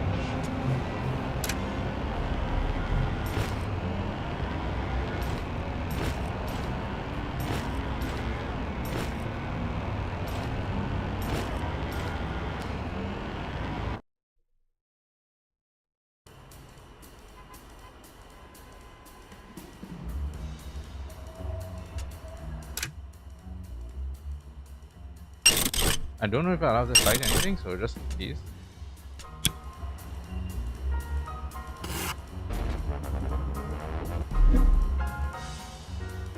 Free and clear, the night air on my face, I give myself over to the rush of the road and the sweet relief of victory. Luca and Cress's cheers fill my ears, until they cut short, and we spot the roadblock up ahead. It's Marm. Let's get this over with. Our rides glide to a halt, blaring headlights filling our windshields. We step out into the windy freeway, facing Marm and her phalanx of armed does. The wrinkled visage of the mother of vice is lined with contempt.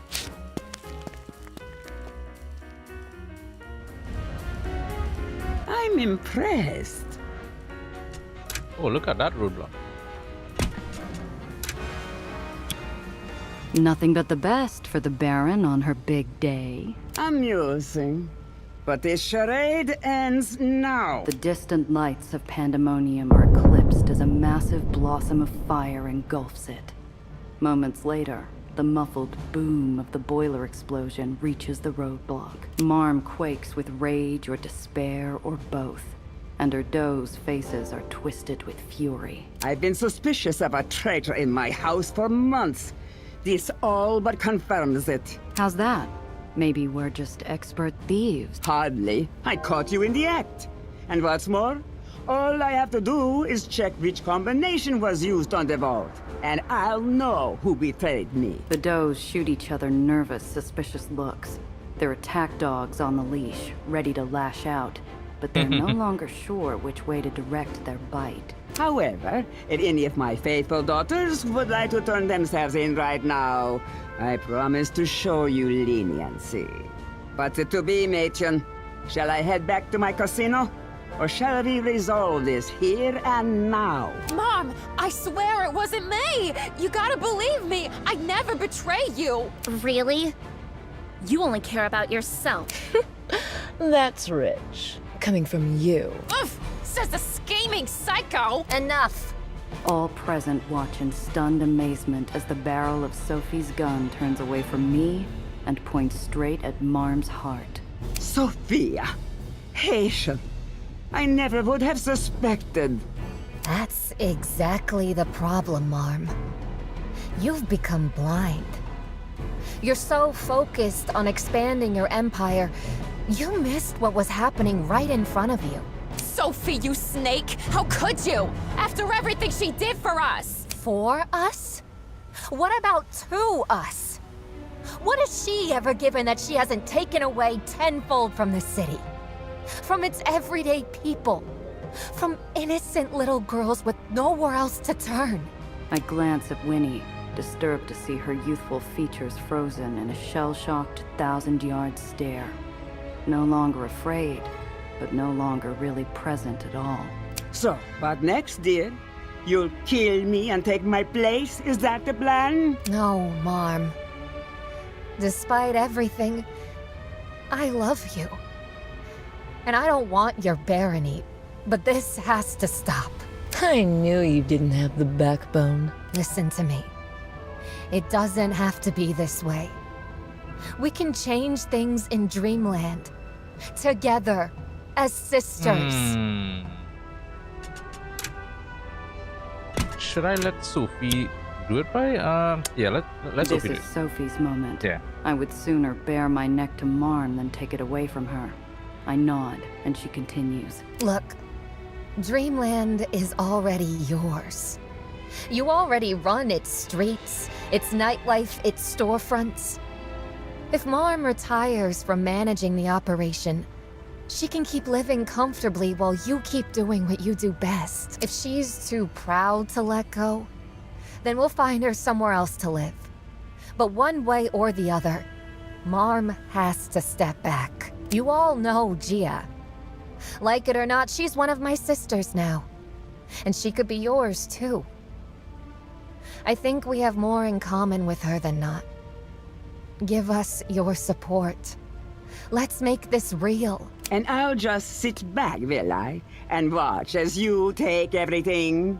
You can't stop us. You can only be stopped. Your hoard is taken. The casino's in ruins. You can never recover what you lost. It's time to move on. The circumstances of your retirement are up to you. Fine. You want to parley? I suppose I owe you that much. It's not gonna happen that easy, is it? Sophie joins her Baron for a private negotiation. I'm left staring at the does, who seem carved from stone, still reeling from the shock of Sophie's betrayal, and unsure what to do. I mean, Sophie said they will stick with her, so she believes in them. Okay, let's see what happens here.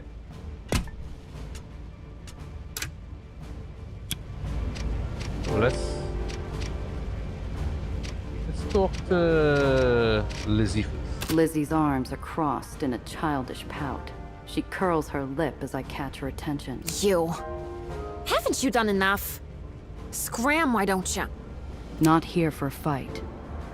You think Sophie might have the right idea? Look, I know I ain't the smartest, okay? Sophie, she's the sharp one. She always knows what to do. But Marm, I'd be in the gutter without her. You get me? Nowhere. Nothing. Yeah, but that time has passed. I get you. I grew up in the burrows. Without my Zio, I'd be nowhere too. We don't get to choose our family, but we can choose what we take with us. We can choose who we want to be. She sniffs, uncomfortable with the frankness of the conversation. Her silence says everything she won't. Just think it over, Lizzie. Nobody to remind you to stick to orders you know are wrong. Nobody to chide you in front of your sisters, and knowing there's no room for argument. What are you getting at? You'd even have an equal voice at the table. Even if Sophie ends up calling the shots, can you really see her doing it without consulting you girls? I gotta think about this. Hook, line, and sinker. Lizzie is on board for sure. Fine. Fine, all right. Whatever. One down. See Alice. Alice's perpetually bouncing curls seem unnaturally still as she stares into the middle distance. She regards me smugly as I approach. I suppose you're going to convince me to betray Marm? She's the one that probably has the weakest resolve, actually. Yeah? I get the feeling that if Sophie hadn't made her move today, someone else would have stepped up. And maybe not a doe. What do you think? I think she's a conniving little serpent. But I'm not an idiot, you know. I can see the writing on the wall. Then you know she's right. I know plenty, thank you very much. Most of which Marm taught me. I haven't forgotten, you know. Your secret. I didn't forget either, you hussy. You don't get it. You don't have to be that Alice anymore. Everything you want is right in front of you now. All you need to do is join your sisters and be a part of something bigger than Marm's whims. I'm more than a little surprised at how long Alice chews it over. Finally, grudgingly, she nods. You do talk sense. All right then, count me in. But just to be clear, we're never going to be friends. You and I. Yeah, that's fine, Alice. That's fine. You have I can no live with kind of... My heart lurches to see Winnie's sweetness has been smothered. She's listless and hollow, swaddled in her doe uniform like a straitjacket. Yeah, but I wonder what happened to Jenna. Is Jenna better off, wherever she is? Winnie, you don't have to make a decision if you don't want to. but I know your approval would make Sophie very happy. Winnie looks up at me. Her expression is a jumble of conflicting emotions. I shouldn't press her any further. Pearl's impassive face is tight with fury. Who it's pointed at, whether it's Sophie or Marm or me or the whole sweet world, is anyone's guess. Pearl, I know you're not stupid. You can see Sophie's right, can't you? What I see is a pathetic ingrate, hungry for power that isn't hers. And in you, I see a lost child, puffing out her chest to disguise her fear. I think that's the longest sentence I've heard you speak. Glad we're finally getting to know one another. You don't know anything.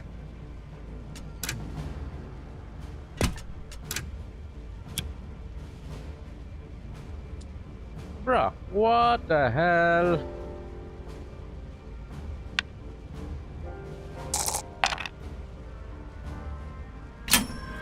You don't scare me, but I know what scares you.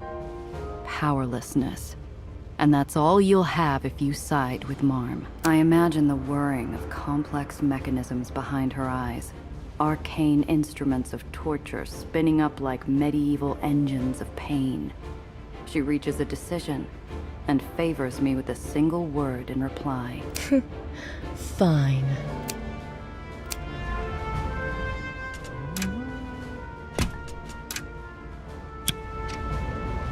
Sophie and Marm finish their tete-a-tete and rejoin us.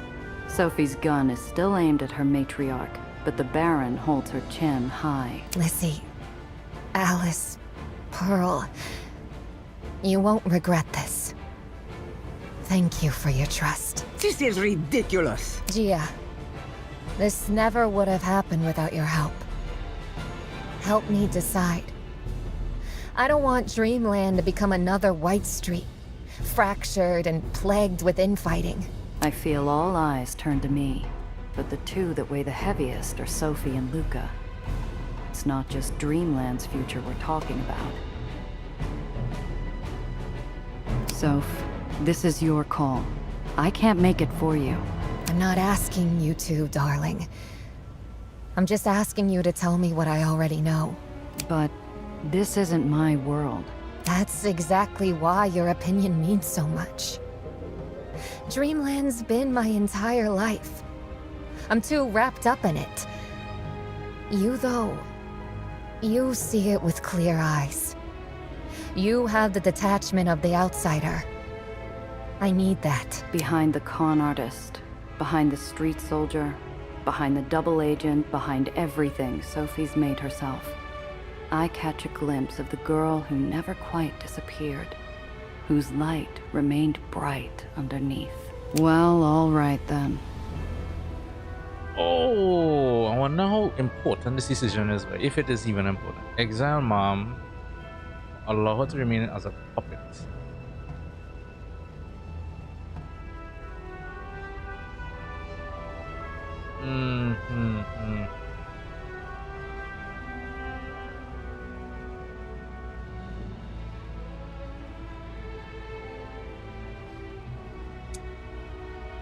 Let the old lady live out her years in peace. She can still gamble and socialize, but it's time the younger generation took control. You'd make me a prisoner in my own barony? No! I won't stand for this humiliation. Not a prisoner, Marm. Not ever. But our honored guest. Our Queen Dowager. The architect of the dream, who has passed it on to her inheritors. I suppose I have no choice. Happy birthday, Marm. I should never have raised you up. You didn't deserve it. You never deserved that, any of you. I should have smothered you in your sleep. Marm swings a brittle fist at Sophie, whose sad, patient defense wears out the old lady's rage until she's deflated like an empty balloon. A single tear marches down the craggy landscape of her wrinkled cheek. Sophie clicks Marm into a pair of handcuffs and guides her gently to the back seat of her car. The does disperse wordlessly. There's an odd quiet in the air. Is winning supposed to feel like this? Gia, I'll see you at Spritzenhaus. Right.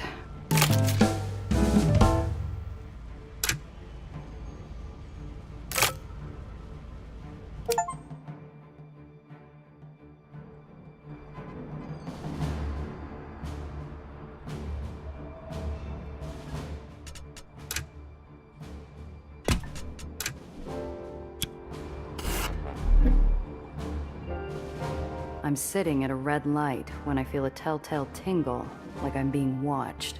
I check my mirrors, revealing a jet black sedan with extra dark tints. Oh, he's come back again? I think my day is about to get a lot more interesting. Oh god, man. Not now. I'm in the middle of something important.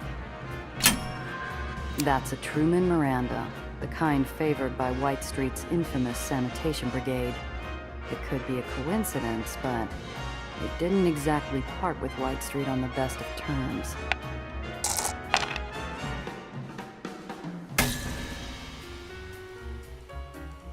I suppose it could just be a coincidence. It's dreamland after all. I hit the accelerator and crank. My tail knows I'm on. Just my luck. The sedan guns it for me with an eagerness that can only be motivated by money, and lots of it. At least whoever's paying him was thoughtful enough to send a professional after me. Isn't that the guy?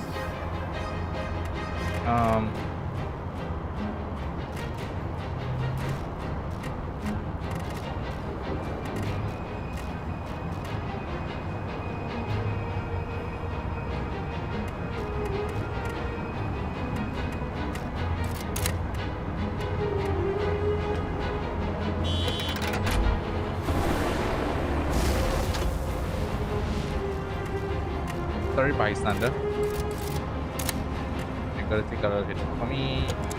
Great balls of fire! My transmission!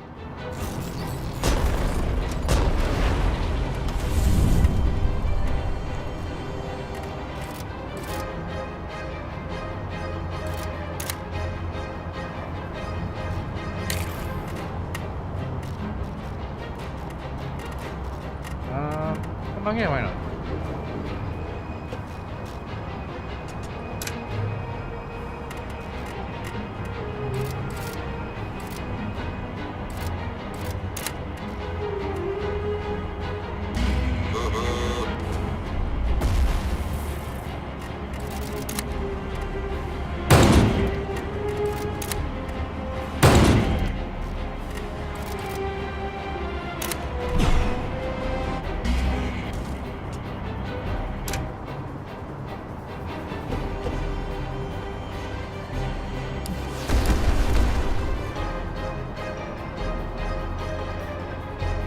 How did he not get damaged by that?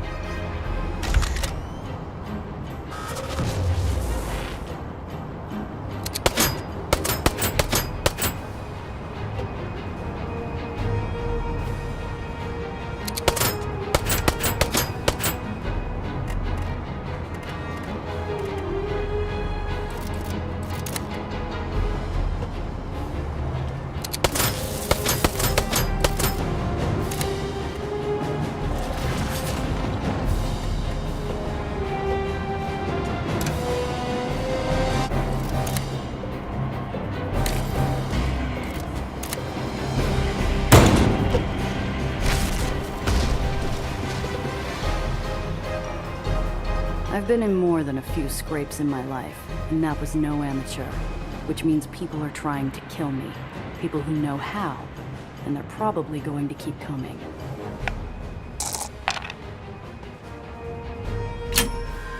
I quickly rifle through the cabin, looking for any clue about who might have attacked me and why. A hastily folded paper quickly catches my eye. It's a poster featuring yours truly, offering a substantial reward for the Baron Killer of White Street.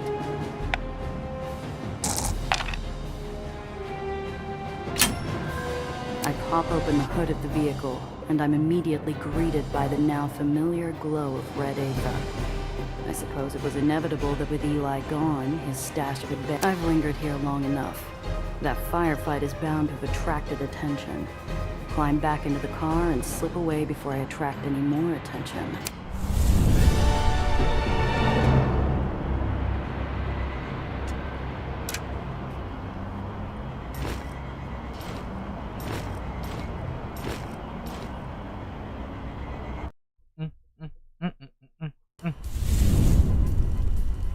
Don't have a C4s anyway, boy.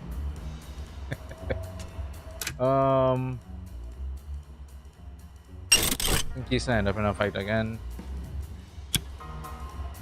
C4s is quite here. My ears ring in the silence, still loud even though they're blessedly free of alarms and shouting and gunfire. For now, anyway. Luke is unloading our ill-gotten haul. He hefts the last crate, giving the truck a firm slap on the metal bed to signal the driver to leave. He carries it like it weighs nothing, but I feel the impact in my soles as he drops it on the ground between us. Well, we did it, boss. Go pay the man. The boisterous beer hall is quiet as a chapel in the daylight. By the contented look on his expansive face, Killmeyer's recovered well from the shock of having his island swallowed whole. I'm pleased to notice, however, a slightly more chastened volume to his voice.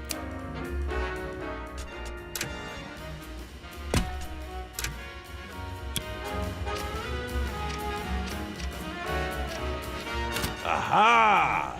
The daring thieves returned victorious.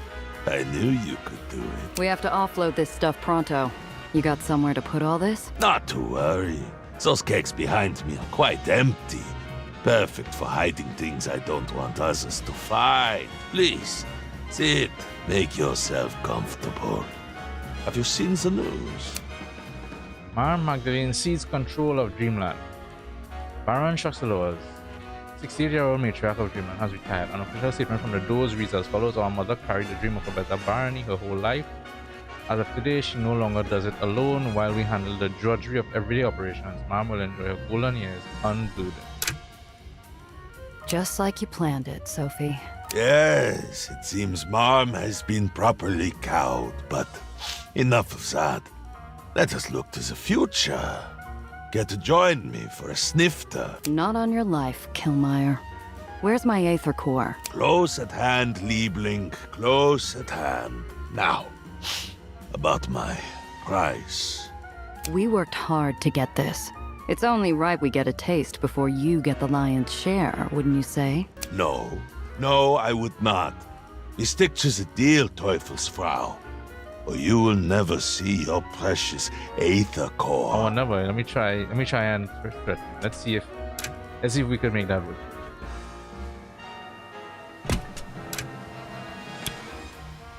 We went through hell getting this stuff out of Pandemonium. And it got me thinking, if we could do that, no, what's you're some right there. flabby old...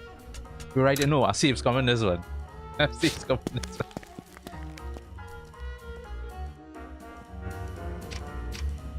Aha! The daring... We have to offload this stuff. Not to worry. Those kegs behind me are quite empty. Just like you planned it, Sophie. Yes. Not on your life, Yeah, so I cannot see him during the Close at conversation. hand, You have to redo We the worked conversation. hard to get this. No. No. We went through hell getting this stuff out of Again? Pandemonium. Come And it got on, me give it to me. Give it to me. thinking.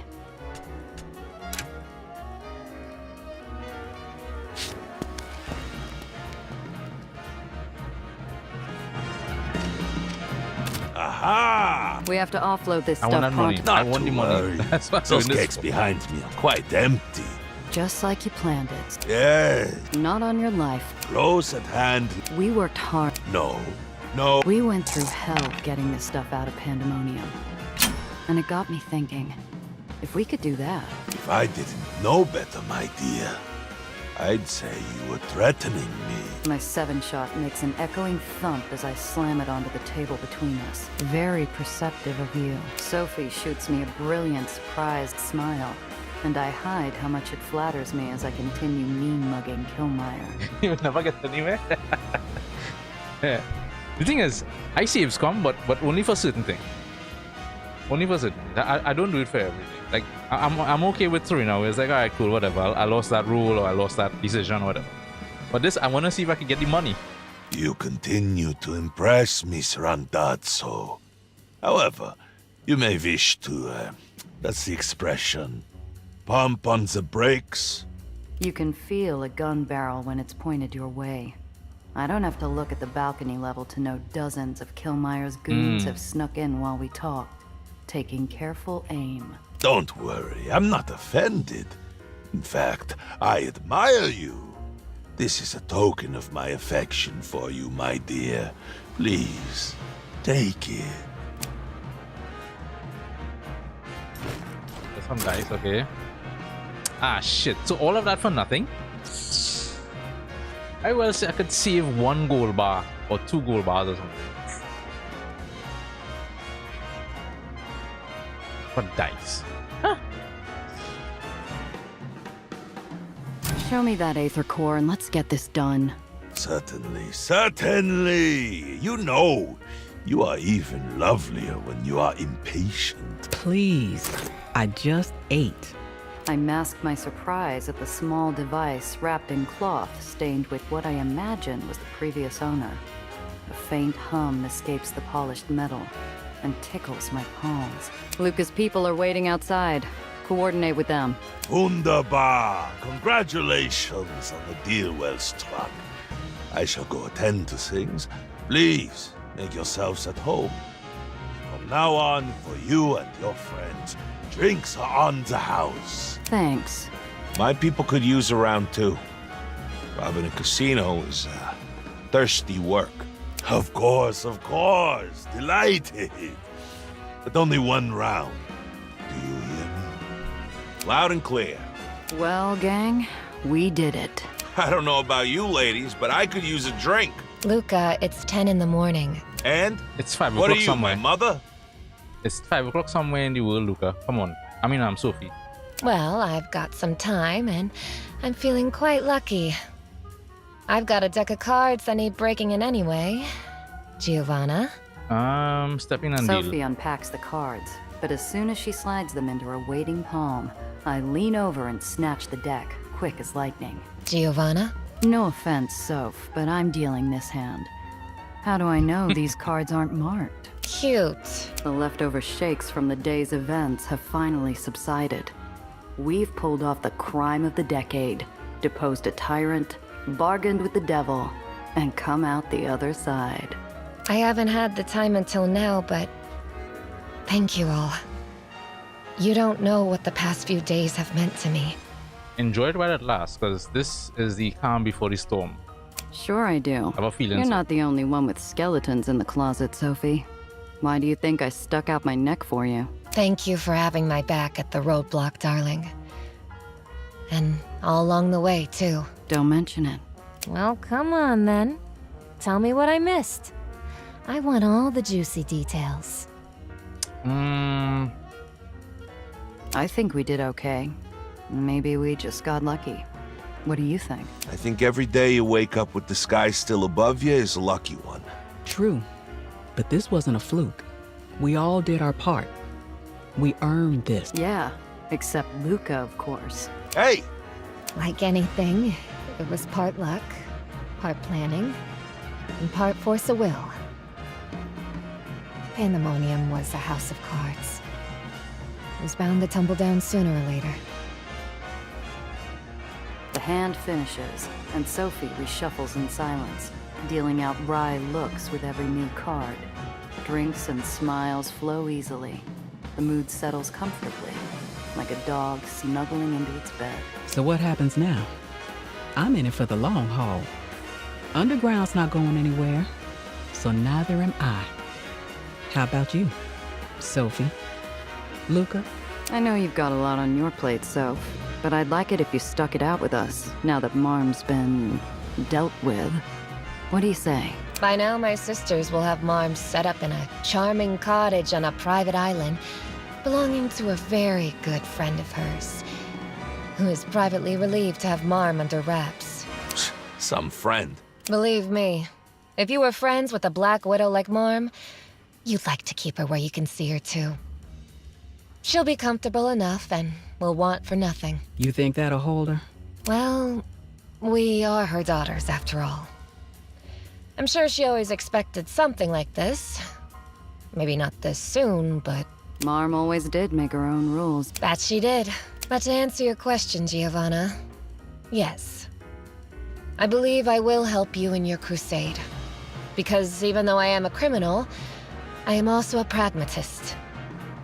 Dreamland will be just that. A dream, if we don't save it. I was kind of hoping you'd say that. Glad to have you. Sophie Sulzer, heir to Mom Weiss, a savior. Maybe Dom hit me harder than I thought. I must be in a coma. Luca, we could really use your help. The well affects everyone in the lowers. Sure does. You know I'm in Gia. My people need somewhere to stand and sleep if they're gonna live after all. Hard to do when the docks are spinning around in a hurricane from hell. Glad you're sticking with us. What about after we take care of the well? Are you gonna stick with the underground? You know, for as long as I can remember since, Marco, I felt like I was cursed to hang around and take care of the docks because I had to. For maybe the first time, I'm looking forward to it. Your people respect you, Luca, because you do right by them. If you can show them how much you really care, it'll be different. Better. The underground can help too. Up to now, we never learned how his brother died, right? Or at least, if they did tell us, I can't remember. I'm sure we'll never see eye to eye, Luca. But you do have my respect. I might square off in the ring with you now and again, but I think we can work together when we have to. The docks will need you after it's all said and done, Luca. You looking towards the future will make life better for everyone there, I know it. Never would have guessed that running into you when I was going up against those Doe enforcers would change the whole way I look at my life, miss, but, there you go. I'm looking forward to moving the docks into the future. Rebuilding it better than ever. This time, with everyone's help, and not just taking it on myself. Feels good. It wouldn't be the same without you, big fella. I'm glad you're sticking around. You know, you ladies are all right, but don't mistake me for a sap all of a sudden, Sulzer. I'll fight as hard as I have to when your does try to step on us. Challenge accepted, Mr. Matsi. Challenge accepted. So let's get rid of that well already, before it pulls us all down the drain. Can't have a fight without a battleground, eh, Sophie? When Luca refills my glass from our shared pitcher, I raise it toward the center of the table between us. Everyone looks to me. To victory, and whatever comes next. Cress brings her glass level with mine, her eyes shining cobalt above her smile. To new friends and clobbered enemies. Luca's glass enters the circle next, as a sincere warmth adds fresh color to his ruddy, rough-hewn face. To the people of Dreamland, every one of them. Finally, Sophie's glass completes the set, as she regards Cress and me with a strange look. If I didn't know any better, I'd say it was affectionate. To my sisters, old and new. In response to Luca's raised eyebrow, Sophie rolls her eyes. And brothers, I suppose. As my Zio would say, Cent'anni. Our glasses join in a jangle of hearty clinks, and the rest of the day flits by in a blur of relieved and tired laughter.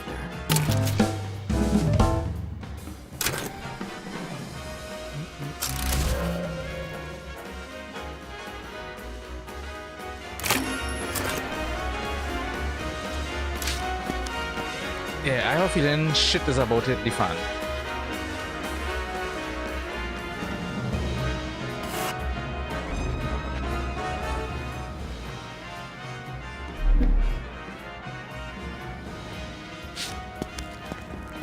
And I'm guessing we're about to find out who, Caribbean. I'm guessing we're about to find out who is behind a lot of stuff. Right, so hopefully now I don't have to have Cress in my party, so I can swap her out and bring in, sorry, not that. Swap her out and bring back Sophie.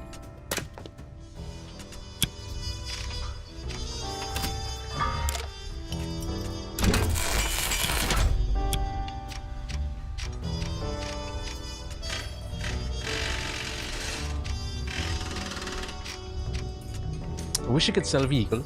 I really wish you could do that. Alright, let's see.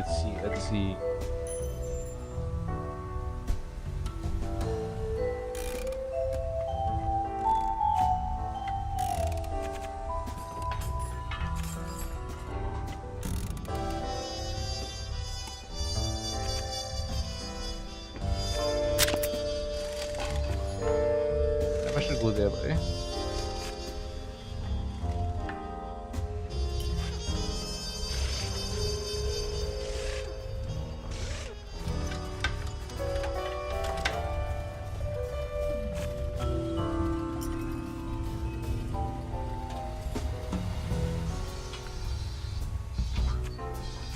Yeah. Go there. Oh, I didn't unlock this yet. I swore I did. Oh,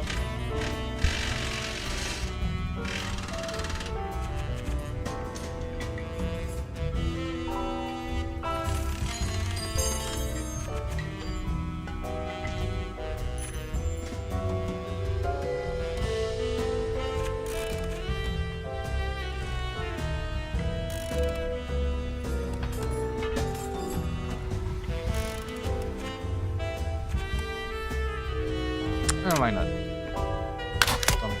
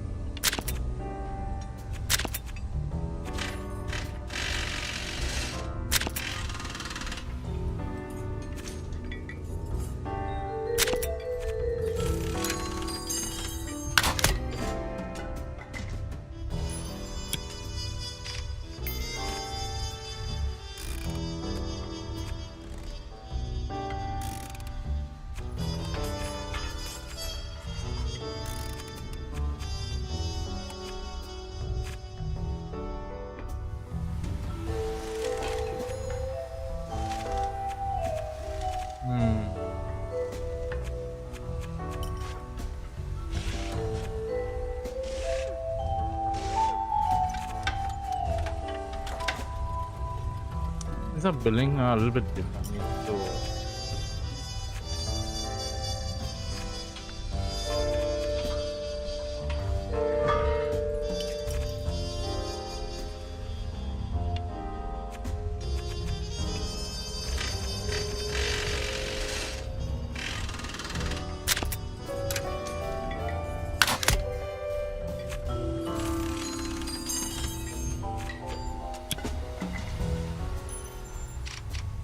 alright, I shall be back.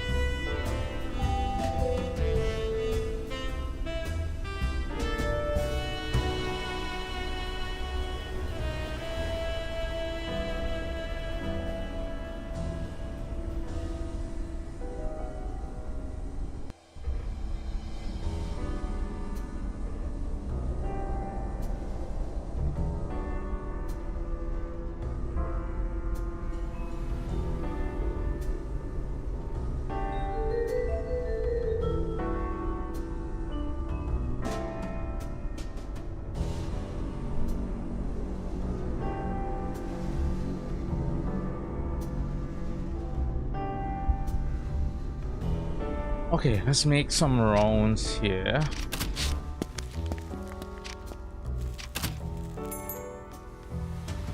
What do you have? Nice, we have a bunch of stuff to sell. Can I do like a mass? I can do like a...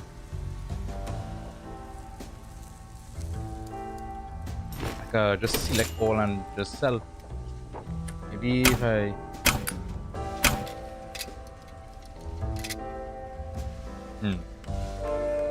Guess not.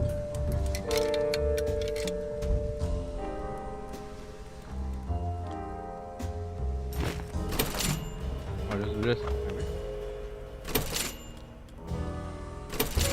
That would be the same thing, yeah?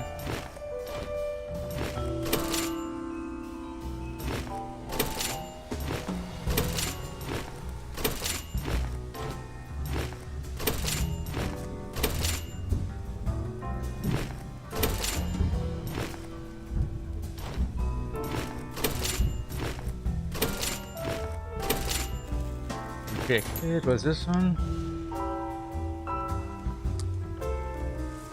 I guess I'll keep that in my stash.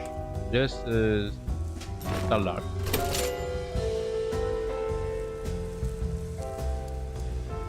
Lucky dice to reroll a field check.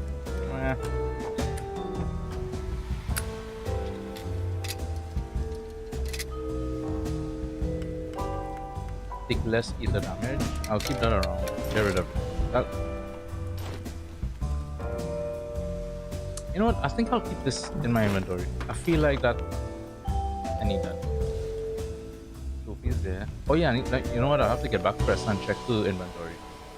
But she was with me when I sniped with the lot.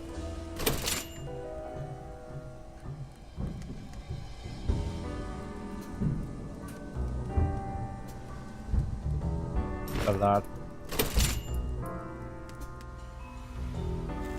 Useful bribe in Dreamland. Well, this is no longer usable because Dreamland closed off. Well, will be closed off.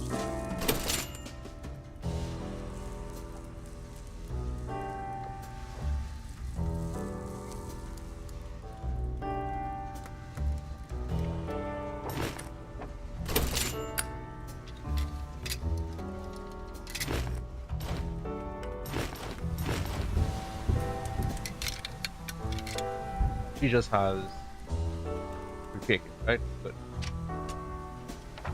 I'm just not sure if I want to sell those things just. But this one I'm keeping. I have two. I could sell one. Yeah, sell one. I sell a flamethrower because I have two improved flamethrowers now. So keep this. Keep that.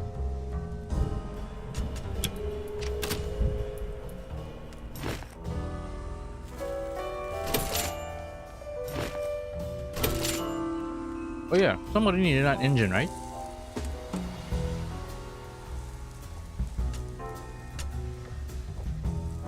Refurbished powerhouse engine.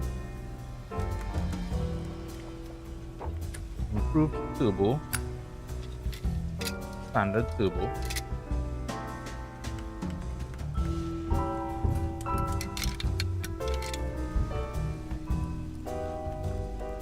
LD rifle.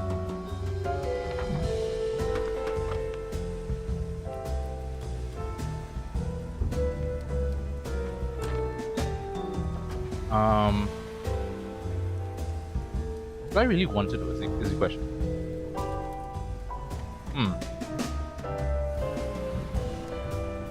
Because if I use it, it'll have. I want to put it on. I want to have Sophie use it, but like.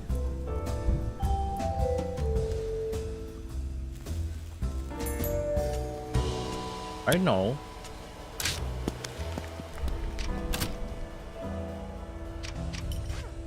Sophie has the. She has two of these, one in front, one in the back. I'll put it in the front. I'll get it and put it in the front. Because it is 6 damage. There's nothing to scoff at.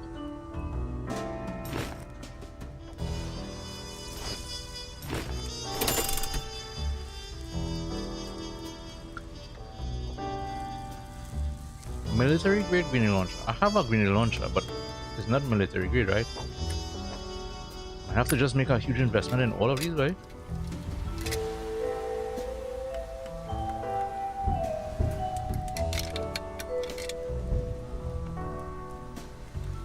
If it's weaker, I'll just sell it. Get that, we get that. Just get everything. Those are the main things I needed anyway.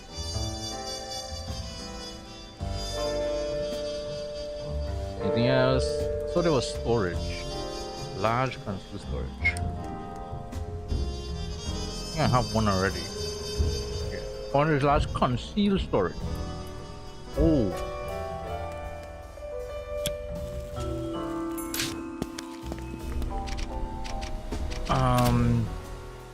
Before I do anything else, let me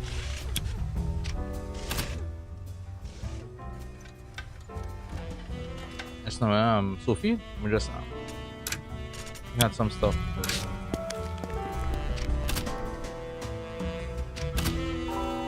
I think, yeah, she had some stuff. Yeah, just have it. This is the respect, so I'll keep Pulse Nova and Campaign. Yes, this put that in the inventory stash, no?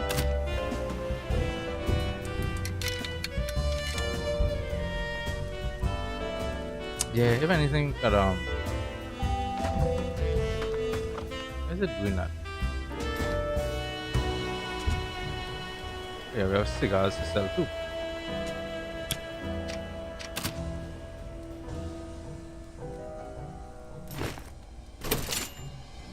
Right, just in case she has to come back into my party, I'll pick up a ticket for her. Right.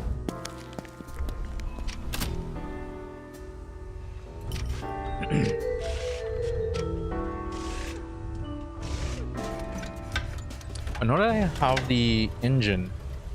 I could use the prisoner transport. Only problem is the prisoner transport only shoots from the front and back, not the sides. It's the only thing. Oh wait, she level up as well, right? Let me just fix that up first.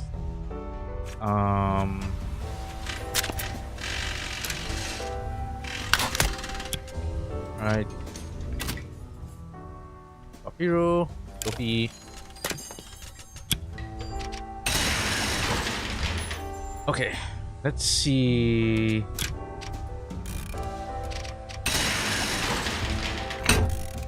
Yeah, this one issues from the front and back, while that one is the sides.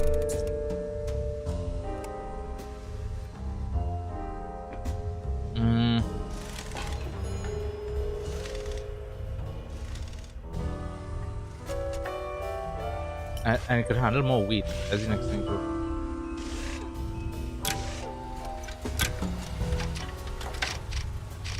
Yeah, you know what? I'll make the change.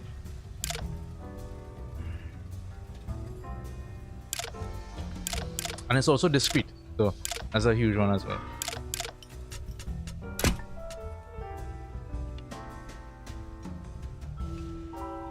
Oh, right. I forgot about that. Alright, let me just put these here.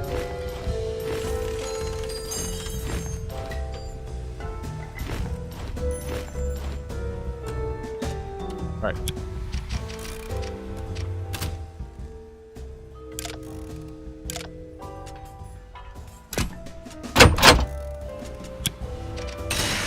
Alright, time to get it out.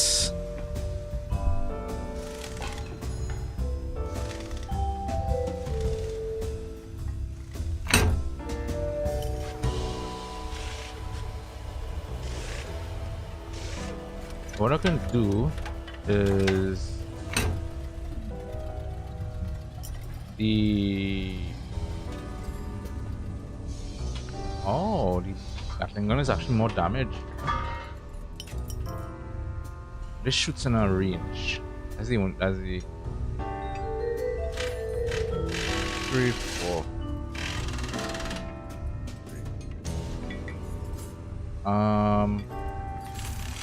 5. I think I'll still put that one in there. Yeah. Yeah. I'm gonna put back the repulsor.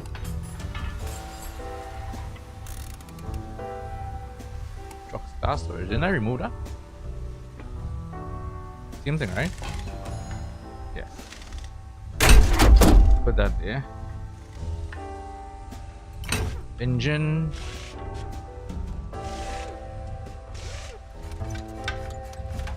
Refurbished powerhouse engine, yes? So I wonder if anybody else could use that. You use that?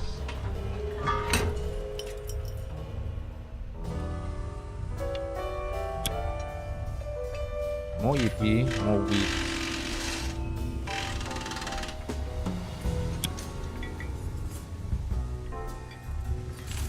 Plus 4.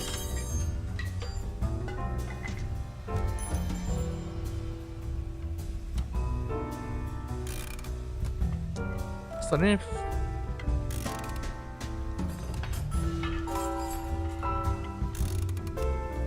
who I want to have more EP? That's the question. You have 14. You have 16, which is pretty good already. You have 11. Right, so here what? I'll give you the refurbished power.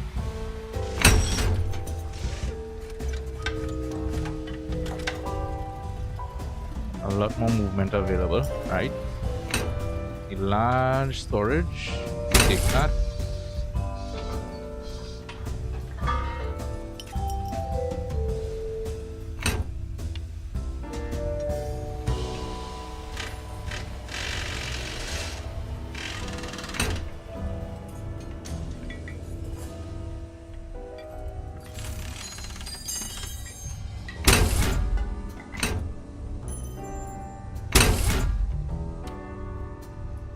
Alright, much better. Repulsors.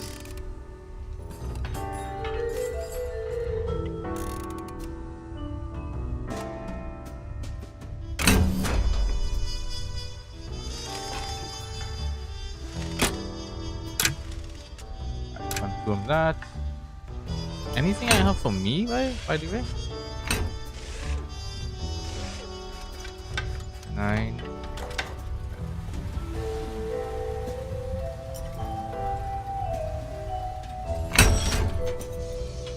Alright. Jumping repulsors, keep that there.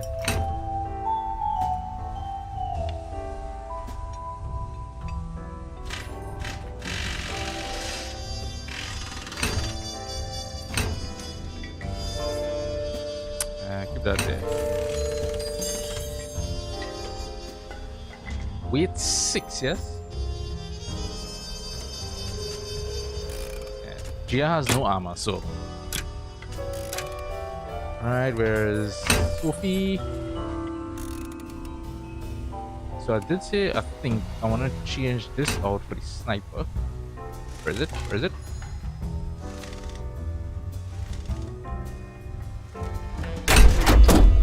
About right.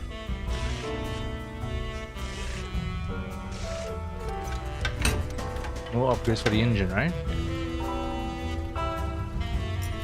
Sure, it has 16 movement. Not too over that. So that's this storage. She's already at full weight anyway. Oh wait, no, I think I could switch her out, right? She's not there.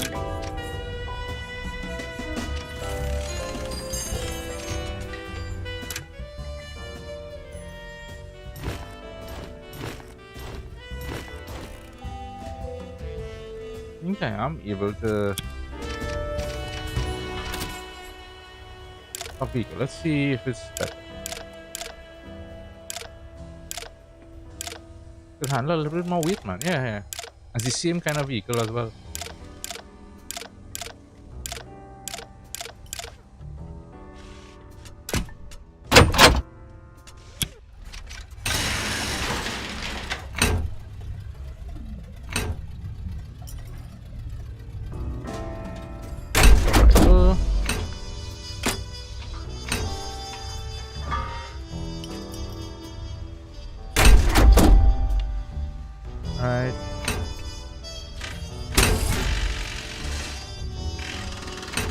Engine was it turbo?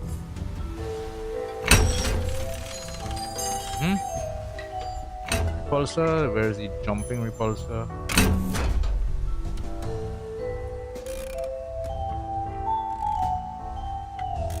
Although she also doesn't jump, so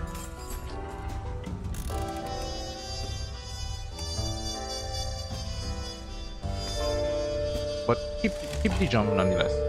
That could always come in handy. Right, and if I want, I could put some armor.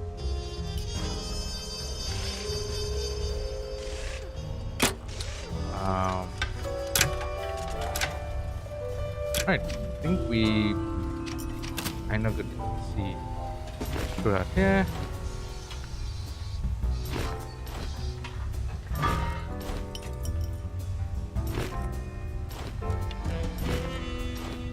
Well, I have an extra engine.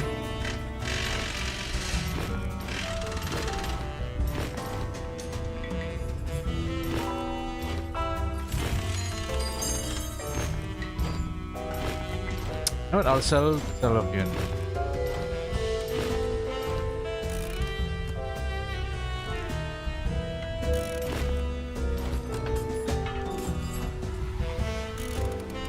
I need to get some repair kits for her.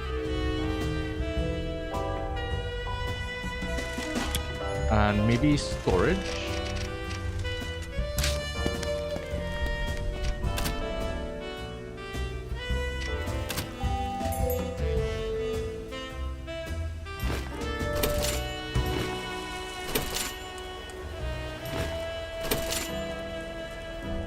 Because she could handle a little bit more storage. Small. Is this large concealed storage, eh? I think I'll try that. Are there no more storage options? Small ones.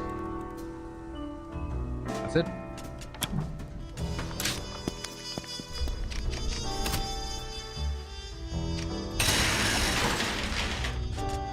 What did I pick up, by the way? Conceal. I don't think you take that. Let's see.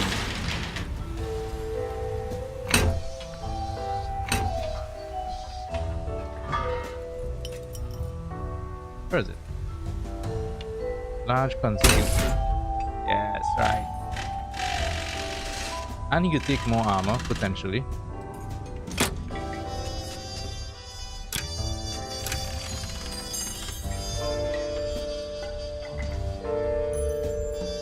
Right, there's armor I went for, but then, yeah, they're kind of heavy.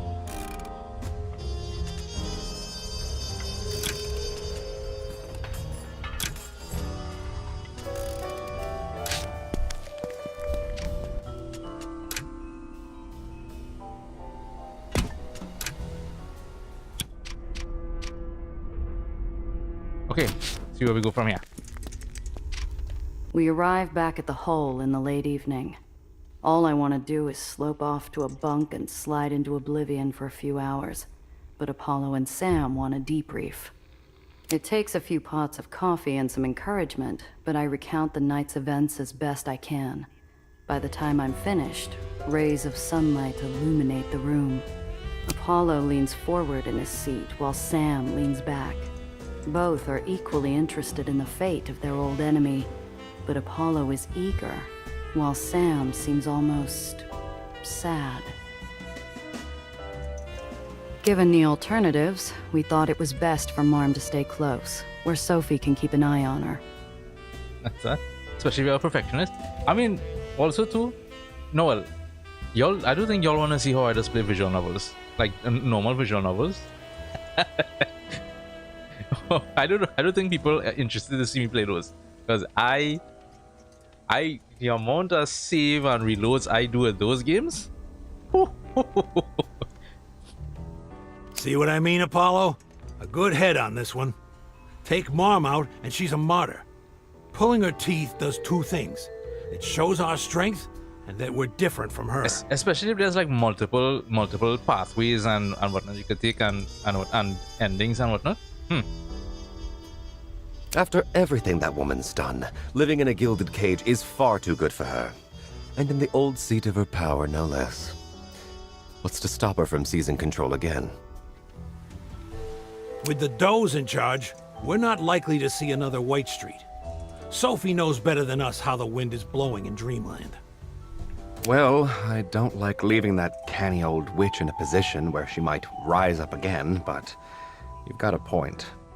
Let's hope it wasn't a mistake. I'm angry too, Apollo, but I'm with Sam here. We have people who are hurting. We play the long game, we minimize the damage. Now why does it sound so much more palatable when it comes from you? Such a charmer.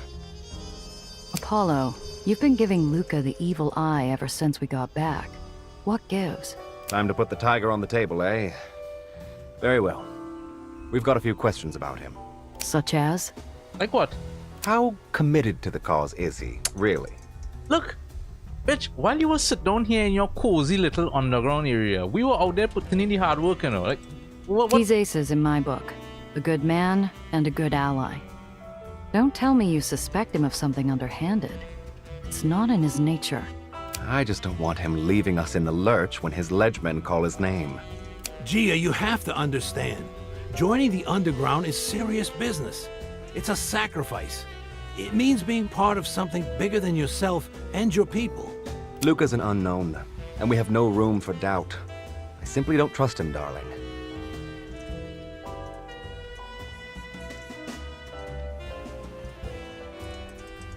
Luca's back is against the wall on this one.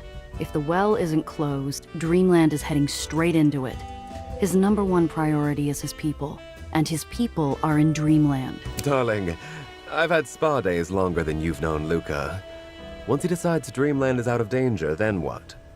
Luca's an unknown, and we have no room for doubt. I simply don't trust him, darling. If I were you, Hollywood, I'd start thinking a little less about what he can do for you, and think about what you can do for him. Really? Why should I stick my neck out on the chopping block for a plug like him? Between the two of them, Sophie and Luca are in a position to make things harder or easier for the underground. If you try and shut Luca out, you're shooting yourself in the foot. Maybe spread around a little of that movie star charm instead, eh, Apollo? Exactly. Shit. Okay, point taken. We'll let him in, but he's your responsibility. Got that? And just remember, Apollo, I have Sophie's ear now, eh? Right. That covers the broad strokes. Let's move on. Nellie, how does the Aether core look? I wouldn't put it past Kilmeyer to try and swindle us. Professor Gardner and I have inspected it thoroughly. It's the genuine article, all right. We still need to install and test it, but it should work just fine according to our specifications. Atta girl. One less power-mad Baron to worry about, and our well solutions well in hand. Get cracking, Doctor. What's next, Sam? Gia, you've, interacted with a certain Mr. Blanc. We've contracted him to look into the Black Hat after Nellie. He's ready for a meet. I've worked for him before, sure. I wouldn't say I trust him, but he pays on time and in full. That puts him head and shoulders above most in my racket. Well, he's insisting on no radio, no courier, and an in-person meet. If he wants things this private, let's hope his info is pure dynamite. I'm surprised Blanc agreed to meet. He's not the revolutionary type. Sure, he's worked for the other team before, but he's discreet, has plenty of reach, and I'm told he stays bought. You hear what happened with Montclair? The Prince of New York? Claimed to be some kind of old country blue blood, right? Ended badly, if I recall. Right. Mr. Blanc dug up proof that his bona fides were anything but. Stopped him taking over in the lowers, and gave us the leverage to check the uppers barons who'd done business with him. Knowing Blanc, I'm sure he came away from that deal with a few extra simoleons, too. Oh, no doubt he kept the choicest bits of blackmail to himself just to feather his own nest. That's what I'd do. All right. I'll head to the meet and keep my eyes open. Who knows? Might be nice for me to lead the conversation for once. Besides, I deserve answers about that group Dufresne is working for. I had to let him go back at Coney, which left me with a lot of unanswered questions. Oh, please make sure to say hello to Mr. Blanc for me. I'm so grateful for his help getting me here. Oh, Mr. Blanc, right. I know the name sounds familiar. That's the guy from the start of the game. No problem, sweetheart. If I don't remember, I'm sure Gia will. Hold on there, Apollo.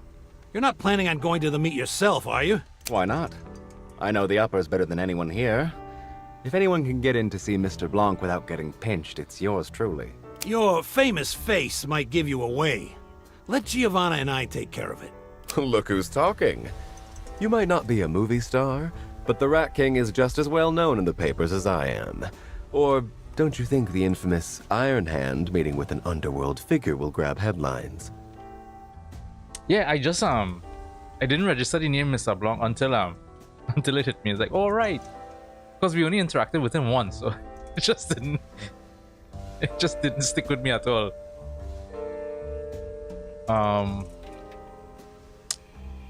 There's either take Apollo or Sam. I mean, Apollo, bro, I don't like you at all, so I'm just gonna stick with Sam. Apollo, we can't keep anything on the QT with you around. We'd be spotted in no time. Mobbed by my adoring fans, no doubt. I could use a little excitement. Work is work, and fun is fun. But the right mission could be both. Fine, fine. 2 votes to 1 in favor of the codger. Just make sure you two don't screw this up, okay? We'll be back before you know it. Excellent! By the time you two return, we should have the device in good working order. I can't wait to tell the professor.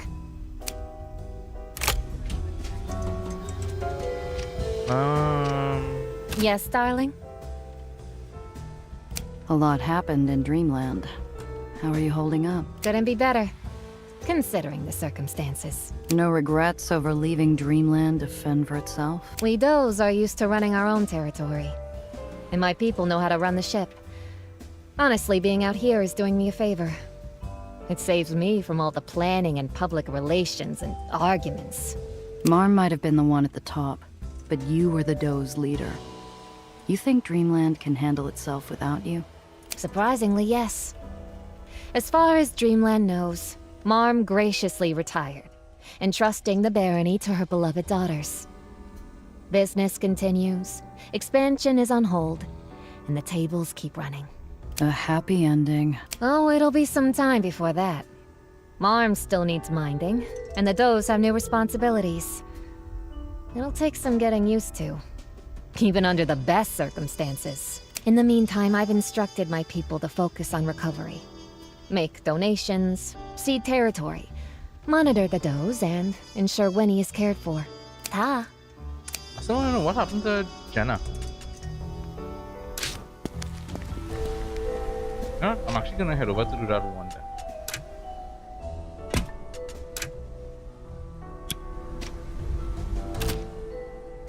Okay, did I clear out my inventory? Oh no, I still have to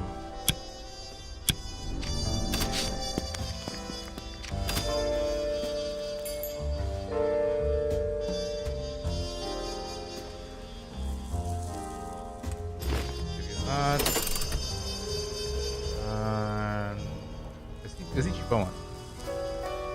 Two.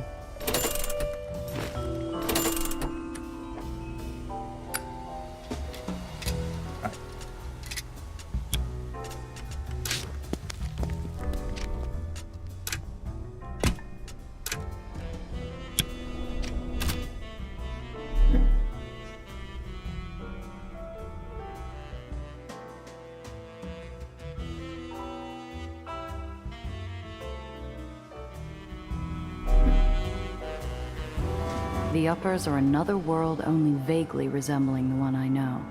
The gutters are empty of garbage, the walls free of graffiti. My stomach does a flip-flop. I'm a square peg in a landscape of round holes here. A bittersweet feeling returning to the uppers. It's easy on the eyes, and a nice change of pace. But it makes me feel... Where would you rather be, if you had the choice? The underground demands a great deal. My family understands, but it's hard on me. Us. Time doesn't stand still for anyone. I check my watch. We should head to the glass cage now. Mr. Blanc won't stick around to wait for us if we're late. I don't know if it's something I pick up in a mirror or the corner of my eye, but I feel a familiar itch between my shoulders. I check, and sure enough, we have a tail on us. Better move. Fast. We're being followed. Keep an eye on the mirror. I'm going to try and lose them in traffic. I'm looking now, and Yes, I see our tale. Do what you have to do. Starting with a casual lane change, I follow it up with a swerve back into the thick of traffic and across to the opposite end, zipping in and out, accelerating past the crush I'm helping to exacerbate. Hang on. I pull every trick out of the book to lose our tail, weaving in and out of cars, trucks, and street features. I drive like I'm possessed, a grin plastered on my face. It's all so easy. I lose our tail with no trouble. I still feel like we're being watched. Know anyone who would have you followed? Not usually. Barons aren't crazy about my being in their neighborhoods, and I know I'm on a few lookout lists. But this feels different. It's you, Gia. It's for you. Probably just nerves. The coast looks clear for now. Let's get to the glass cage. Suddenly, a burst of static blares over the radio. I wasn't expecting a call. The even, measured tones of Mr. Blanc's voice are punctuated with hisses of white noise. Bravo, Silver, the Celtic Flame. It's an old piece of bootlegging code. Security has been breached and the opposition is armed. He's called out Hugh Street as the new rendezvous. Acknowledged. There is another burst of static and the voice is gone. I pull a quick U-turn and start heading toward Hugh Street. I knew that. I said that was the calm before the storm. Looks like a change of venue. Gia, when you're an Aether as long as I've been, you get an ear for a generator's hum. Sometimes, the quiet is a bad sign. No, actually, it's not him. It's not him who is having me follow. It's somebody else. And he's trying to get us to I know a what you safer mean, destination. but we'll have to take a chance. We need to know what he knows. No harm in being careful. A cold feeling burns in my gut, like a shot of raw bathtub gin. I can't fathom what would make Blanc abandon his plans this way. Whatever his reason, it's serious business.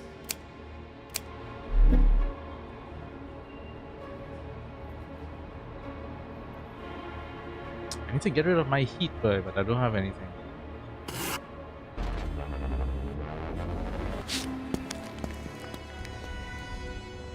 Shadows envelop the meeting spot on Hugh Street. A narrow afterthought of an alley leads into a sort of postage stamp courtyard. Only each wall is the looming cold edifice of a modern building. The buildings here cast deep shadows like bottomless pits. My mouth feels sticky and sour. Tastes like dread. I get out of the car. I grip my gun in my pocket like the hand of a childhood crush. It's so quiet out here, my heartbeat is crashing jazz cymbals in my eardrums. Blanc's always been waiting when we've met in the past. This isn't normal. Maybe the smart move is to cut and run. Try to relax a little, huh? We're early. He's the punctual type. Despite my casual tone, I can't settle down. Maybe he's been taken I've out. been here an hour already. I check my watch. It's been barely 5 minutes. When Mr. Blanc suddenly speaks from the shadows, Sam spins to one side, showing that what he lacks in speed, he's made up for in planning. He's holding a gun along his hip. Sam moving quick with the I stick my trigger finger, hands in right? my pockets, my nerves screaming, but manage to pull off cool disinterest. Like my Zio always said, if they pull a fast one on you, act like you expected it all along. Relax, Mr. Lowe. Put away the gun, and let's talk.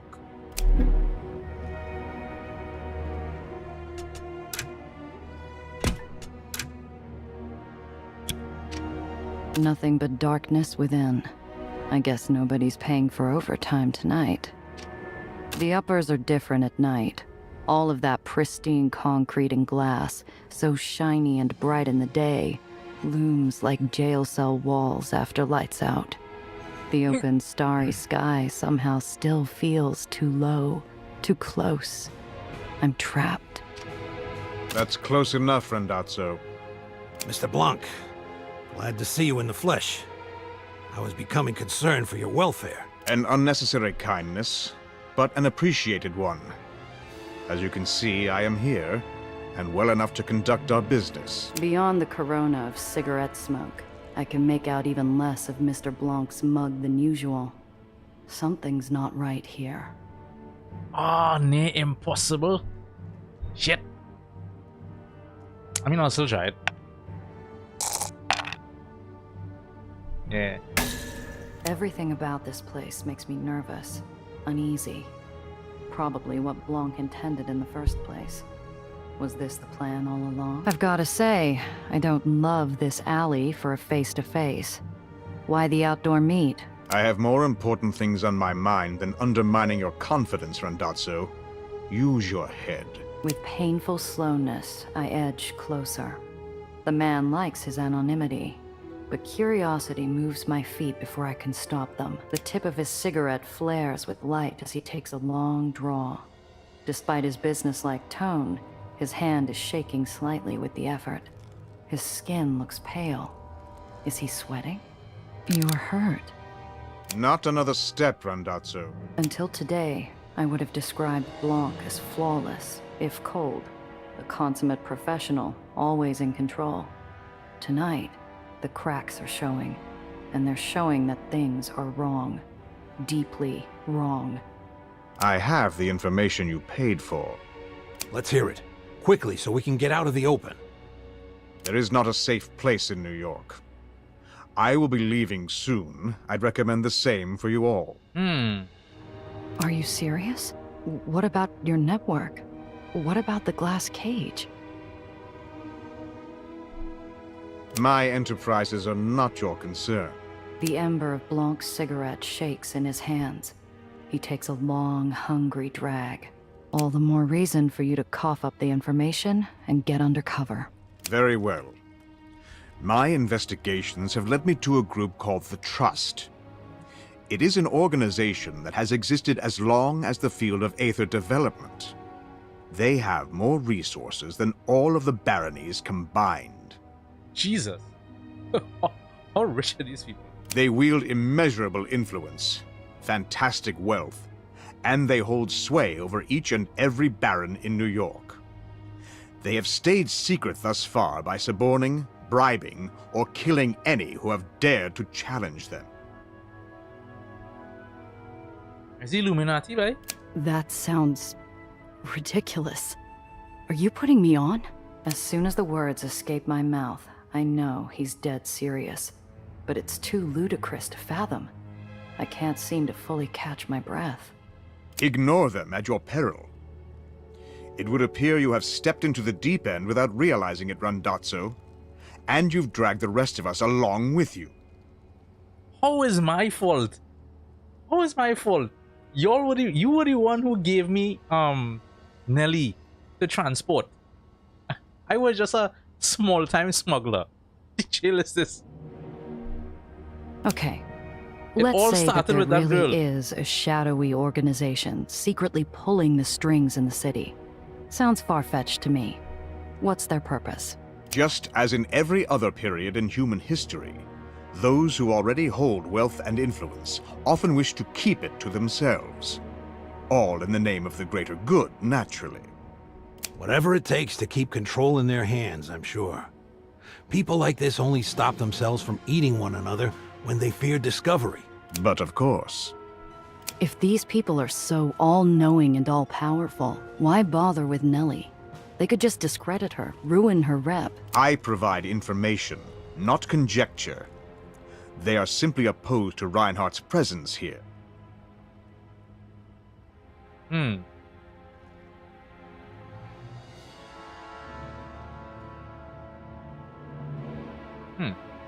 If they're so powerful, why haven't they succeeded yet? Perhaps you're the wrench in their works, Randazzo. Are the Trust the ones responsible for spreading Red Aether technology? The rally in White Street looms, the carbonized stink of human ashes filling my nostrils. My gut lurches as I watch Kilmeyer's Island crash into dreamland. I shiver involuntarily. This is madness. So the Barons went along with this Trust? Eli with his Red Aether weapons? Marm using it to power her island consolidation? Can this really be true? Are you pulling our leg, Blanc? This organization knows just how to push the Barons. They've been battling over the Trust's scraps for decades. Why would they stop now? If Mom knew she was being manipulated this way, it would have killed her. She spent her entire life aiming to become a big fish in Dreamland. never knowing she was just another minnow. The pieces all fit, but it still sounds so far-fetched. A conspiracy of this scope? It's an unbelievable tale. Proof is required before we can act. I find it hard to believe that every Baron has been so easily manipulated. I have proof, yes. Circumstances beyond my control brought me here before I had time to collect it.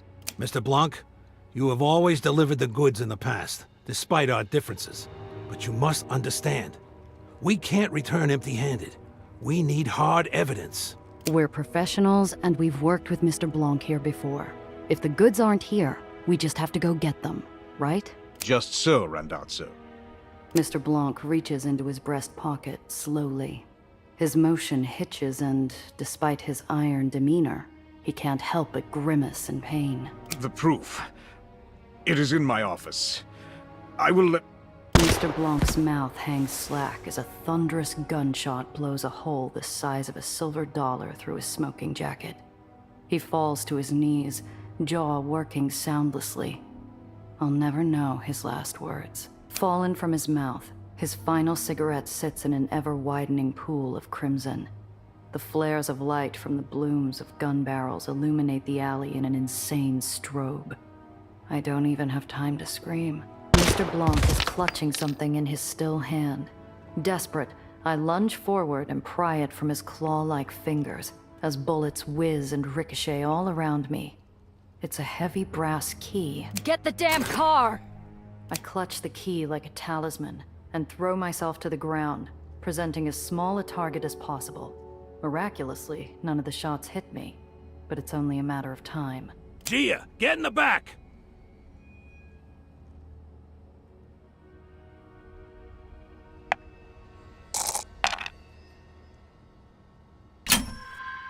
I hurl myself headlong into the open door, the car's armor offering me a temporary haven as bullets spang off the chassis.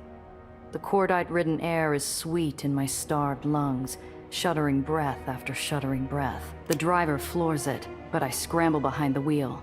Now's not the time for politeness. Gia, follow my directions exactly. I know a place. Seriously? There's a hidden Aether tunnel 3 blocks from here. We'll be out of their sight, and they'll drive right by us. You'll see.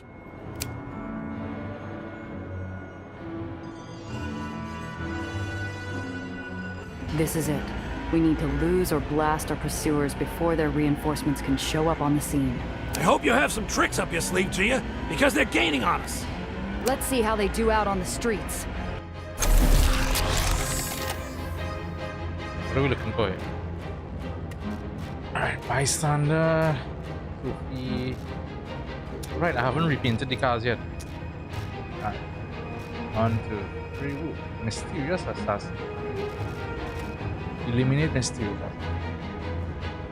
Alright.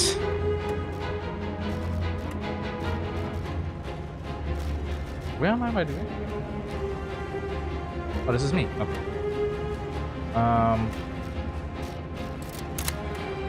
Sorry. I already have 5. My insurance don't cover this kind of monkey business.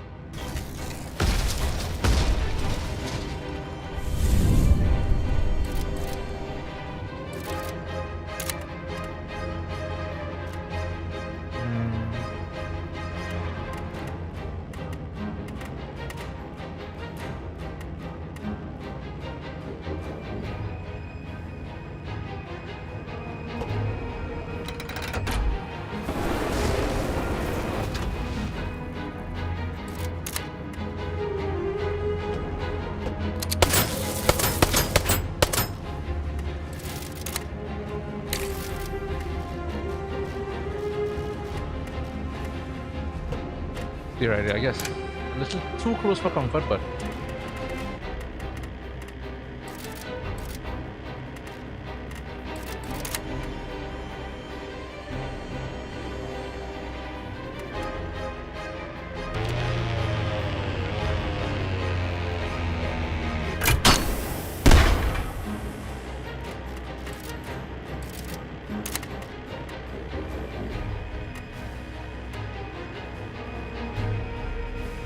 too much.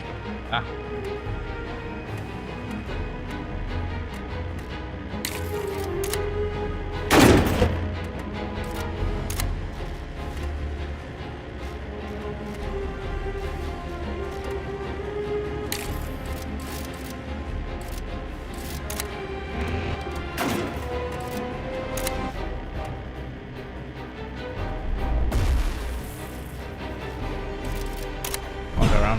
Nice. You come here. Alright. Luca? I mean Sophie? Do your thing.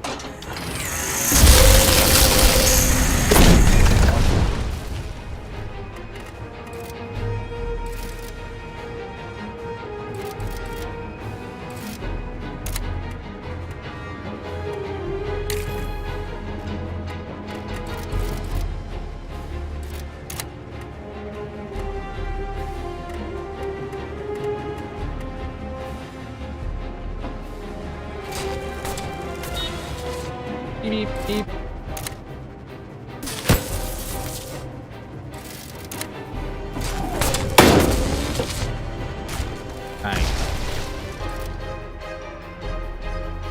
I hear more cars in the distance, racing towards us.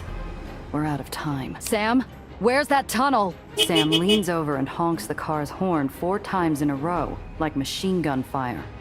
A code? Head straight into the wall. They'll never see it coming. What? Imagine you're driving and you hear that. It's straight into the wall.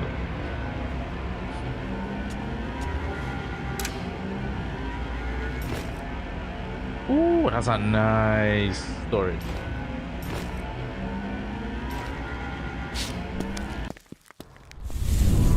I opened my mouth to protest as driving full speed into a brick wall was not on my list of plans for this evening. But a glimpse of an Aether symbol prepares me for an unexpected leap of faith. I push the pedal to the floorboard.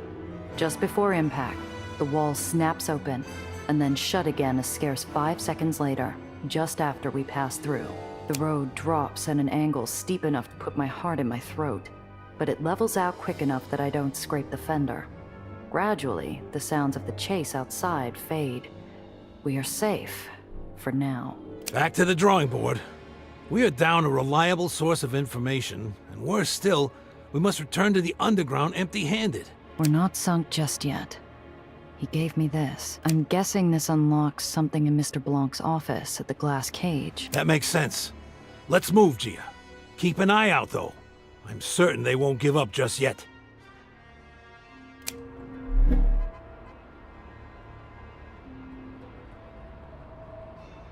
I need a safe house. Safe house. Alright. Things heating up. I have to stop there for today though. Oh. Like I said, I knew that was the calm before the storm. Alright, well, we'll see how this goes next week. Tomorrow no stream. We're preparing for another dance show on the weekend, so that's what we'll be doing tomorrow. And then for some other show in July, we have a meeting for. There's no stream tomorrow. Monday I'll be a bit late because I have to go to the bank and do some stuff. So I'll be a bit late with stream on Monday. Hopefully I have enough time to stream at decent length. Otherwise, yeah. As always, appreciate you all being here. I'll enjoy the rest of your Thursday. Be safe. Enjoy it. And I'm out.